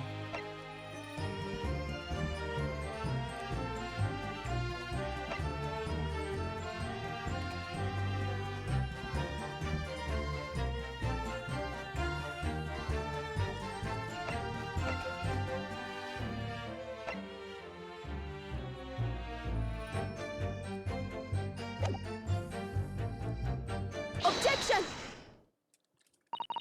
Well, I can think of one reason. What? But before I explain, I'd like you to confirm something for the court. Did you glean all the information for this newspaper article from what you overheard outside the court hut? Of course he did! There could be no question of that! After all, when we were all there, all in the laboratory together, we were all told that it was a terrible toxin. And there's one important fact to consider. According to the witness, Membami-san's verbal attack against the victim began as soon as she entered the hut. In other words, it would have been impossible for her to have slipped the poison into Miss Brett's drink. Objection! Where are you going with this, counsel? Memo-san has made it quite clear that he observed every single thing that happened in the beach hut. If the defendant had somehow found an opportunity, this man would have seen it. Ah! Which means that Miss Brett couldn't have imbibed the poison whilst the defendant was present. In fact, it must have been administered to her before Membami-san entered the hut. Yes, very articulately put. When I walked into the hut, I immediately started to press Miss Brett about the poison. At which point, Memo-san overheard some worrying information. Worrying information? What worrying information? The information which he subsequently included in his newspaper article, namely that the poison was being developed in strict secrecy and that it couldn't be readily attained. Absolutely. In fact, that's quite an understatement. The only possible place it could have come from is my lab. And furthermore, anyone afflicted by the poison would exhibit telltale signs in death. The extreme contractions of the pupils. Yes, it's quite stark when you really see it. There are other poisons that show similar symptoms, but not among new substances that are undetectable.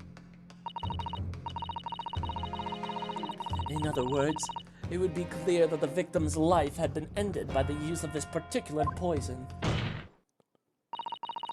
which would have reduced the number of suspects to only a handful of people. Ah!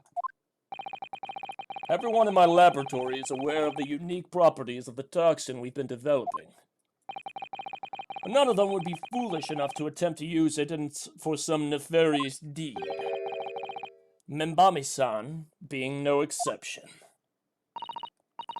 Therefore, we can conclude that whoever administered the unique poison to the victim was a layperson, unaware of its telltale properties.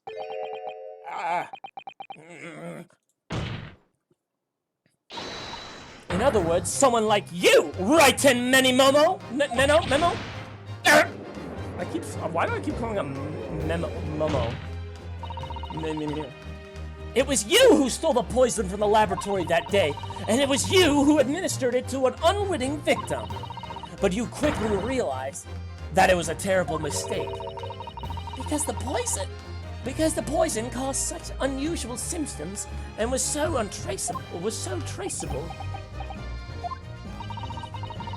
As you listened in from the far side of the beach hut's thin walls, you learned of these facts. But you'd already given the victim the poison at that point. It was too late. So you hatched a plan to disguise your mistake. A plan that involved stabbing the victim in the back, though through the reed screen. But what good could that possibly do? Isn't it obvious, Counsel? The plan was to kill Miss Brett before the poison could take effect. Once in the blood, the poison causes the onset of pupil constrictions. But he had hoped to what the fuck is he saying? But he had hoped to precipitate the victim's death before that happened, hadn't he? Exactly. Because without any revealing signs of the new secret poison use, no one would have ever suspected. This is extraordinary. Yes, the effects of the poison meant it would be too easily identified, so the killer had to mask its use. While he attempted to do by plunging a knife into the middle of the victim's back.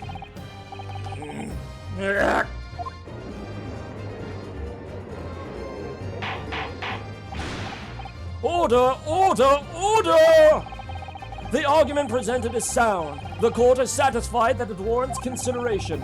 Does the prosecution have a counter-argument it wishes to put forward? Well, there are a number of... yes, I counter completely. Objection! The prosecution's evasive response clearly shows that in much the same way as he nurtures the remnants of his top knot, he's clinging to lost hope. Lost hope? Hold it! He's gonna ask for evidence, isn't he? And then I'm gonna hit him with the gritty. I'm gonna hit you with... Oh! Ah! You pathetic, useless, fallen samurai! Fallen? Who are you calling fallen? My budgeting... I don't need a counter-argument. What are you talking about? It should be blatantly obvious. I stole the poison, you say. Gave it to the victim, you say. Stabbed her, you say. Lots of fine theories. Yeah, one of which you admitted to say that you stabbed her. You stabbed her. You admitted that you stabbed her. Can't take backsies that. But I don't need a counter-argument, because you don't have an argument yourself. Where's your evidence? Yes, you make it all sound so plausible, don't you? But without evidence, it means nothing. Whereas I base my news on facts. Facts? What do you mean? Explain yourself. I mean, what the professor said earlier in this trial. It's all here, in my many memos. Every word, every slip of the tongue, all noted. That's what the Shoyu News is famous for. It's the power of the printed word.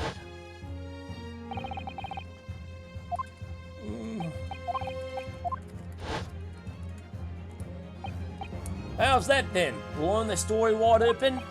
See, I, write in many memo, a mere reporter from the Shoyu News, couldn't possibly have stolen that poison from the professor's laboratory.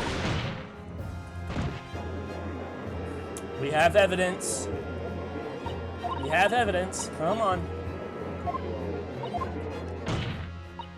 As you have identified, the poison itself is the definitive evidence we need. Because whoever stole it from the laboratory that day is the true culprit here. What's your point, you annoyingly handsome country bumpkin? Why does he keep calling him handsome, bro? Stop. Stop! My point is this. There is one way that you, Minimomo-san, could have stolen the poison that day. I've heard enough verbal conjecture now, thank you. When the court must be shown is evidence. What proof do you have it? It's this, fucking have it, we have it. It's the pen, it's the pen, it's the pen. The proof, Your Excellency, is this fountain pen. Ah! A fountain pen? How can that possibly be relevant? These magical pens somehow seem to have enough ink to write enough thousands of kanji characters. To write many kanji character words. I believe they arrived in our country for the first time some 15 years ago. Bah! I swear by a weasel hair, calligraphy brush, and nothing else. These newfangled pens are merely a fad. Well, as a forward-thinking man of words, obviously I love my fountain pen. Suck up the soupcon, I don't want to say that one, of sumptuous ink, and one's work is awash with words on the brink of an eye. Blink, blink, blink. That's right. Fountain pens have a small reservoir in the barrel, into which the ink is sucked up through the nib of the pen in order to write it with it later. What is all this talking about of sucking up the ink have... Oh, shit. And just as it's possible to suck ink up into the reservoir, it's also possible to eject it through the nib again, of course. My word! Can this really be? Well, Minimomo... Memo?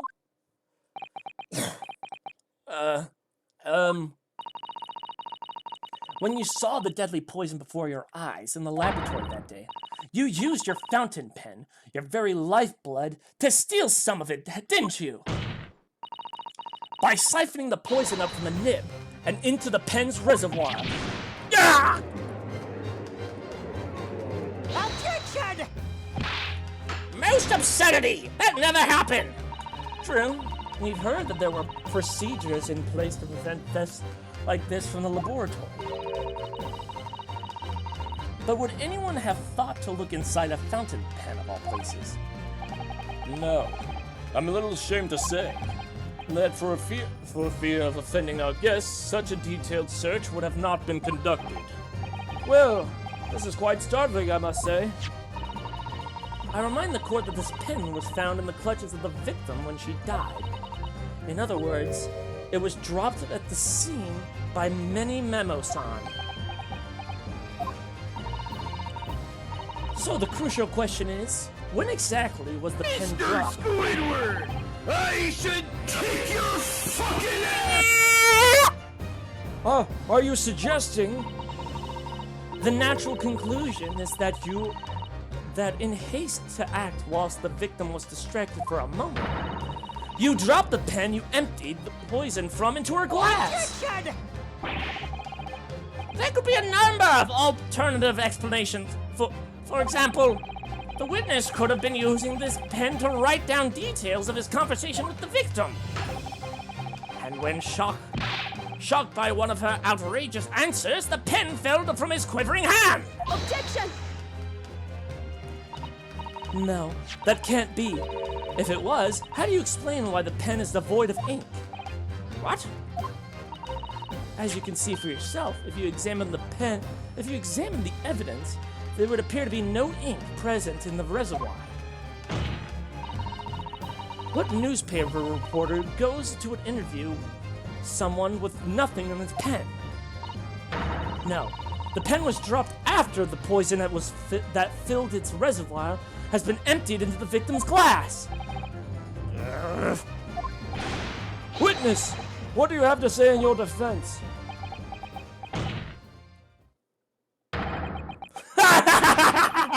So this is how our modern justice system works, is it? So what if the ink in my pen runs dry? So what if my pencil snaps? I can always claw my way back into the game. I have plenty in reserve. Ha! Oh!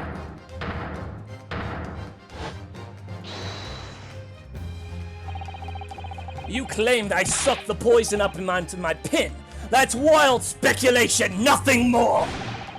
If you thought you can bring down a fine, upstanding citizen with a trick like that, think again. Your character looks like a girl. This case is gonna get thrown out. Oh, it's a woman. Case closed. She's dead. It looks as though it's going to take one final decisive blow to finish this matter. Ah, I see. The situation is now very simple. It rests up to whether or not this witness did indeed steal the poison in question that day. And therefore, it depends on... Objection! Many Memo-san, this is how our modern justice system works. What? In the courtroom, evidence is clearly everything. I don't know why I said clearly. Something you would do well to remember. Because we are well past the point of speculation at this stage, I assure you.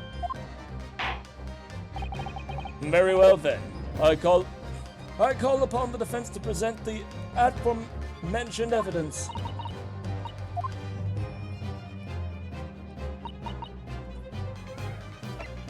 Take that! Counsel, what is that bottle? This bottle contains the unique chemical reagent, Regina, that can identify the poison in question. Ah! yes. Well, that poison is an entirely new synthesis of alkaloids developed by my colleagues and I. It would be impossible to detect traces of it by any other method. Or, from another perspective, simply with this chemical reagent, anybody at all could check for traces of the poison. A reagent? What? One drop of the contents of this bottle on the tip of your fountain pen, Many Memo-san, is all it will take to solve this case beyond all reasonable doubt! No, you can't! I won't! Your crimes are bad enough, but at least know when to admit defeat. Your Excellency, the defense requests permission to carry out the test on the fountain pen at once.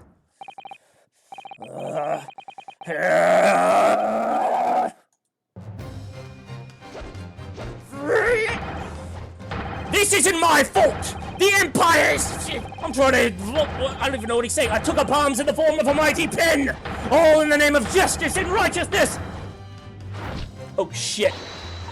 Susato, with me! I'm there! Woo!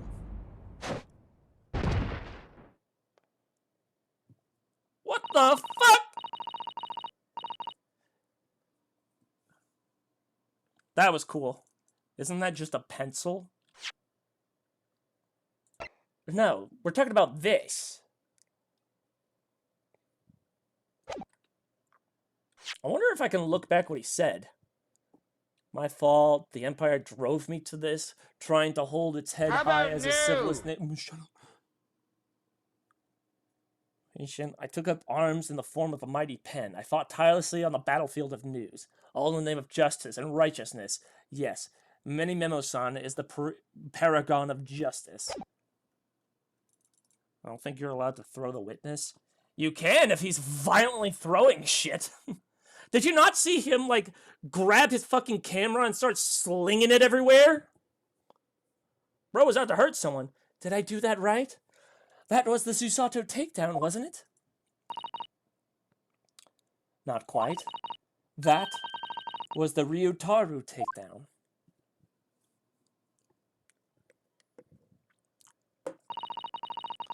The instant the first drop of reagent touched the nib of the fountain pen, it was clear to everyone present.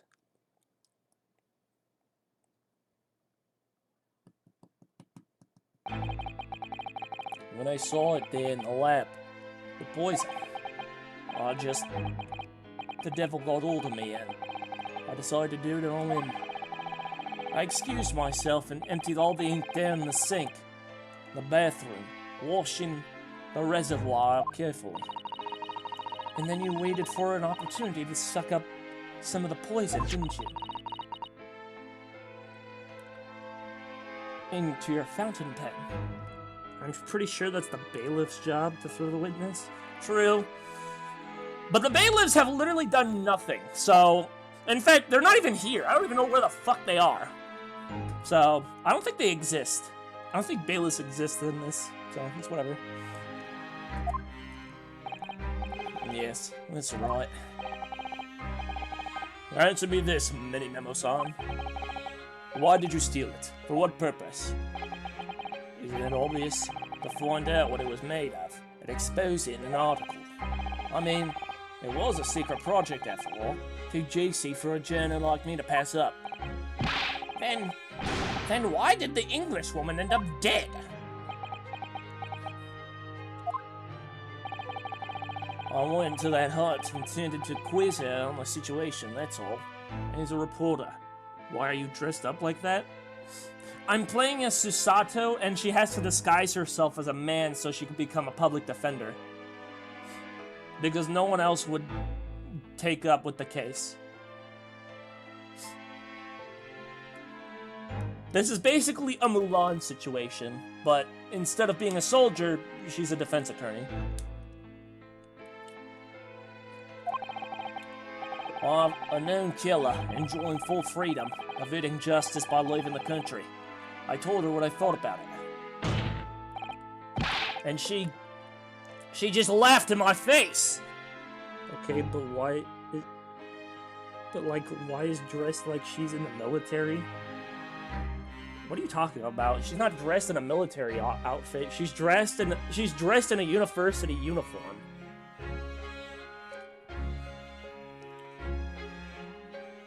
She's dressed in the Yume University uniform, the male variant.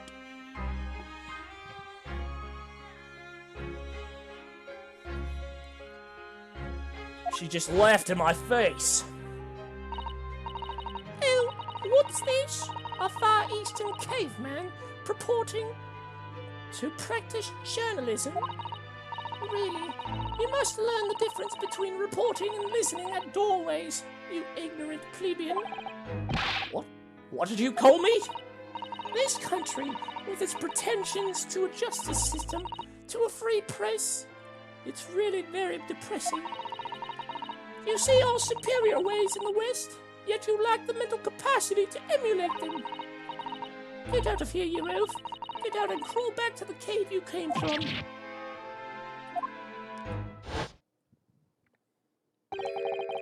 That's when I remembered about the deadly poison I happened to have in my pen that time. What a terrible tale. In my head, I knew I should just get out of there as quickly as possible, but I couldn't. I couldn't let her get away with what she'd done, when she clearly had no remorse at all.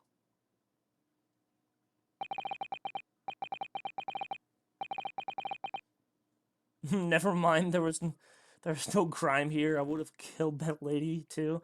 Yeah, she was a pompous bitch. Yeah. Yeah, it's kind of hard to see how people fucking... Because she was kind of a bitch, like, the entire fucking game. So, I really don't understand why the fuck she was given special treatment even after being proven that she was a murderer.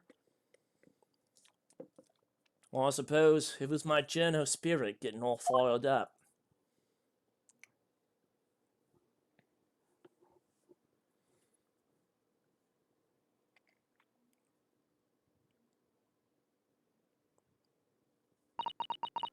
I'd like to ask you something. Yes? You often talk about justice. But surely as a journalist, you could have used other means to deliver the justice you sought.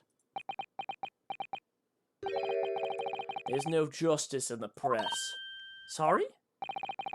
After that trial 9 months ago, I kept digging and digging to find out what happened in that courtroom. And finally, I discovered the truth.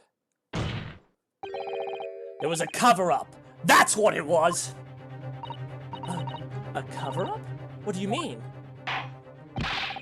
I would remind you of your position, witness. Be careful of what you say.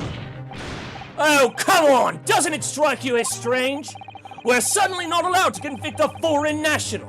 Consular jurisdiction should never have come into it. And yet that puffed-up English woman was going to sail away into the sunset a free woman. The only possible explanation is that behind the scenes, some deal had gone down between Britain and Japan. What sort of deal? I'd done my research, dug up all the dirt. It was all ready to be published. But you know what happened? The editor just tore up the article! He came under pressure from the government, you mean? If our government is going to let criminals walk free, if they're gonna crush the free press, then what choice do I have but to see that justice is done myself? Let's not forget, Menimomo-san, that you committed murder yourself and tried to lay blame at the defendant's door. I'm sorry, but you're no better than Giselle Brett. What? The truth is, you have no right to talk about justice at all. I suppose.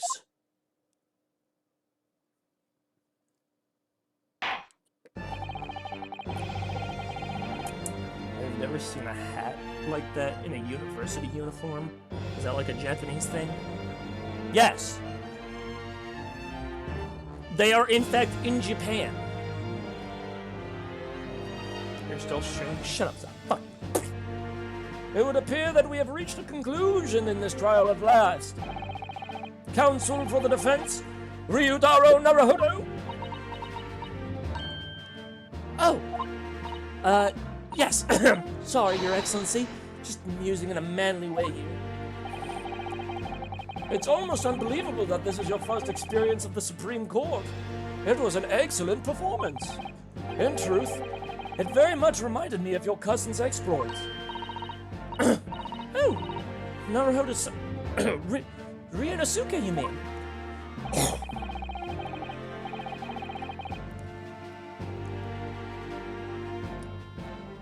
University uniforms in England have like funny cloaks sometimes. We're not in England, man, are we? The way he handled the trial 9 months ago, and the way you handled this one, it gives me hope we are genuinely entering a new era of justice in this land. That's very flattering, Your Excellency. Hearing the defense you put forward today made me feel almost keenly that the future of our justice system will be forged by you and your contemporaries. Thank you. So, Prosecutor Uchi, do you have any final thoughts? What is this? Prosecutor Ouchi? I, Takeuchi of the Ouchi clan, have been bested by a callow youth not once now, but twice. If there was any shred of my former self left, it has withered and died here today.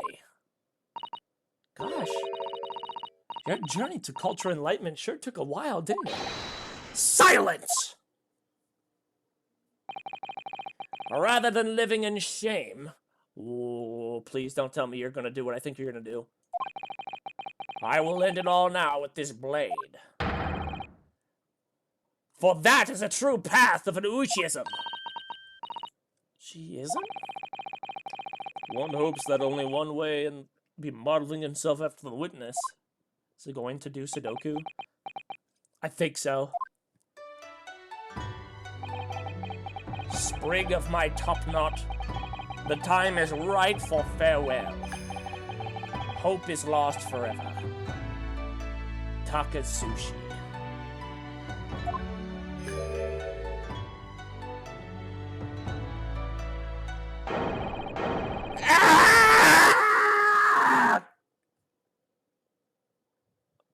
Oh, he's just gonna cut it off. Damn.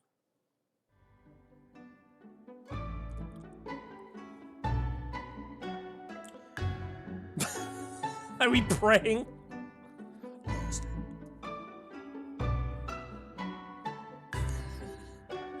Okay, so no, he wasn't committing Sudoku. He was just cutting like the top knot of his hair. Which, by the way, he did that fucking clean, dude. Now, in regard to the defendant, Rei Membaumi-san. Yes, Your Excellency? I have reached my final verdict. I hereby find you not guilty.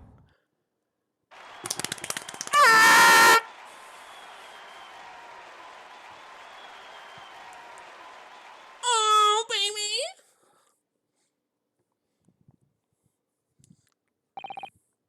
Court is adjourned. Now leave!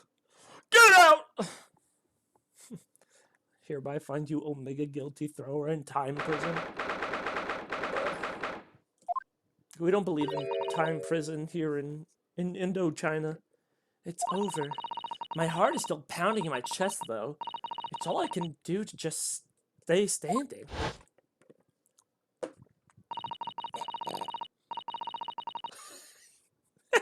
Yeah. Lawyers have such great responsibility, such a great burden to bear. Don't they, Naruhodo-san? I forgot. Susato! Susato! Thank you so much. You were so dashing in there. Rei and Father. I'm sure Barbara Uchi from the village hidden in the lineup. Honestly, bro, if you can cut like a piece of hair like that, like cleanly and with ease, you could be a very cool. You could be a barber, man. Quit being a prosecutor and be a barber. Probably make more money. I don't know, probably, but whatever. Honestly, I'm so touched. I'm so touched by everything you've. Oh no, I'm gonna cry. It wasn't easy, but together we made it. I was on the verge of tears at the end too. The only reason I'm still here is because of you. Oh no, I can't take all the credit. It took courage to tell the truth in there. You did wonderfully, Rei. So, I would have to say that the congratulations belongs to you. Susato, don't be so standoffish. Sorry? Who are those old dudes on the wall? Well, that's obviously Darwin. I just realized these are this is the same as this one. And that's it. These are the same.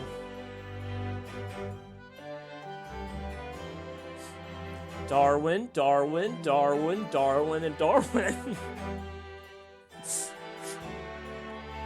We're friends, equals. And the trial's over, so no more of this formal super humility nonsense. Those aren't the same. Yeah, it is. Some of them are. This one and... Oh. He doesn't have any eyebrows. They have the exact same fucking beard and mustache, but he has eyebrows and he doesn't. That's literally the only difference. Same thing with this guy. They look almost exactly the same, only he doesn't have hair and he does. What the fuck?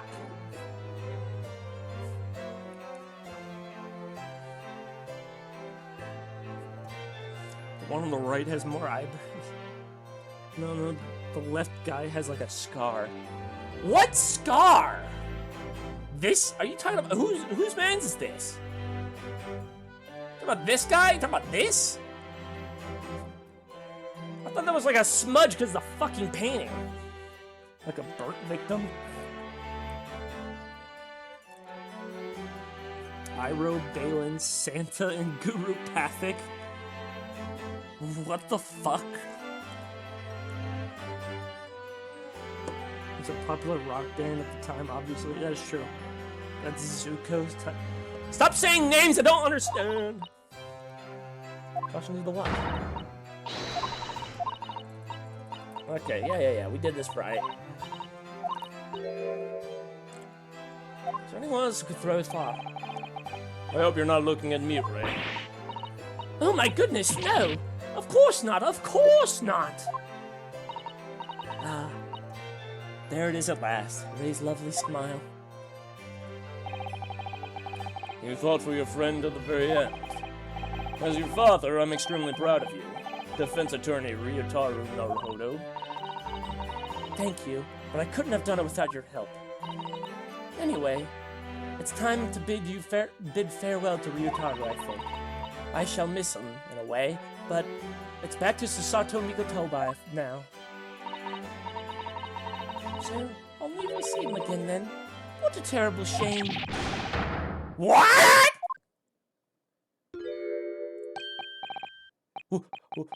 What is happening?! Ah, Sasuke-san and Inspector Hosonaga. I do hope you've been keeping well. Is that really you? Yes, I had to change my appearance for, well, obvious reasons, I hope. But it's me, Susato Mikotoba.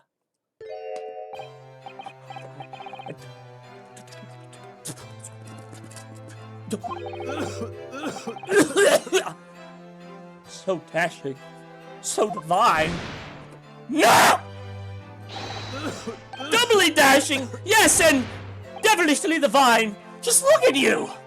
I had no idea, Miss Susato-san's inquirist, that you were Lokram student Naruhodo-san's Esquire's astonishingly astounding ace attorney! Poor Sasuke-san, so confused. I still remember the first time I met him. He was in a prison cell in London. What an extraordinary conundrum it was that the unwitting student from Japan found himself embroiled here. Yeah, we know this.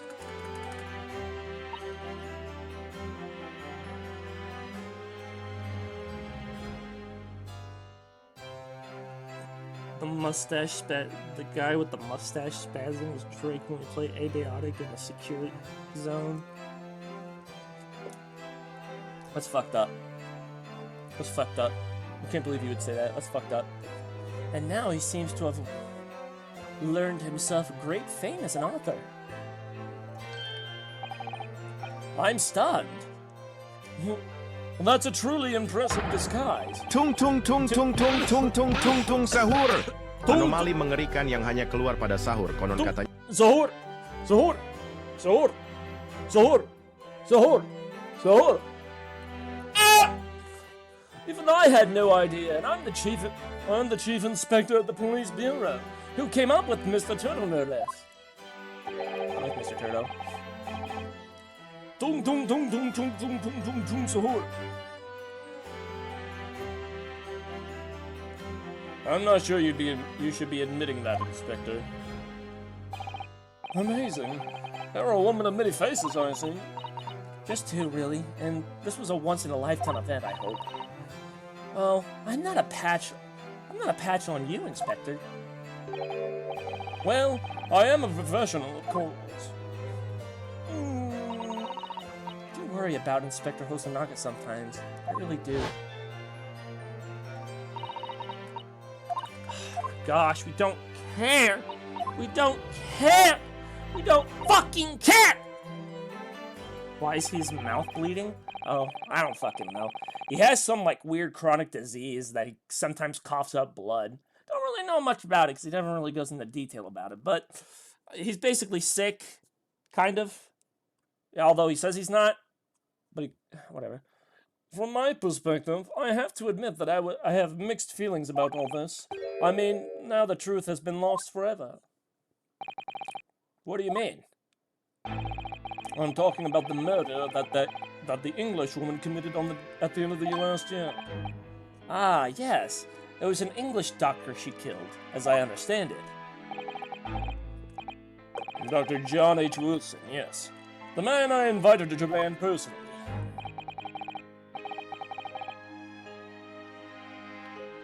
When was he a fucking sailor?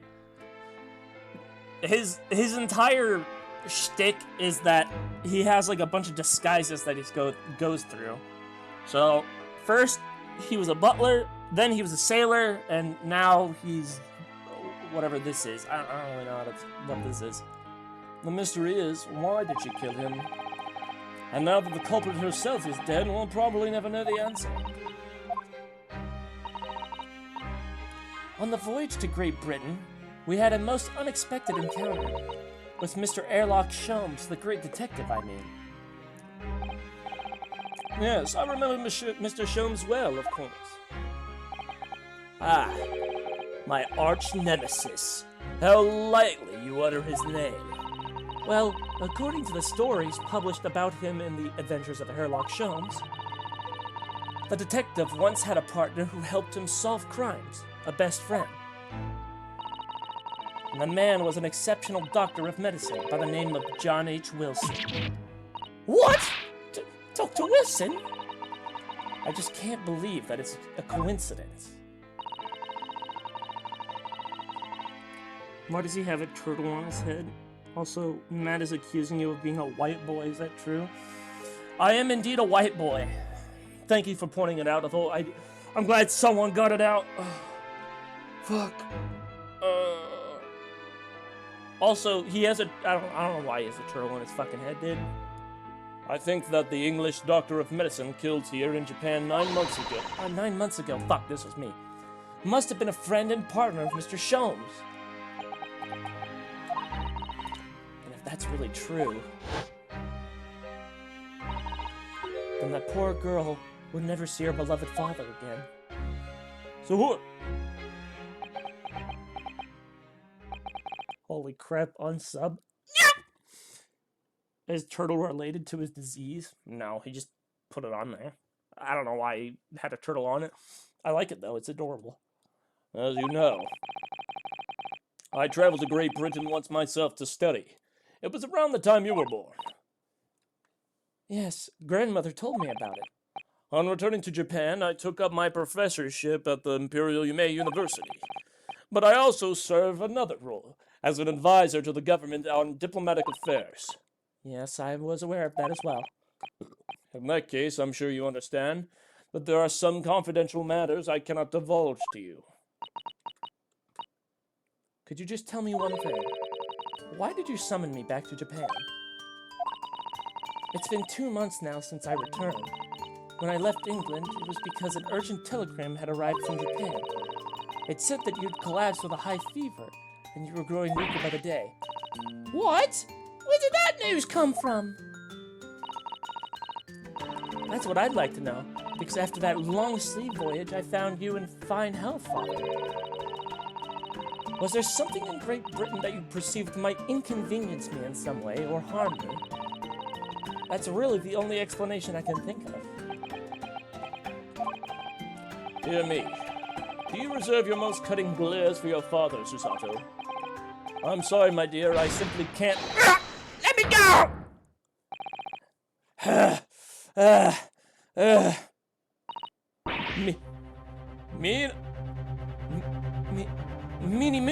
Mimo-san. I fucking can't say his name. So, one throw wasn't enough for you.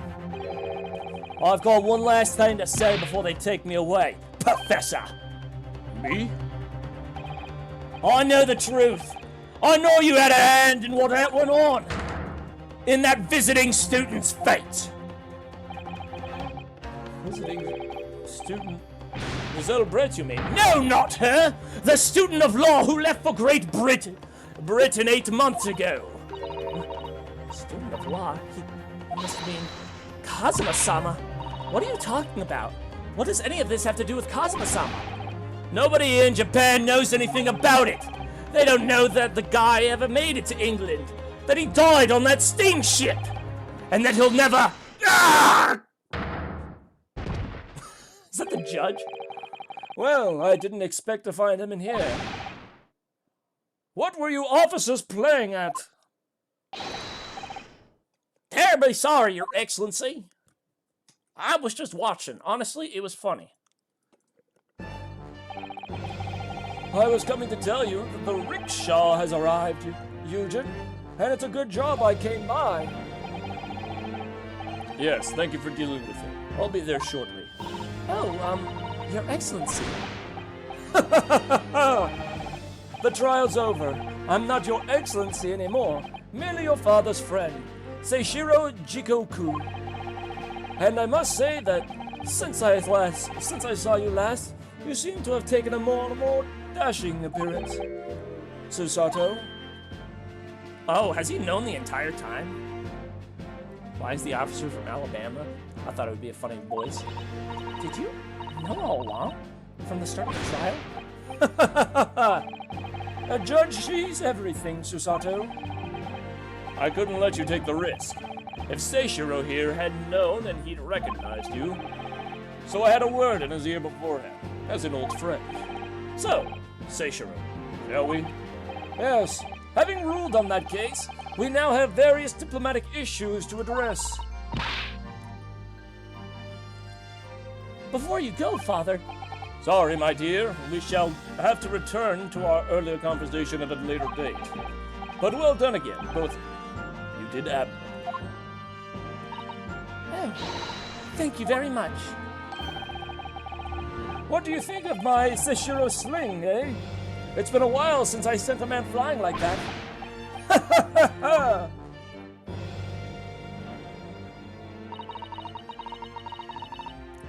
Whatever could Father be hiding from me? About Giselle Brett, about Dr. Wilson, and now it seems, according to the reporter, about Kazuma-sama. I'm going to have to bring this up with Father sometime, when nobody else is around. Jujutsu assistant Mikotoba-san's ex-squiress. Could I have a word? Oh, yes, of course, Suzuki-san. What is it? I think perhaps it could be fate that we're meeting again now like this. You see, there's something I need to tell you. Oh? I believe that it may be related to the reason why your father summoned you back from England. Yes, I got it here. Please, Suzuki-san, tell me at once. I will! As you know, my time in England was terrible. Cursed, I have no doubt. Such awful things I was embroiled in. Thank goodness locum student Naruhodo Sonic Squire stepped in. After he secured my freedom, I couldn't wait to get on a ship back here to my homeland. Having arrived in Japan, I submitted a report about my experiences to the Ministry of Foreign Affairs. The next thing I knew, I had a visitor. It was your father, Professor Mikotoba. He wanted to ask me all sorts of things about my report. Fucking read. My father? He seemed to be especially taken with a particular part of the report. Anyway, he left eventually, having thoroughly quizzed me. But it was the very next day that he sent the telegram to you asking you to return to Japan. What was it then? The particular part my father was interested in? don't really know exactly. But do you remember them? Those 2 terrible cases I caught up in? Of course, I could never forget. Your father seemed to concern himself mainly with the second case. The second one? You mean the one Mr. Sholmes forbade any of us to talk about in public?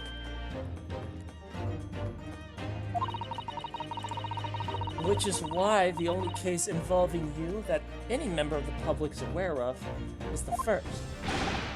Well, I don't care! I don't have to listen to what that dastardly detective says! Anyway, the point is, it seems that case somehow holds the key to all these curious unanswered questions. That horrific, hideous, heinous case. The case of the haunted lodgings.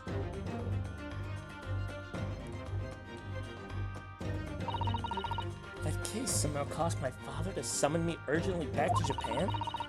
I thought that whole business was over, Bryce, but it seems I was wrong. Perhaps that was the start. Perhaps the story is not yet told.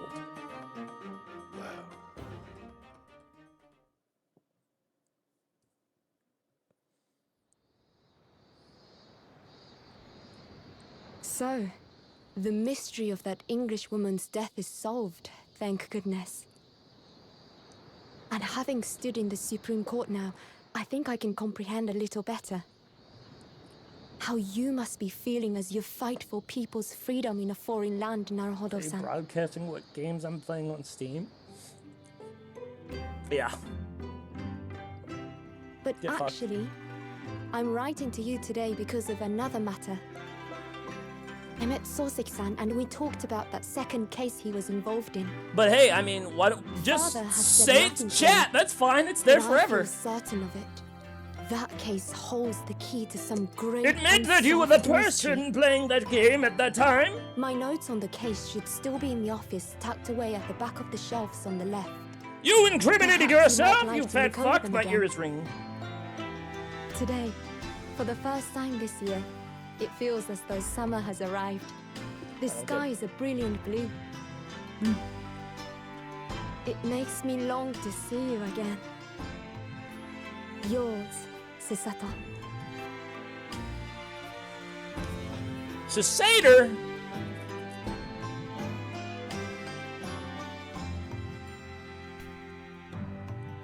It's ringing with the consequences of your actions. Nah! Bitch!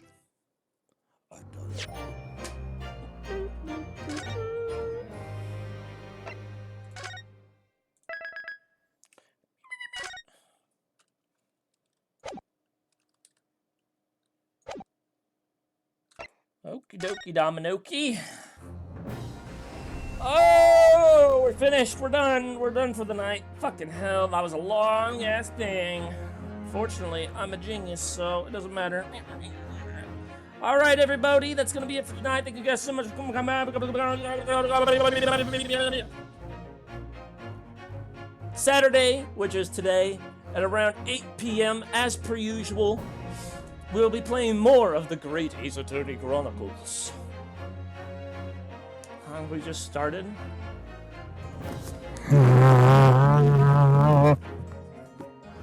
I will see you guys. Then. You guys have a good rest of your night. You have a good rest of your fortnight. Have a good rest of your fight or flight. I hurt my foot. Good night.